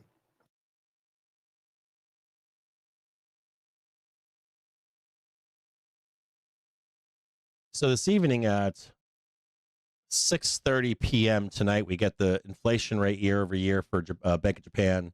At 10 p.m. this evening, we get the rate decision. if you look at the Japanese 10-year bond yield, it looks like it's priced in this hike at this point, and it's topping. Ooh, that's a big drop right there. We got the half-hour trigger crossing up on the hourly trigger. My point on this is that even though it's topping right now, you could see a quick spike up on the cut, but the cut is expected at this point. So once we pass that, right, it's tonight, late night. We're going to look for that gap down below to be closed either at the close today or in the open tomorrow.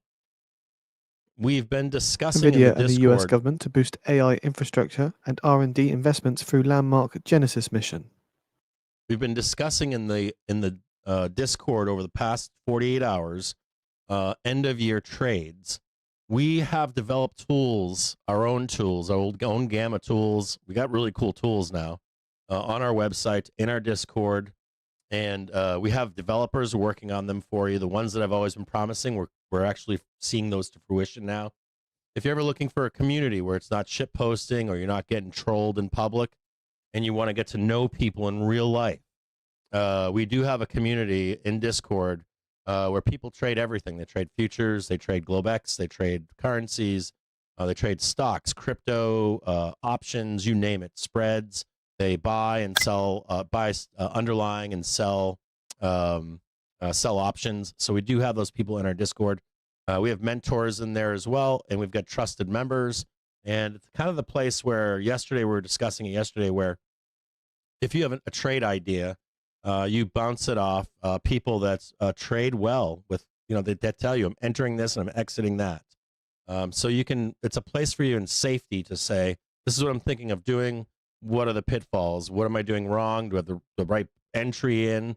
Where can we roll? This and that on multiple time frames. So if you're ever looking for a community of people, you should check us out. It's dirt cheap too. You can go to tradethetrigger.com if you want to. If you don't want to, though, you don't have to.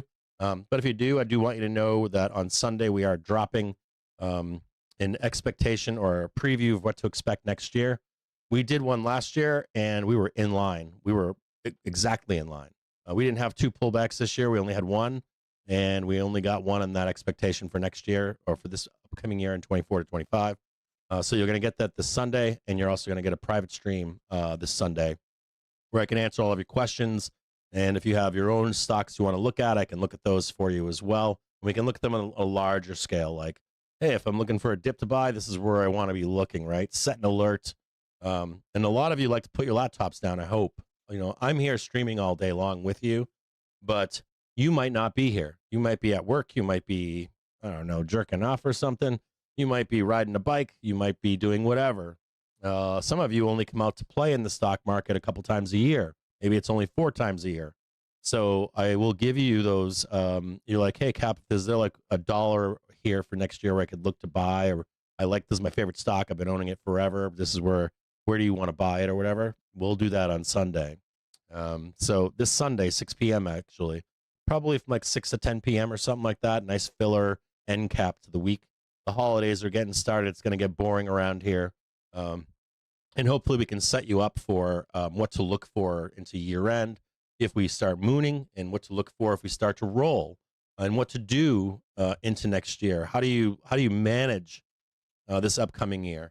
Whenever people give you guys, like I read every year, like I read GS, MS, JPM's outlooks. I read a whole bunch of other outlooks, Nomura, you name it, like Nomura, BCA I just read 2 days ago. I just finished up Morgan Stanley. A lot of times those guys are very broad, and they're very broad and very generic. And they also come back, like after Q1 and say, oh, sorry, we're going to raise and drop our targets, right? We're a little bit more like, expect this. We're going to trade this, and if we lose this, then we're going to go down there and do this. We just kind of walk you through the entire thing in our expectations. And if you don't want to, you don't have to. If you don't like it, you can always ask for a refund. Say, I signed up. I don't like you. Fuck off. But you can sign up for that if you want, or you just keep coming back for the free show every day, and we'll still be doing this show in some format in the future. Oh, here I am. I'm still waiting down here. Trump says Waller is great. Let's take a quick look here. Still looking for that finish up here. Looking for that finish. We're grinding sideways right now, right in the middle. Remember that we are inside of QuapX. We get a little bit of tractor beanie at some Trump point. says he's talking to 3 or 4 Fed chair candidates. Also note that your stock may And move. Trump on the Federal Reserve interviews says he met Waller yesterday. Violently tomorrow. He's great. Even SPY. We're tractor beaming 680 right now, but I want you to know out there that your favorite stock could unwind severely tomorrow, up or down. Not necessarily up, could be down. If your stock is a high flyer, Trump says he will be making the you decision can see your very shit quickly violently on the move to the Fed chair. downside on QuapX to a pin. Sometimes, here we'll look right now. Let me look at a few things for you guys right now.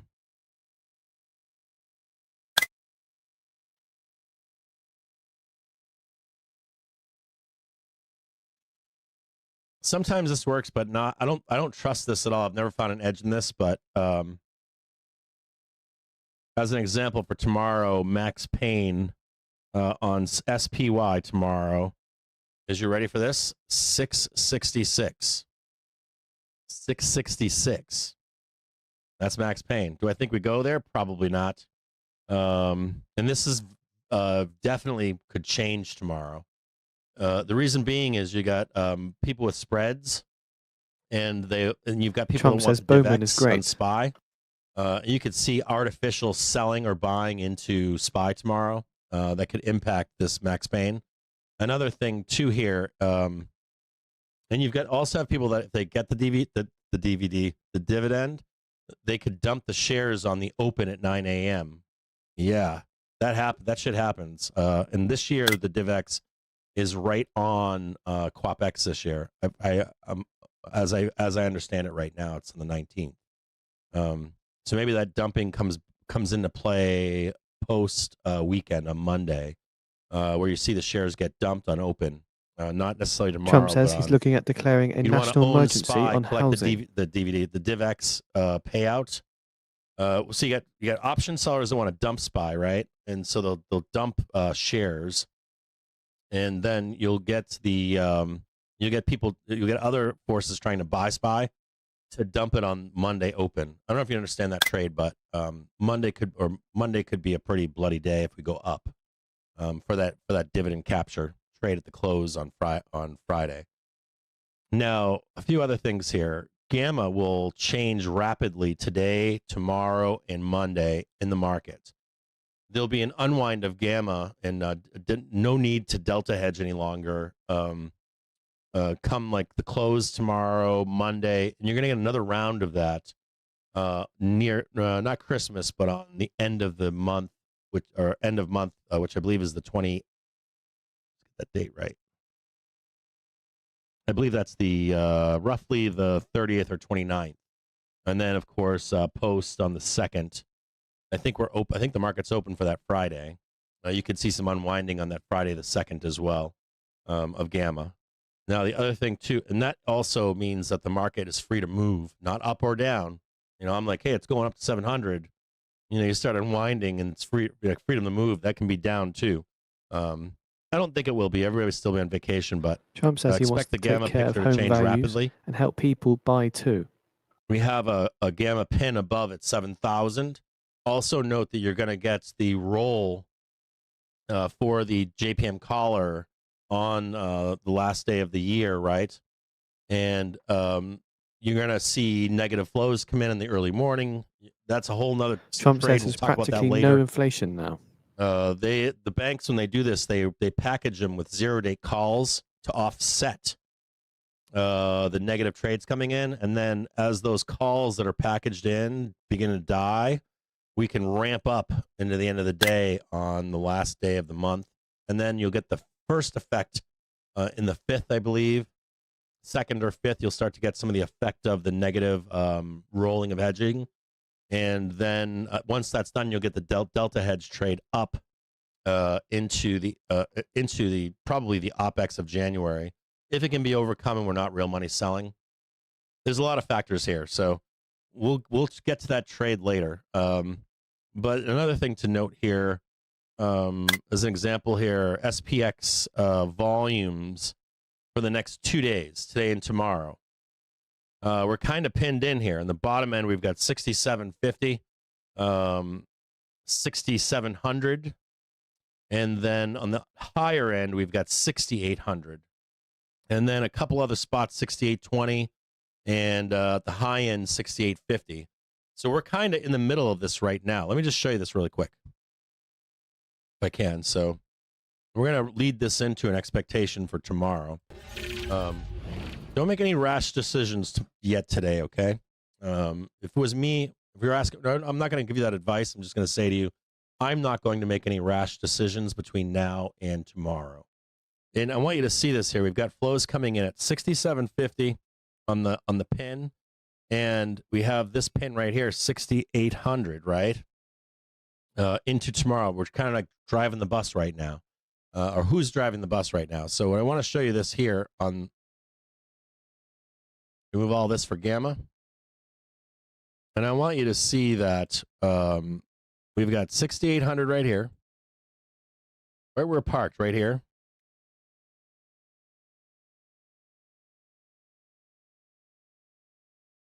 Yeah, you're not going to say anything until after OPEX. We already know that, bro. We already know that you're not going to make any decisions on, they won't make any decisions on this until, you might see some escalation, but you shouldn't see any decisions on Venezuela until post QuapX. Anywhere from 1 to 3 days, you'll see the U.S. escalate. We'll talk more about this. I don't think we're going to war. I don't think so. I'm hoping that we don't. 6750, which is right here.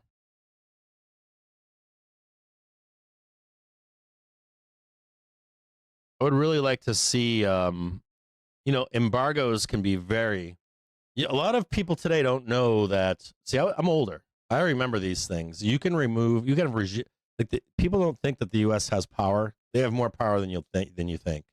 A lot of countries' sentiment might be different than that, but we have a hand in most commerce in the world, especially Western commerce. So I want you to see this right here. We're kind of right now, kind of like tied in. You see that there? Like rope it in right here until we get to QuapX tomorrow. So we're gonna look at this gamma for tomorrow. So here's 1600. This is 4 p.m. tomorrow. Sorry, 1600 Eastern Standard Time. So even if you got like a plunge down here to close a gap in the overnight, it would probably whipsaw right back up in here tomorrow. That's what my thesis is here. And then once we get past QuapX, we can then begin. Once these options die, theoretically, we can start chasing 7,000. Okay. Now this chase for 7,000. This chase for 7,000 could be fast. It could be something like, believe it or not, like wham straight up here. I'm not kidding. And it could be something like wham, wham up here. You wake up on Monday and you're just cranking. So remember this is kind of like a melt up kind of a thing. And we're melting up to this other gamma bar. I want to show it to you. The problem is we can't get by this. We're going to go to net gamma here. See this gamma bar right here? So we got this gamma bar right here. This is 6850 and then 6900. So like you're roped into right here, right? And then all of a sudden you're up here, and then all of a sudden on these expiries, you're up here. Make sense? And this 7,000 here, right? I want to show you something here. This 7,000 that's right here, we should fail this. We should actually fail this, come back down and see if we can come up. That would be a second trade into January. If we can, normally what happens, I drew that kind of wrong. It should be like this, like, see, like You're breaking through this one as the expiries come in, right? We fail this down here, right? Try it one more time. If we can get above this, if we can get above this and trigger some kind of call buying, maybe we go to 705, and then we immediately sell. But I don't think that's what's going to happen. I think that it's going to be something more like we're trading this up here. We reject, we try one more time. And we get into like January 1 or something. You can then briefly get to 7,000, but when all that negative call or hedging activity comes in, we get slammed. And then once they're done with that activity, they delta hedge it up. And that's how we get to the 715 right in there. And then we get shanked to the downside. I don't know if that makes any sense to you, but we're not there yet. So just note that the 7,000 should not be violated until after all of this gamma comes off. And the two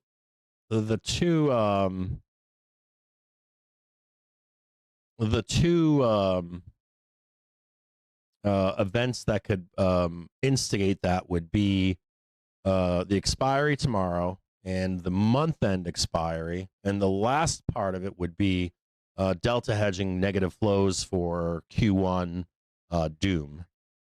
And I can already tell, no matter what you tell me, just by Bitcoin, that you're all fucking afraid. Everybody's afraid right now. Even if they're not going to tell you publicly, they are.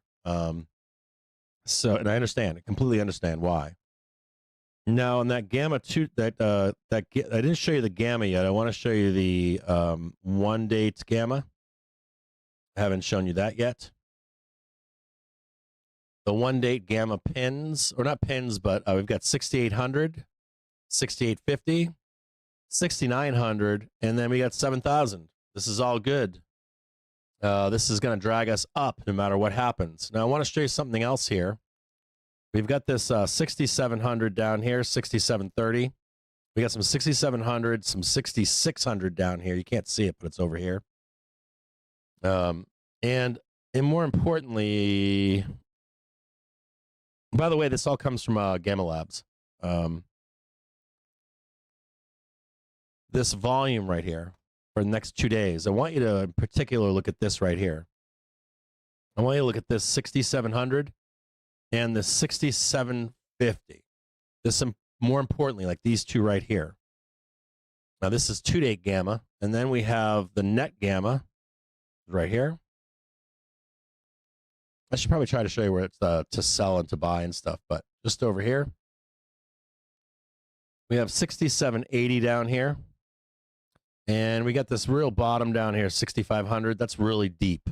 So just in here, 6,650, 6,780, this kind of area right here.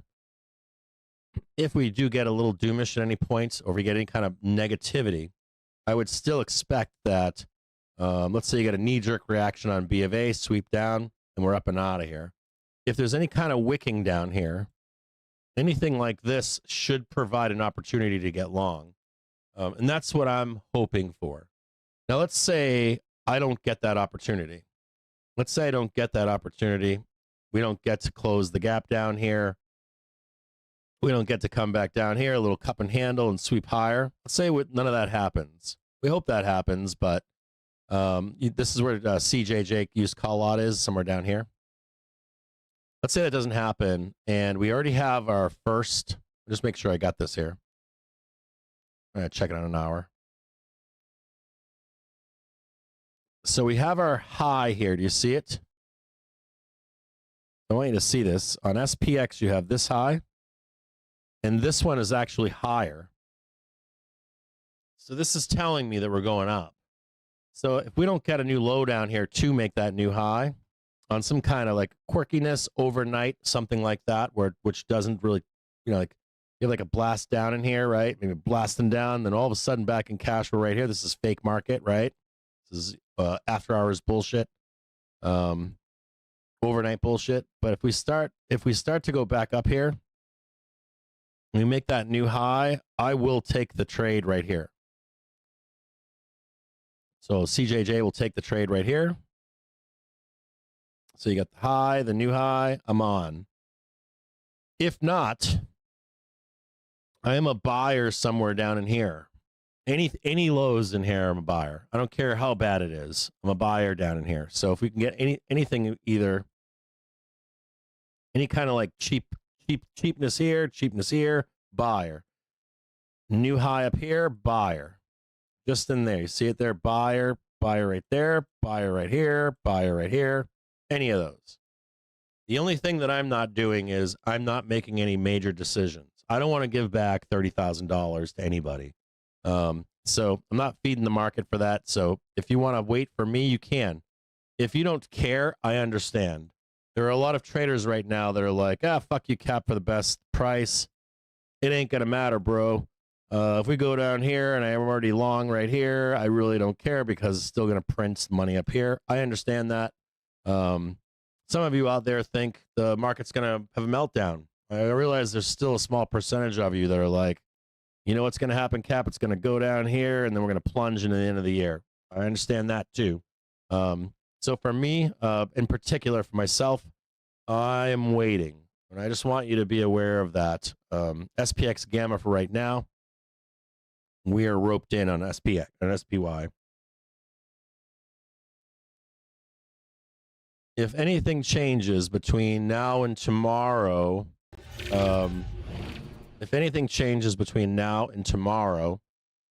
at 2:30. Here we go. Move this. If anything changes between now and tomorrow and Gamma, which it should and could, I'll let you know. No, if we were not in QuapX, do you notice how SPY is not showing the new high? We're seeing it on SPX, but this is fake market hours here. So if we were not in QuapX, I would tell you this. I would say under normal circumstances, I would say expect that new high right here, like way up here, and then we're out of here. I would say expect it today, but with QuapX, it could be delayed. You could see some shit like this, and then a delay to go up there. So just bear with the market mechanics at the end of the year for today. Under any normal, if we were not in this vortex, I would say, fuck that, we're buying this right now, and we're going to start mooning. But just be patient. You got to remember that the whole year is wrapped up. And I discussed this all year long from the beginning of the year, that even if you don't trade with the market, you have to be aware that the market has things they need to do. And it gets very busy around this time of year, like one of the busiest times of the year for the market mechanics to work themselves out, close out the year, and then begin a fresh slate next year. There are traders out there that there are two sets of traders. Not two, there's more, but there's some traders here that don't care what happens from here on out. They will see you in the spring. They will literally close their laptops. They don't care if we crash today. They don't care if we make all-time highs. They won't come back into markets until April or May. Literally. They won't make any decisions.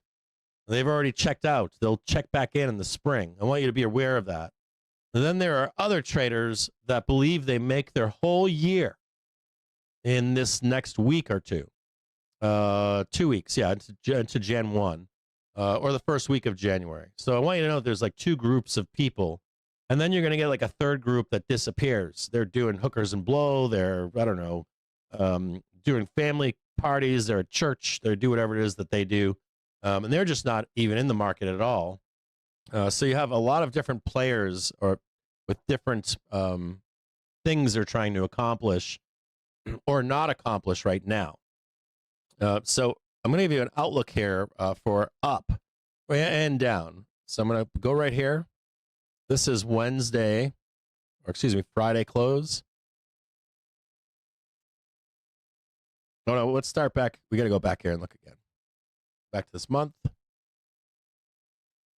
There are some traders out there that want to see that weekly low.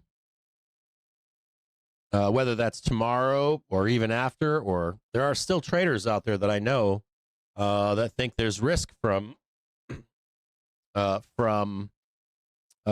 yen carry trade. And I want you to know a few things here. So here's that month. And put this right here.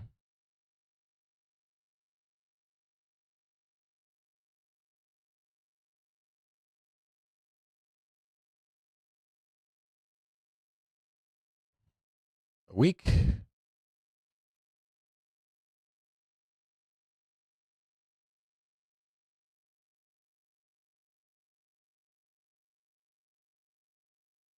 Right here.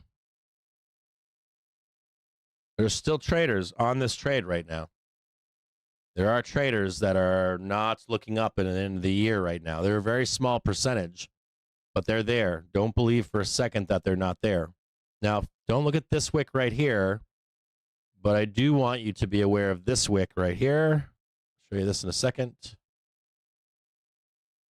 If you are on that trade, that weakness trade, I want to measure this with you for a downside target in here.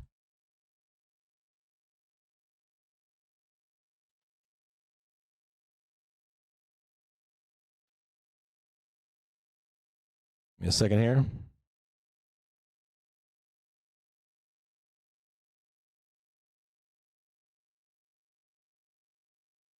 What? NYMEX WTI crude January futures settle at $56.15 a barrel, up 21 cents or 0.38%. NYMEX gasoline January futures settle at around $1.70 a gallon. NYMEX diesel January futures settle at around $2.13 a gallon. NYMEX natural gas January futures settle at around $3.90.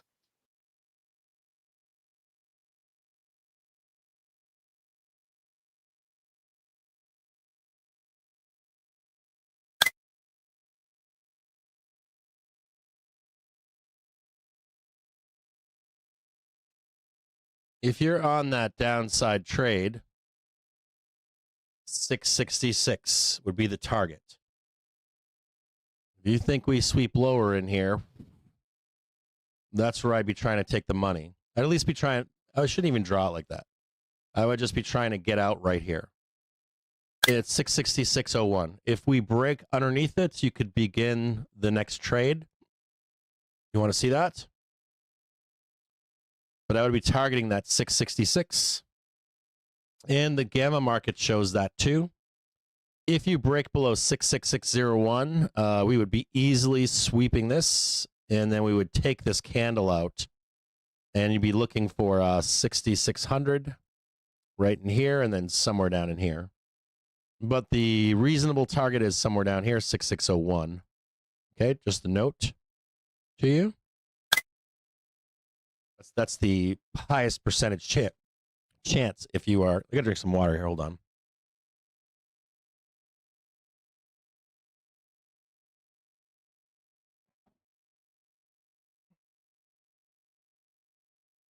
On a daily basis here. And remember too that these buyers here, they should be right about here. So I'm going to show this to you now. Watch this right here. Should be right in here. And there is a gap that needs closed. You can see this gap was never closed down here, 660. That's to close out that gap down here. So if you're on the sell side, I want to show you something. You can snip this. If you're on the Japanese yen trade, you'd want to see a break here. Hold on here. I have to entertain this because some people believe in this trade. Right here.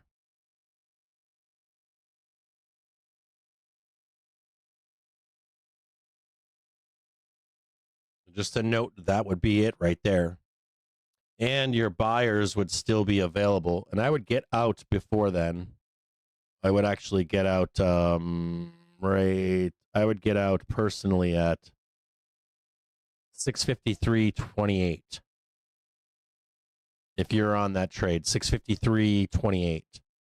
I'm not on this trade, but I am waiting to watch if there's any downside to buy. And get rid of all that. Get rid of this right here. At 6:30 p.m., inflation rate for Japan. 10 p.m., B of J interest rates. On Friday at 10 a.m., we get existing home sales. At 10 a.m., we get Michigan consumer sentiment. On Monday, we get a 3-month auction and a 6-month auction at 11:30 in the morning, and then we get a 2-year note auction at 1 p.m. On Tuesday, the 23rd, we get at 8:30 durable good orders and GDP growth rate. Those are big ones, and then we got nothing but a bunch of noise thereafter. Well, let's take a look down here.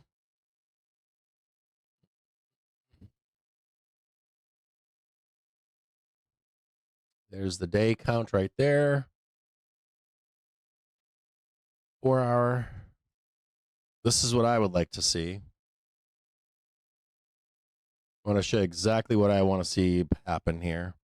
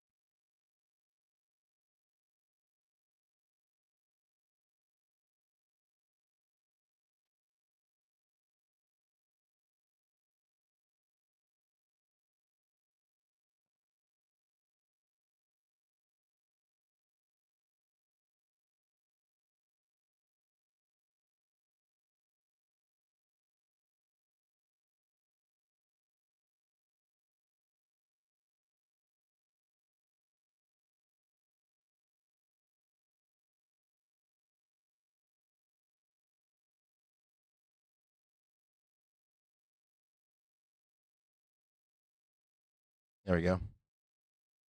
I am right here. This is 66671. And I'm right in here to close this gap.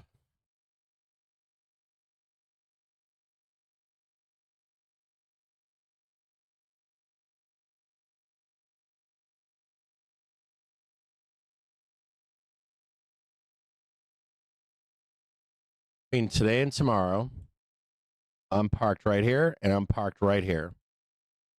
So I'm going to draw this just like this. I don't care if we go up here tomorrow. I want to see this right here.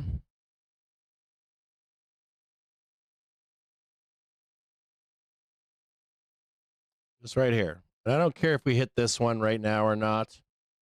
I don't care. I want to see this downstroke.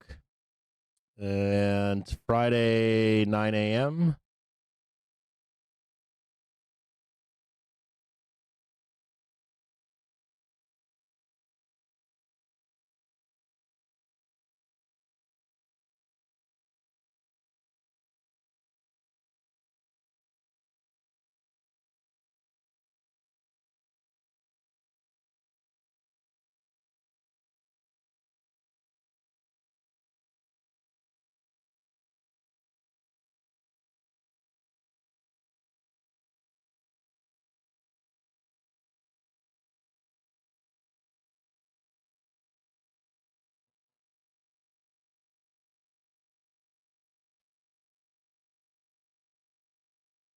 Where is 1600?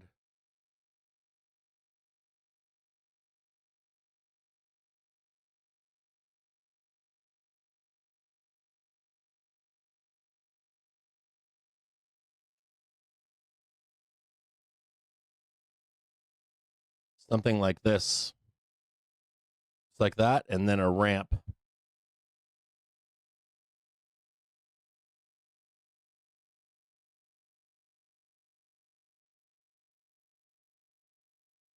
want to see that nice back test in here. It was 9 a.m.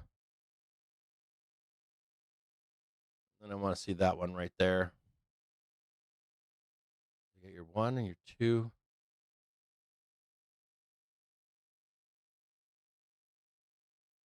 $25 right there, new high, 692.50. Something like this right here.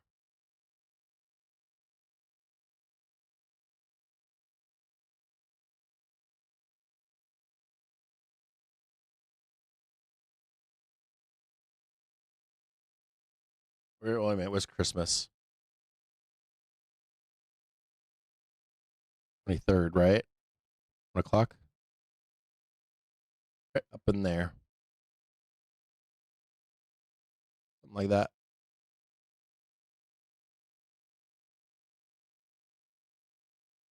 There's your Christmas. There's your new all-time high.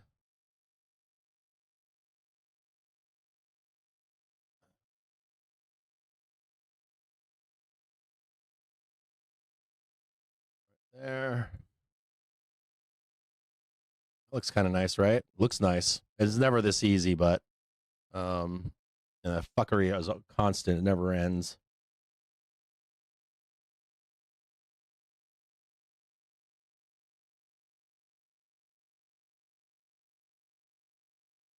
Happy holidays to you out there.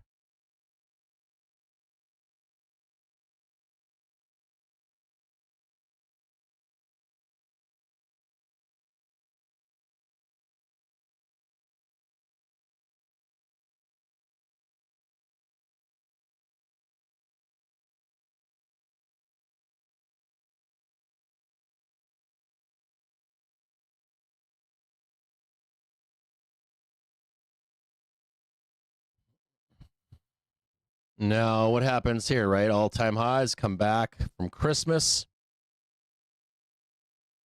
And then we start talking about that what? Start talking about that what?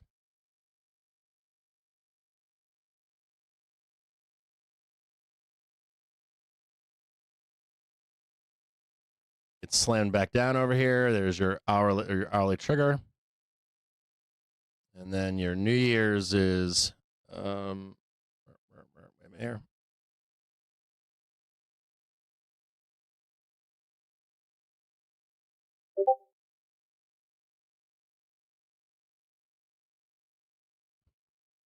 First.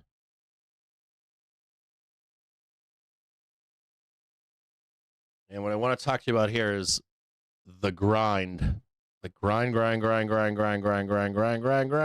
then whammo right up there.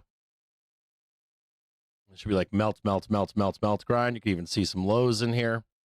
It's like a big move up here. Matter of fact, we'll lower this one down right about there.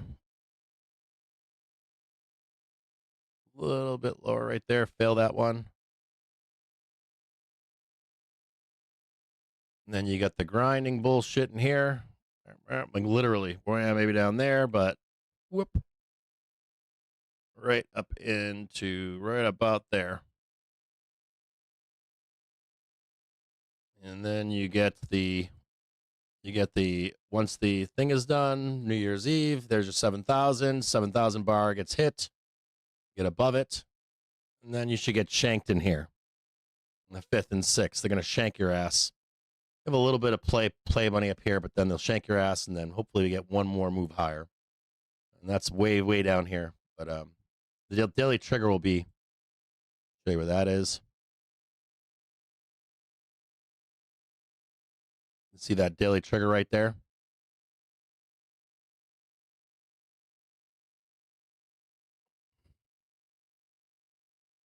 Brent crude futures settle at $59.82 a barrel, up 14 cents There or it is right there. 0.23%. Just like that. And that fucker should move. Wham. See it now? That fucker should move like beginning of January. Just start fucking ripping. Wham. Should start fucking moving. We'll deal with this whole like my target's 715 up here. It's way up here. I think you're going to get squeezed. I think they're going to squeeze your balls like right here. And you're going to see like wham, wham. There's your thingy. Now, if we blast underneath here, we'll start talking about not buying that dip, but that's not until first week of January. We'll know more information in Jan 5 and all that, but as of right now, the way this daily trigger is moving up, it should look like this.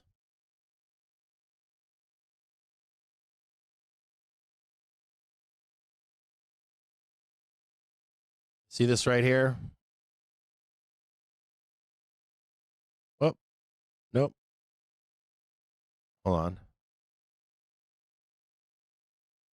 It should, when we're done, it should look just like this. It should. Like literally like ramp. That should ramp. And the rest of them are all ramp, and that should be the marked top. Should be. Not guaranteed, but should be. It should be somewhere right in here. A nice little ramp-o-rama in there beginning of the year. And if we lose the daily trigger, we'll start talking about cutting our losses or not making that that last trade. Do this. Deal with this later.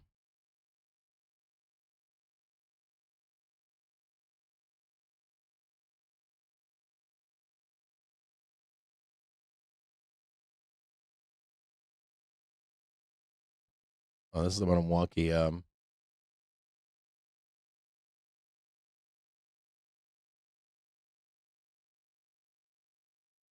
Get that one right there. Tip that one. That one out. Fail that one. Come all the way down. Take that one out right there. And then fail this one right here. A dump.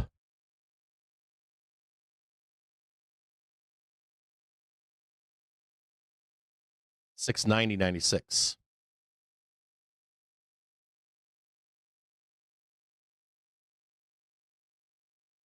Make sense?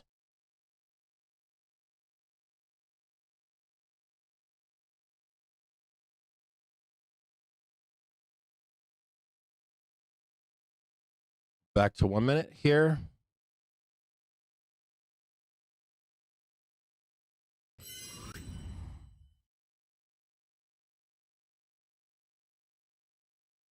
Bring this all back here.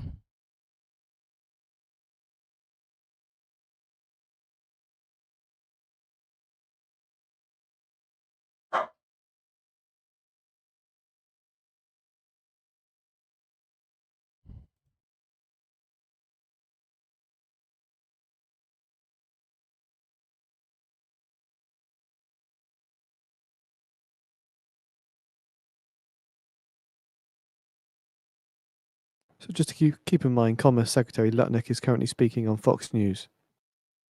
So you can see all that down there. Lutnick says more drug pricing announcements before the end of the year.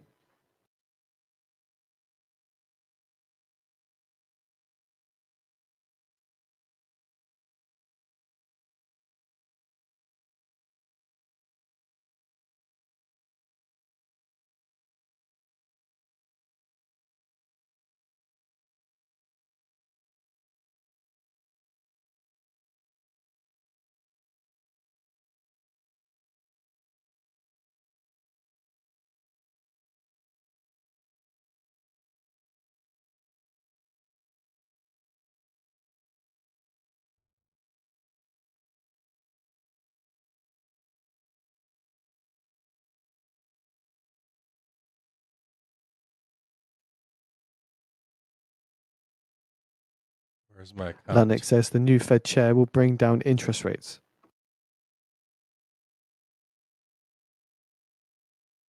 I'm going to try to long this right here.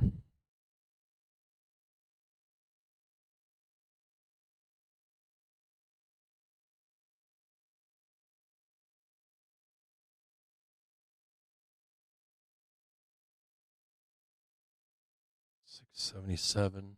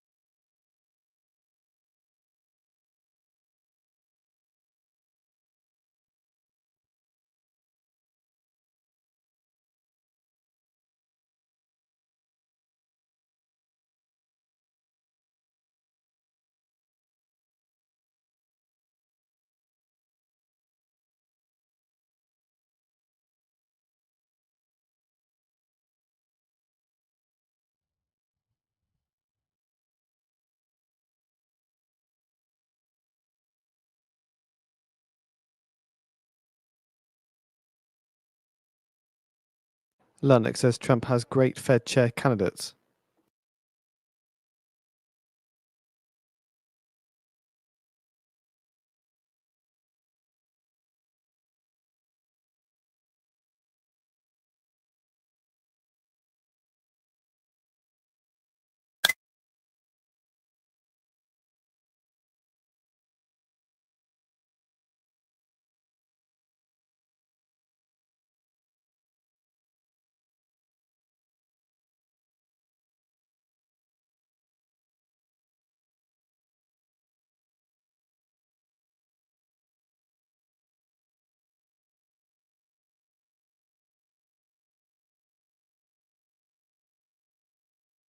That concludes comments from Commerce Secretary Lutnick on Fox News.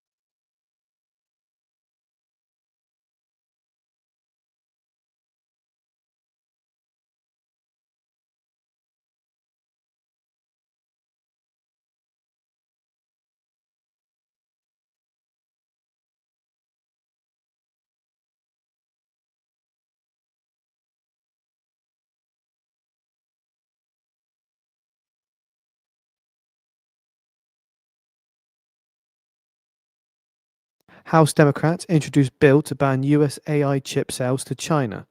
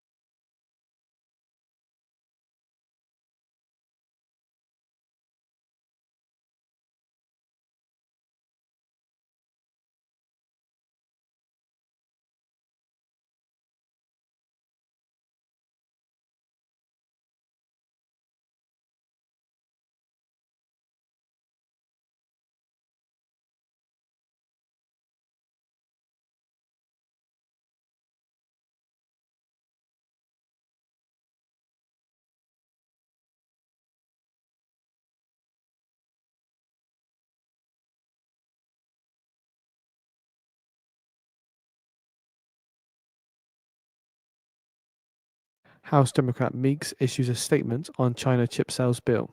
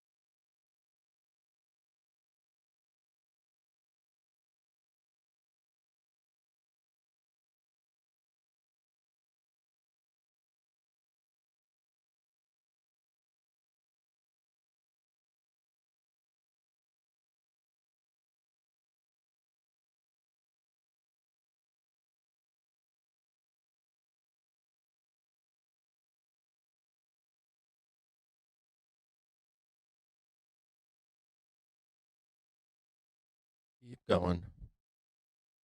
Keep on going, buy it all back. Keep on going, buy it all back.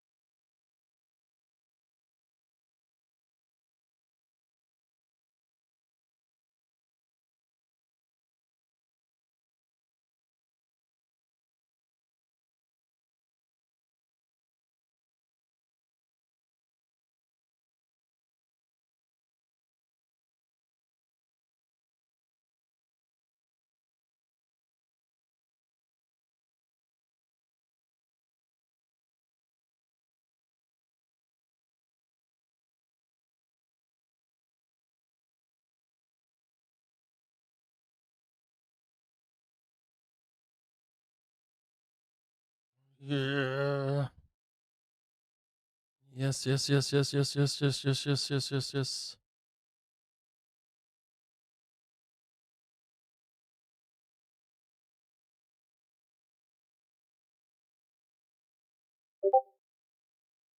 Yeah, I know it, right?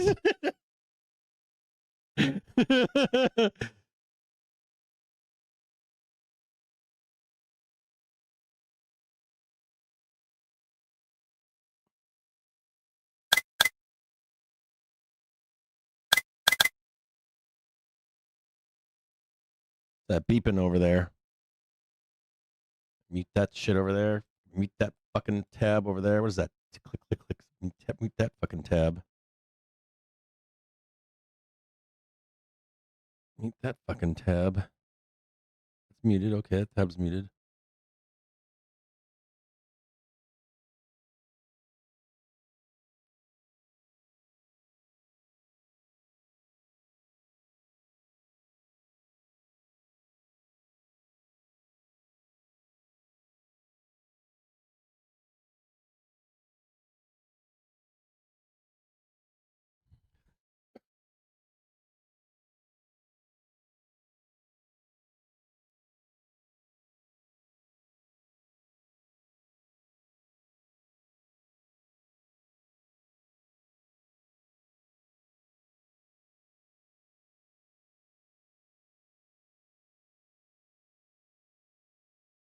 Ah, fuck you.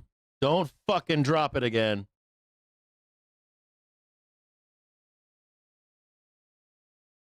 Don't fucking liquidate don't break my dick like this.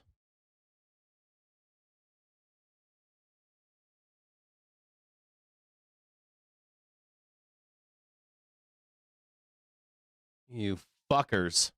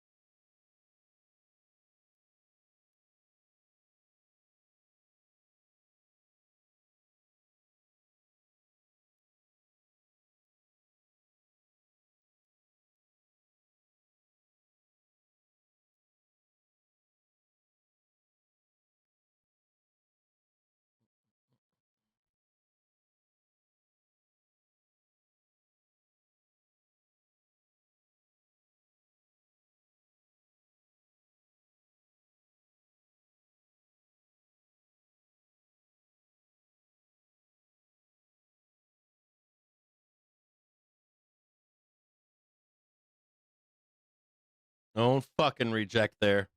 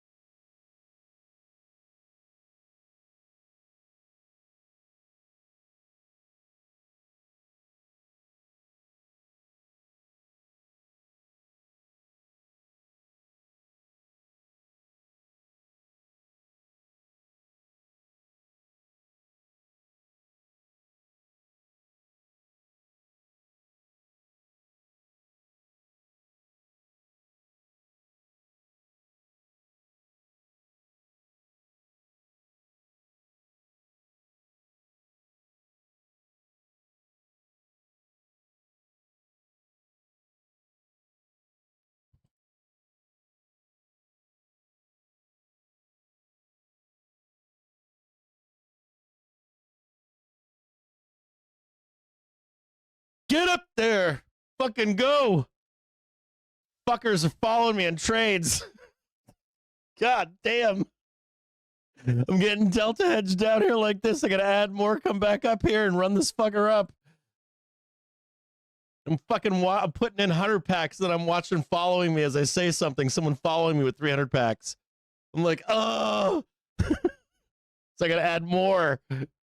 I gotta counter trade you and me getting delta hedged, whoever you are out there.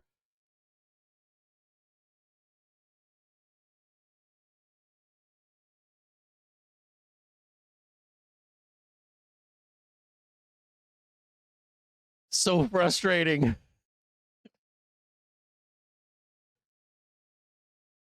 Yeah, fuck you. That's a new high. Let's go. Squeeze their tit. Oh, I'll be quiet. Squeeze their butt cheeks off. That way, everybody's got a butt cheek, right? Well, I guess everybody's got tits too, but squeeze those man boobs off. Probably gonna piss somebody off, anyways. Man boobs are a bad word to say anymore. Okay. Yeah, everybody gets offended today. I'm getting old. I'm like trying not to be that guy, you know, that old fucking boomer guy. Because I know shit's changing. I ask my daughters about that shit. I'm like, I ask Winky about that shit too. I'm like, what am I saying that is offensive? Because like, shit changes over time, you know? You don't want to be that fucking prick that's not attuned to as things change over time. Of course, I still do it sometimes. It's like it's a force of habit you have to learn to break. Some of the shit that was said when I was a kid, and it was like nonchalant, you know? It was just acceptable. Now, when I was a kid, I didn't think of it in those terms. I didn't like think someone was actually that thing. But if you're that person, that's offensive. That would piss me off too. But you know, we didn't really care about that shit. But people's failings, I care about people's failings. I do, honestly. I'm just mad right now. I want this thing to I want to get one more good pop on this fucking thing.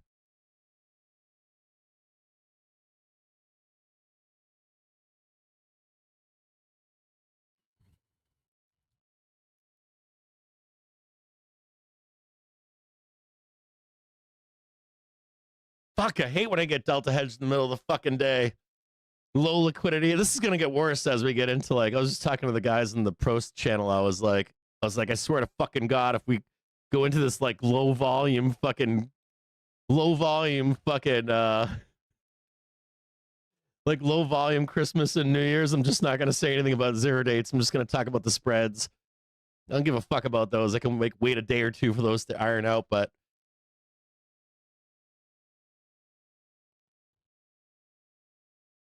fucking be like one day this last week I got into a trade and said something publicly, and I just like there was no flows, and I'm just like, bam, I'm gonna buy some. I'm gonna tell them, and then like just moments later, it was like bids for 300, bids for 300. I was like doing bids for 100, and it was like 300, 300, 300, 300, and I'm like, fuck, fuck me. And it was like a super low volume day, and I'm just like, there was like no activity on the chain, zero, and then all of a sudden just started running in. So for like 3 seconds, I'm getting fucking slammed, and then it's like, God, I gotta add down here again, catch back up.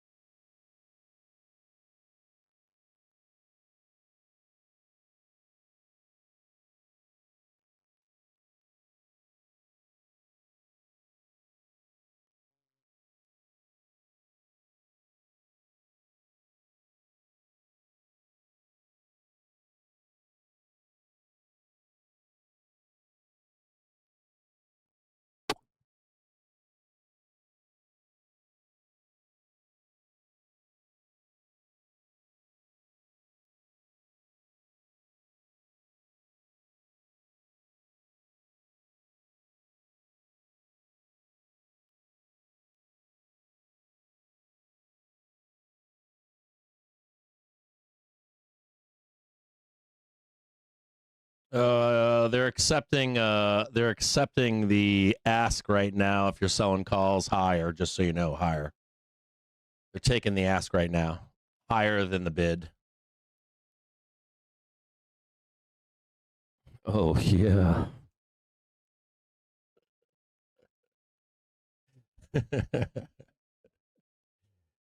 Just raise your limits.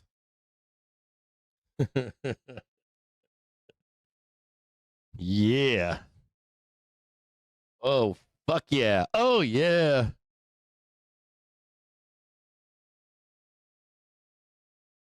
Na na na na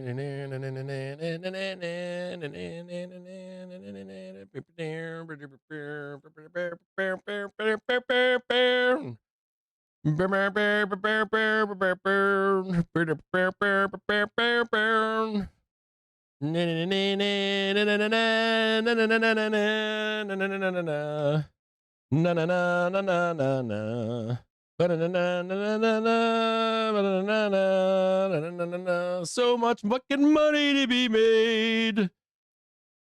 So much fucking money.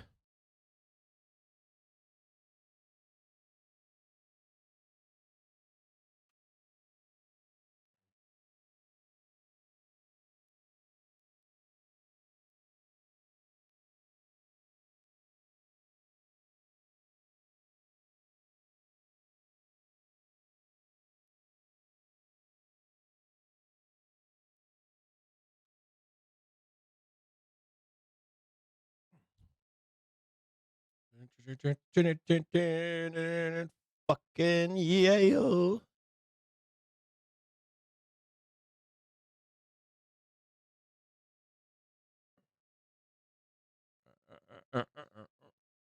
Just a note to you, if I won't see you over the weekend, if you are here today, I want to wish you happy holidays, depending on what you celebrate, whether it's Christmas, Hanukkah, Festivus for the rest of us. Happy Kwanzaa to you out there.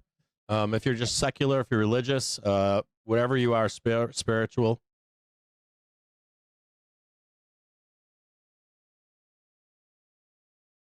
I just want to give just one moment, but Keith, stay there. I got to say this because I want to forget it, or the exact times or whatever.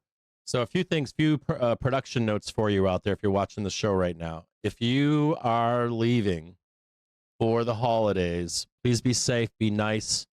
If anyone pisses you off, do the Canadian exit or do the Polish exit or do the Taiwanese exit.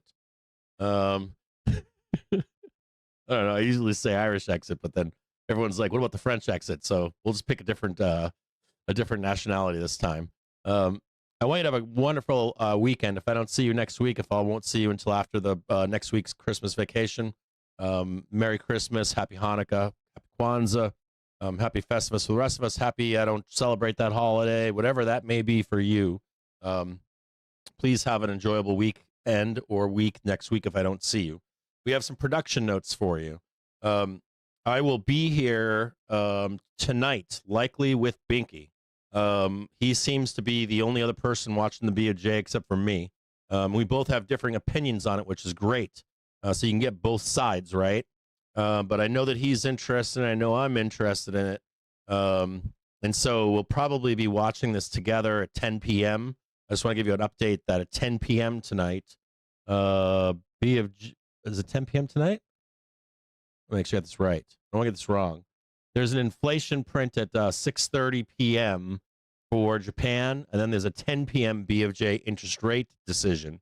So if you're in the Discord, want to hang out or whatever, if it's a fucking nightmare and the market's crashing down in the middle of the night, and you want some updates, inside the Discord, we'll be in there. I will be in there. He might likely will be too. You might even see David A.M. Will David A.M.S. be awake at that time? I don't know. He might be awake a little bit later. He sometimes you can see him. He starts like a cat, just like, going around or scratching his paws or whatever. But I'll be available at that time this evening. A few more notes here. Just a few more notes. We have one more day. Tomorrow is QuapX. I'm going to. It's no longer QuapX. I keep saying QuapX is an old term. You used to have expiration oftentimes the same time, or all the expiries at the same time. Now we only have 3 expiries on the same. So it's now tri-witch, triple witching, stuff like that. I want you to understand a few things. I'm going to top line this for you. You can get swept up on the wrong side of a trade tomorrow. When you're making your big master plan, sometimes it's good to stay on the edges, no matter what you're trading. Your stock might not move. Your stock might move sideways all day long and then go violent at the end of the day. Your stock might go violent on the 4 a.m. tomorrow to 9:30 and then be dead the whole day. I never recommend for people to trade that day unless you really know what the fuck you're doing and you really know a lot about triple witching. And there's one more big thing, though, about the last quarterly OPEX. It is the biggest one of the year. It deals with everything from this quarter, and it deals with a bunch of shit from the entire fucking year. There is a train rolling by with a lot of different people doing a lot of different things. And not only that, the month end roll is also a major one. You have people plotting and planning their whole year out. So I just want to warn you tomorrow that we should do this. Why aren't we doing that? Oh my God, this. What I would always recommend for you in this top line is you stay on the edges. Okay? Now, if you really want an insight or something, you can look for most shorted stocks, and you can keep a little index of them tomorrow to monitor some of them that might want to rip or scream to lows tomorrow if they're on highs. I really want to stress for most of you out there that's like, I'm talking like 70% of you have no business being in QuapX tomorrow. Have no business like plotting and planning. We're closing. This is where all options go to die, right? And then a whole bunch more go to die at the end of the year. And then the big planning for next year happened already or is going to not take place until the first week of January. So you'll see people roll their positions, not today, not tomorrow, like in 3 weeks, if they're going to. Oftentimes you won't see any like new positions tomorrow. So just think about that when you're like, why is this not working? Why do I not have edge? You always have edge when no one's in the market. I want you to think about that. When you have like a kitchen, right? You're at home and no one's there. So you're walking around your tidy whities, walking around your tidy whities, and you can make whatever you want. There's nobody trying to get in the refrigerator while you're trying to get in. There's nobody asking you to use the burners while you're using the burners. There isn't like somebody around you making a mess in the sink to put in the, and you're like, I got to put my pot in there so I can put it in the dishwasher. You know what I mean? That kind of stuff. So think about it like that. When you have different participants in the market, you've got retail, you have hedge funds, banks, dealers, and then you have family offices and all these other different fucking people. And you have everybody trying to do all the stuff at the same time. You know what I do in my family when I see that going on? Because I'm a cook. I'm the cook in my family. But there are times in my family life where there are too many people there. And you know what I normally do? I step aside.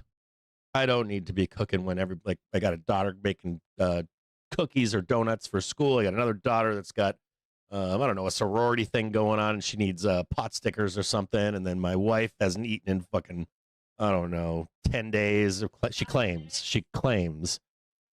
So she's like, I got to eat. I'm really mad right now. And so I'm like, oh, I was going to cook dinner for all of us. None of us are hungry. Well, can I cook? Well, maybe I'm not going to cook for myself. I'm just going to go to the local bar and grab a burger. You know, get what I'm saying? So that would be the top line there. And there are a lot of those days right now. I know that I keep saying this, like, hey, we got a binary event, we got another binary event, but this is the end of the year. This is where everyone wants to clean up. This is where people that have been trading this year from back, ready for this? Back in September, October, November of 2024, they're finishing. And they have some overlap from this September, October, November for next year. So I just want you to think about as we come into the end of the year, the other participants, even if it's not you, and you might say to yourself, why am I getting run the fuck over? It's because some asshole over here has got, fucking $200 million, $1 billion. And you got dealers that need to clean this shit up, like vacuum up. Thank you for playing. I'll see you in the first of the year. So unless you're really good at this kind of stuff, most of you should just stay out of the way. And so I'll leave you with this one key point here. Staying on the edges is where you want to be today and tomorrow. Always on the edges. Even if you miss a trade, stay on the edges. Oh, fuck, I missed it. You can come back at the end of the day. You can come back at the on Monday. You don't have to have every fucking trade. So just take that advice if you could. That is actual advice. That if you don't understand the mechanics of these things, and read about them. You can read about them on public. You can go out there and just type in what is quarterly OPEX like, and everyone explains it. Everybody's got an answer to it, and basically it says get the fuck out of the way. If you don't know what you're doing, get the fuck out of the way. And I'll be honest with you, I'm unwilling to be your. I don't like being your guru for that. There are easier times to cook. When you actually have an edge, where you can say I've got rules and I've got tools, and there's no one in here trying to do anything, and a bunch of retailers can probably move the markets, and hedge funds probably know this. Like active traders know this too. Professionals know this too. So I just want you to think about that into triple witching. Okay? Just be cognizant of it, that you might be like, hey, I'm gonna go buy ticker PORN, and today's the day, and all of a sudden they just like slam you down the last day or whatever, and you're just like, what the fuck is going on? And like, why did that happen to me today? The answer is quarterly OPEX. That is the answer. Quarterly OPEX is what happened to you. So just be conscious. What the fuck is going on? Oh yeah. Oh. I will hold your hand in this trade though if you're FOMOing this shit. Oh yeah. Oh fuck yeah. Oh god yeah. Oh. Ooh. Oh. Oh, yeah. That's almost 100% print there, isn't it? If you didn't buy the dip on the second green bar. I did. But if you didn't, there's your 100% trade right there. Congratulations. Diamond hand, baby.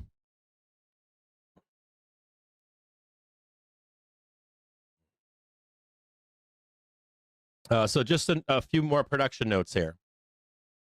My daughter on Monday is having a major operation. I talked about this yesterday, but I need to say it again, make sure everybody hears this. On Monday, it's at 8 a.m., likely until 2 p.m., right? It's all day long. It's literally like, if they're going to start the operation in the morning, it could take all day long. Now, the stream will be up. The stream will be up. I have to tell you guys something. If something goes terribly wrong, I will only mention something in Discord. I'm not going to give away any of the details of what's going on because of her privacy. If something were to go wrong, I will say something. I do have someone lined up to take my place if required. I don't expect anything to go wrong, but things do go wrong in this operation. There is a percentage of the time when something goes wrong. It's significant enough that it's worrisome for me as her father. So I do want you to be aware of that on Monday. And we're doing this right now because she's on break and she needs to recover. Her recovery is going to take 2 to 3 weeks at minimum while she's at University of Michigan. So I got to be here for my daughter no matter what. I don't have a choice in this. So what I'll do is on Sunday, we're going to do the private stream, right? And then so you'll have a good idea of what to do on Monday. And then on Monday's stream will be self-guided. I'll draw the line and all that kind of shit. If we get an opportunity, or if I get an opportunity to buy a spread or open a spread, I will let you know when and where that happens. I won't not tell you. But I do want you to be aware of that next week.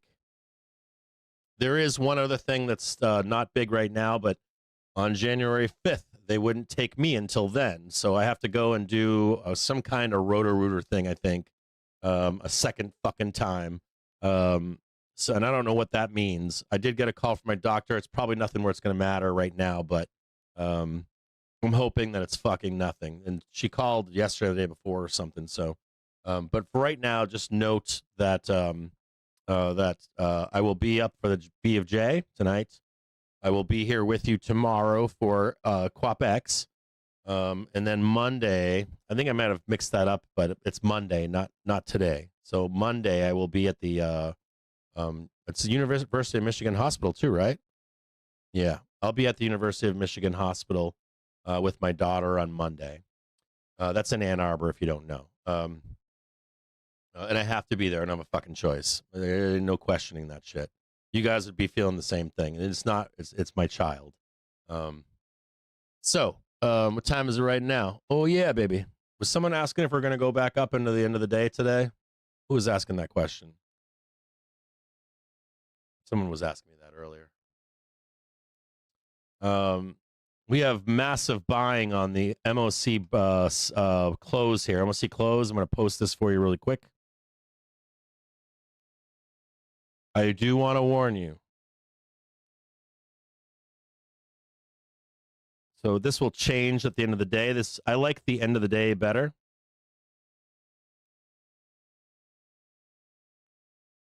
Big MOC buys on. Now this will change closer to the close. I like those numbers better, but they're buying Avgo, Nvidia, Apple, Meta, Google. They're selling MU, Amazon, PG, JCI. That's a good one to look at. JCI. It's unusual. Selling JCI, selling WDC, Mag 7. So the top 5 buys one more time at this moment. AVGO, Apple, NVDA, META, Meta, Google, biggest sellers, MU, Amazon, PG, JCI. Look at that one. I don't usually see that one. And then WDC. Well, I think that's Wells Fargo. And then Mag 7. Big buys across the board. Apple, Misfit, Google, Tesla. Tesla's a sell. Meta, Nvidia. Amazon looks like neutral or sell right now. Be careful on Amazon and Tesla at the moment. And as this changes, I'll read it to you as we get into this close.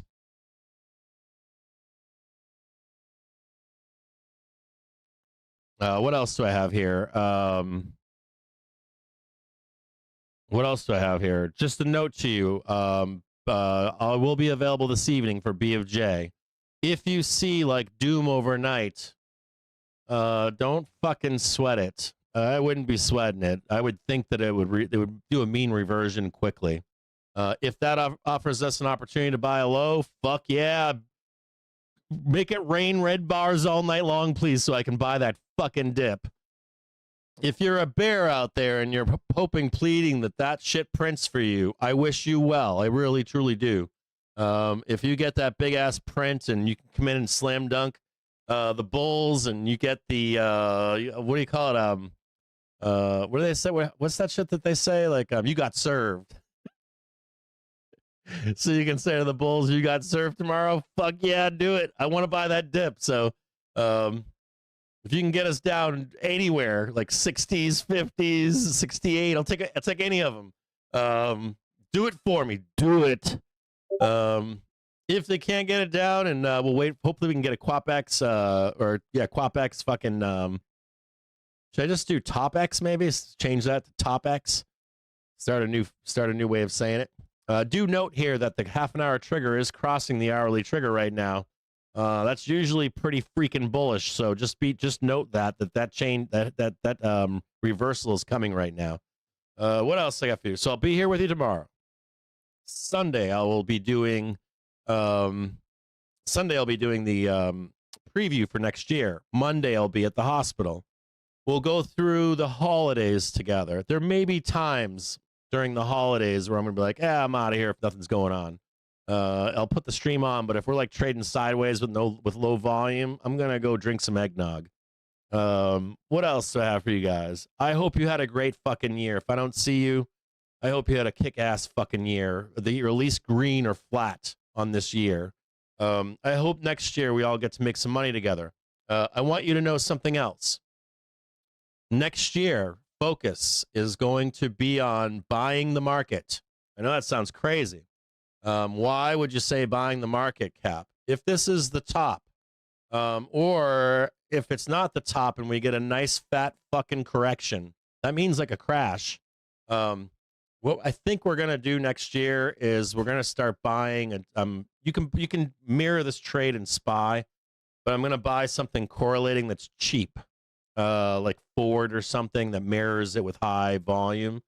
And we're going to teach everybody baby steps next year. Now that we know we've spent this whole year on trading with the market, right? Next year's focus is going to be on what? Stop being a fucking degenerate. So I think in this 4 years, we've gone through all these different motions. And I think it's culminated to a point where we're going to learn how to buy the market, like buy 100 shares. Yeah, even if they're cheap. One paycheck, $1,000. All of you guys out there got to be able to make $1,000 a week, right? Like, or near it, $650, $750 over 2 weeks. 4 weeks, you can save that. We can get a stock or something that mirrors SPY for like $9, $10, $8. If we get any discounts next year, we are going to learn how to buy the market. And not only are we going to learn how to buy the market together, we're going to do it together over a long period of time, the next 5 or 10 years. So we're going to try to, if I can, what we're going to try to do is over the next 10 years, create a retirement for us together as a group. So that when I'm old as fuck and I'm 60 and you're 60 or 70 or whatever the fuck it is you are, or you're 40, hopefully we'll look back at an account and say, hey, we've been accumulating for all these years. We've been making money off dividends. We want to make sure we got something that's got a dividend, right?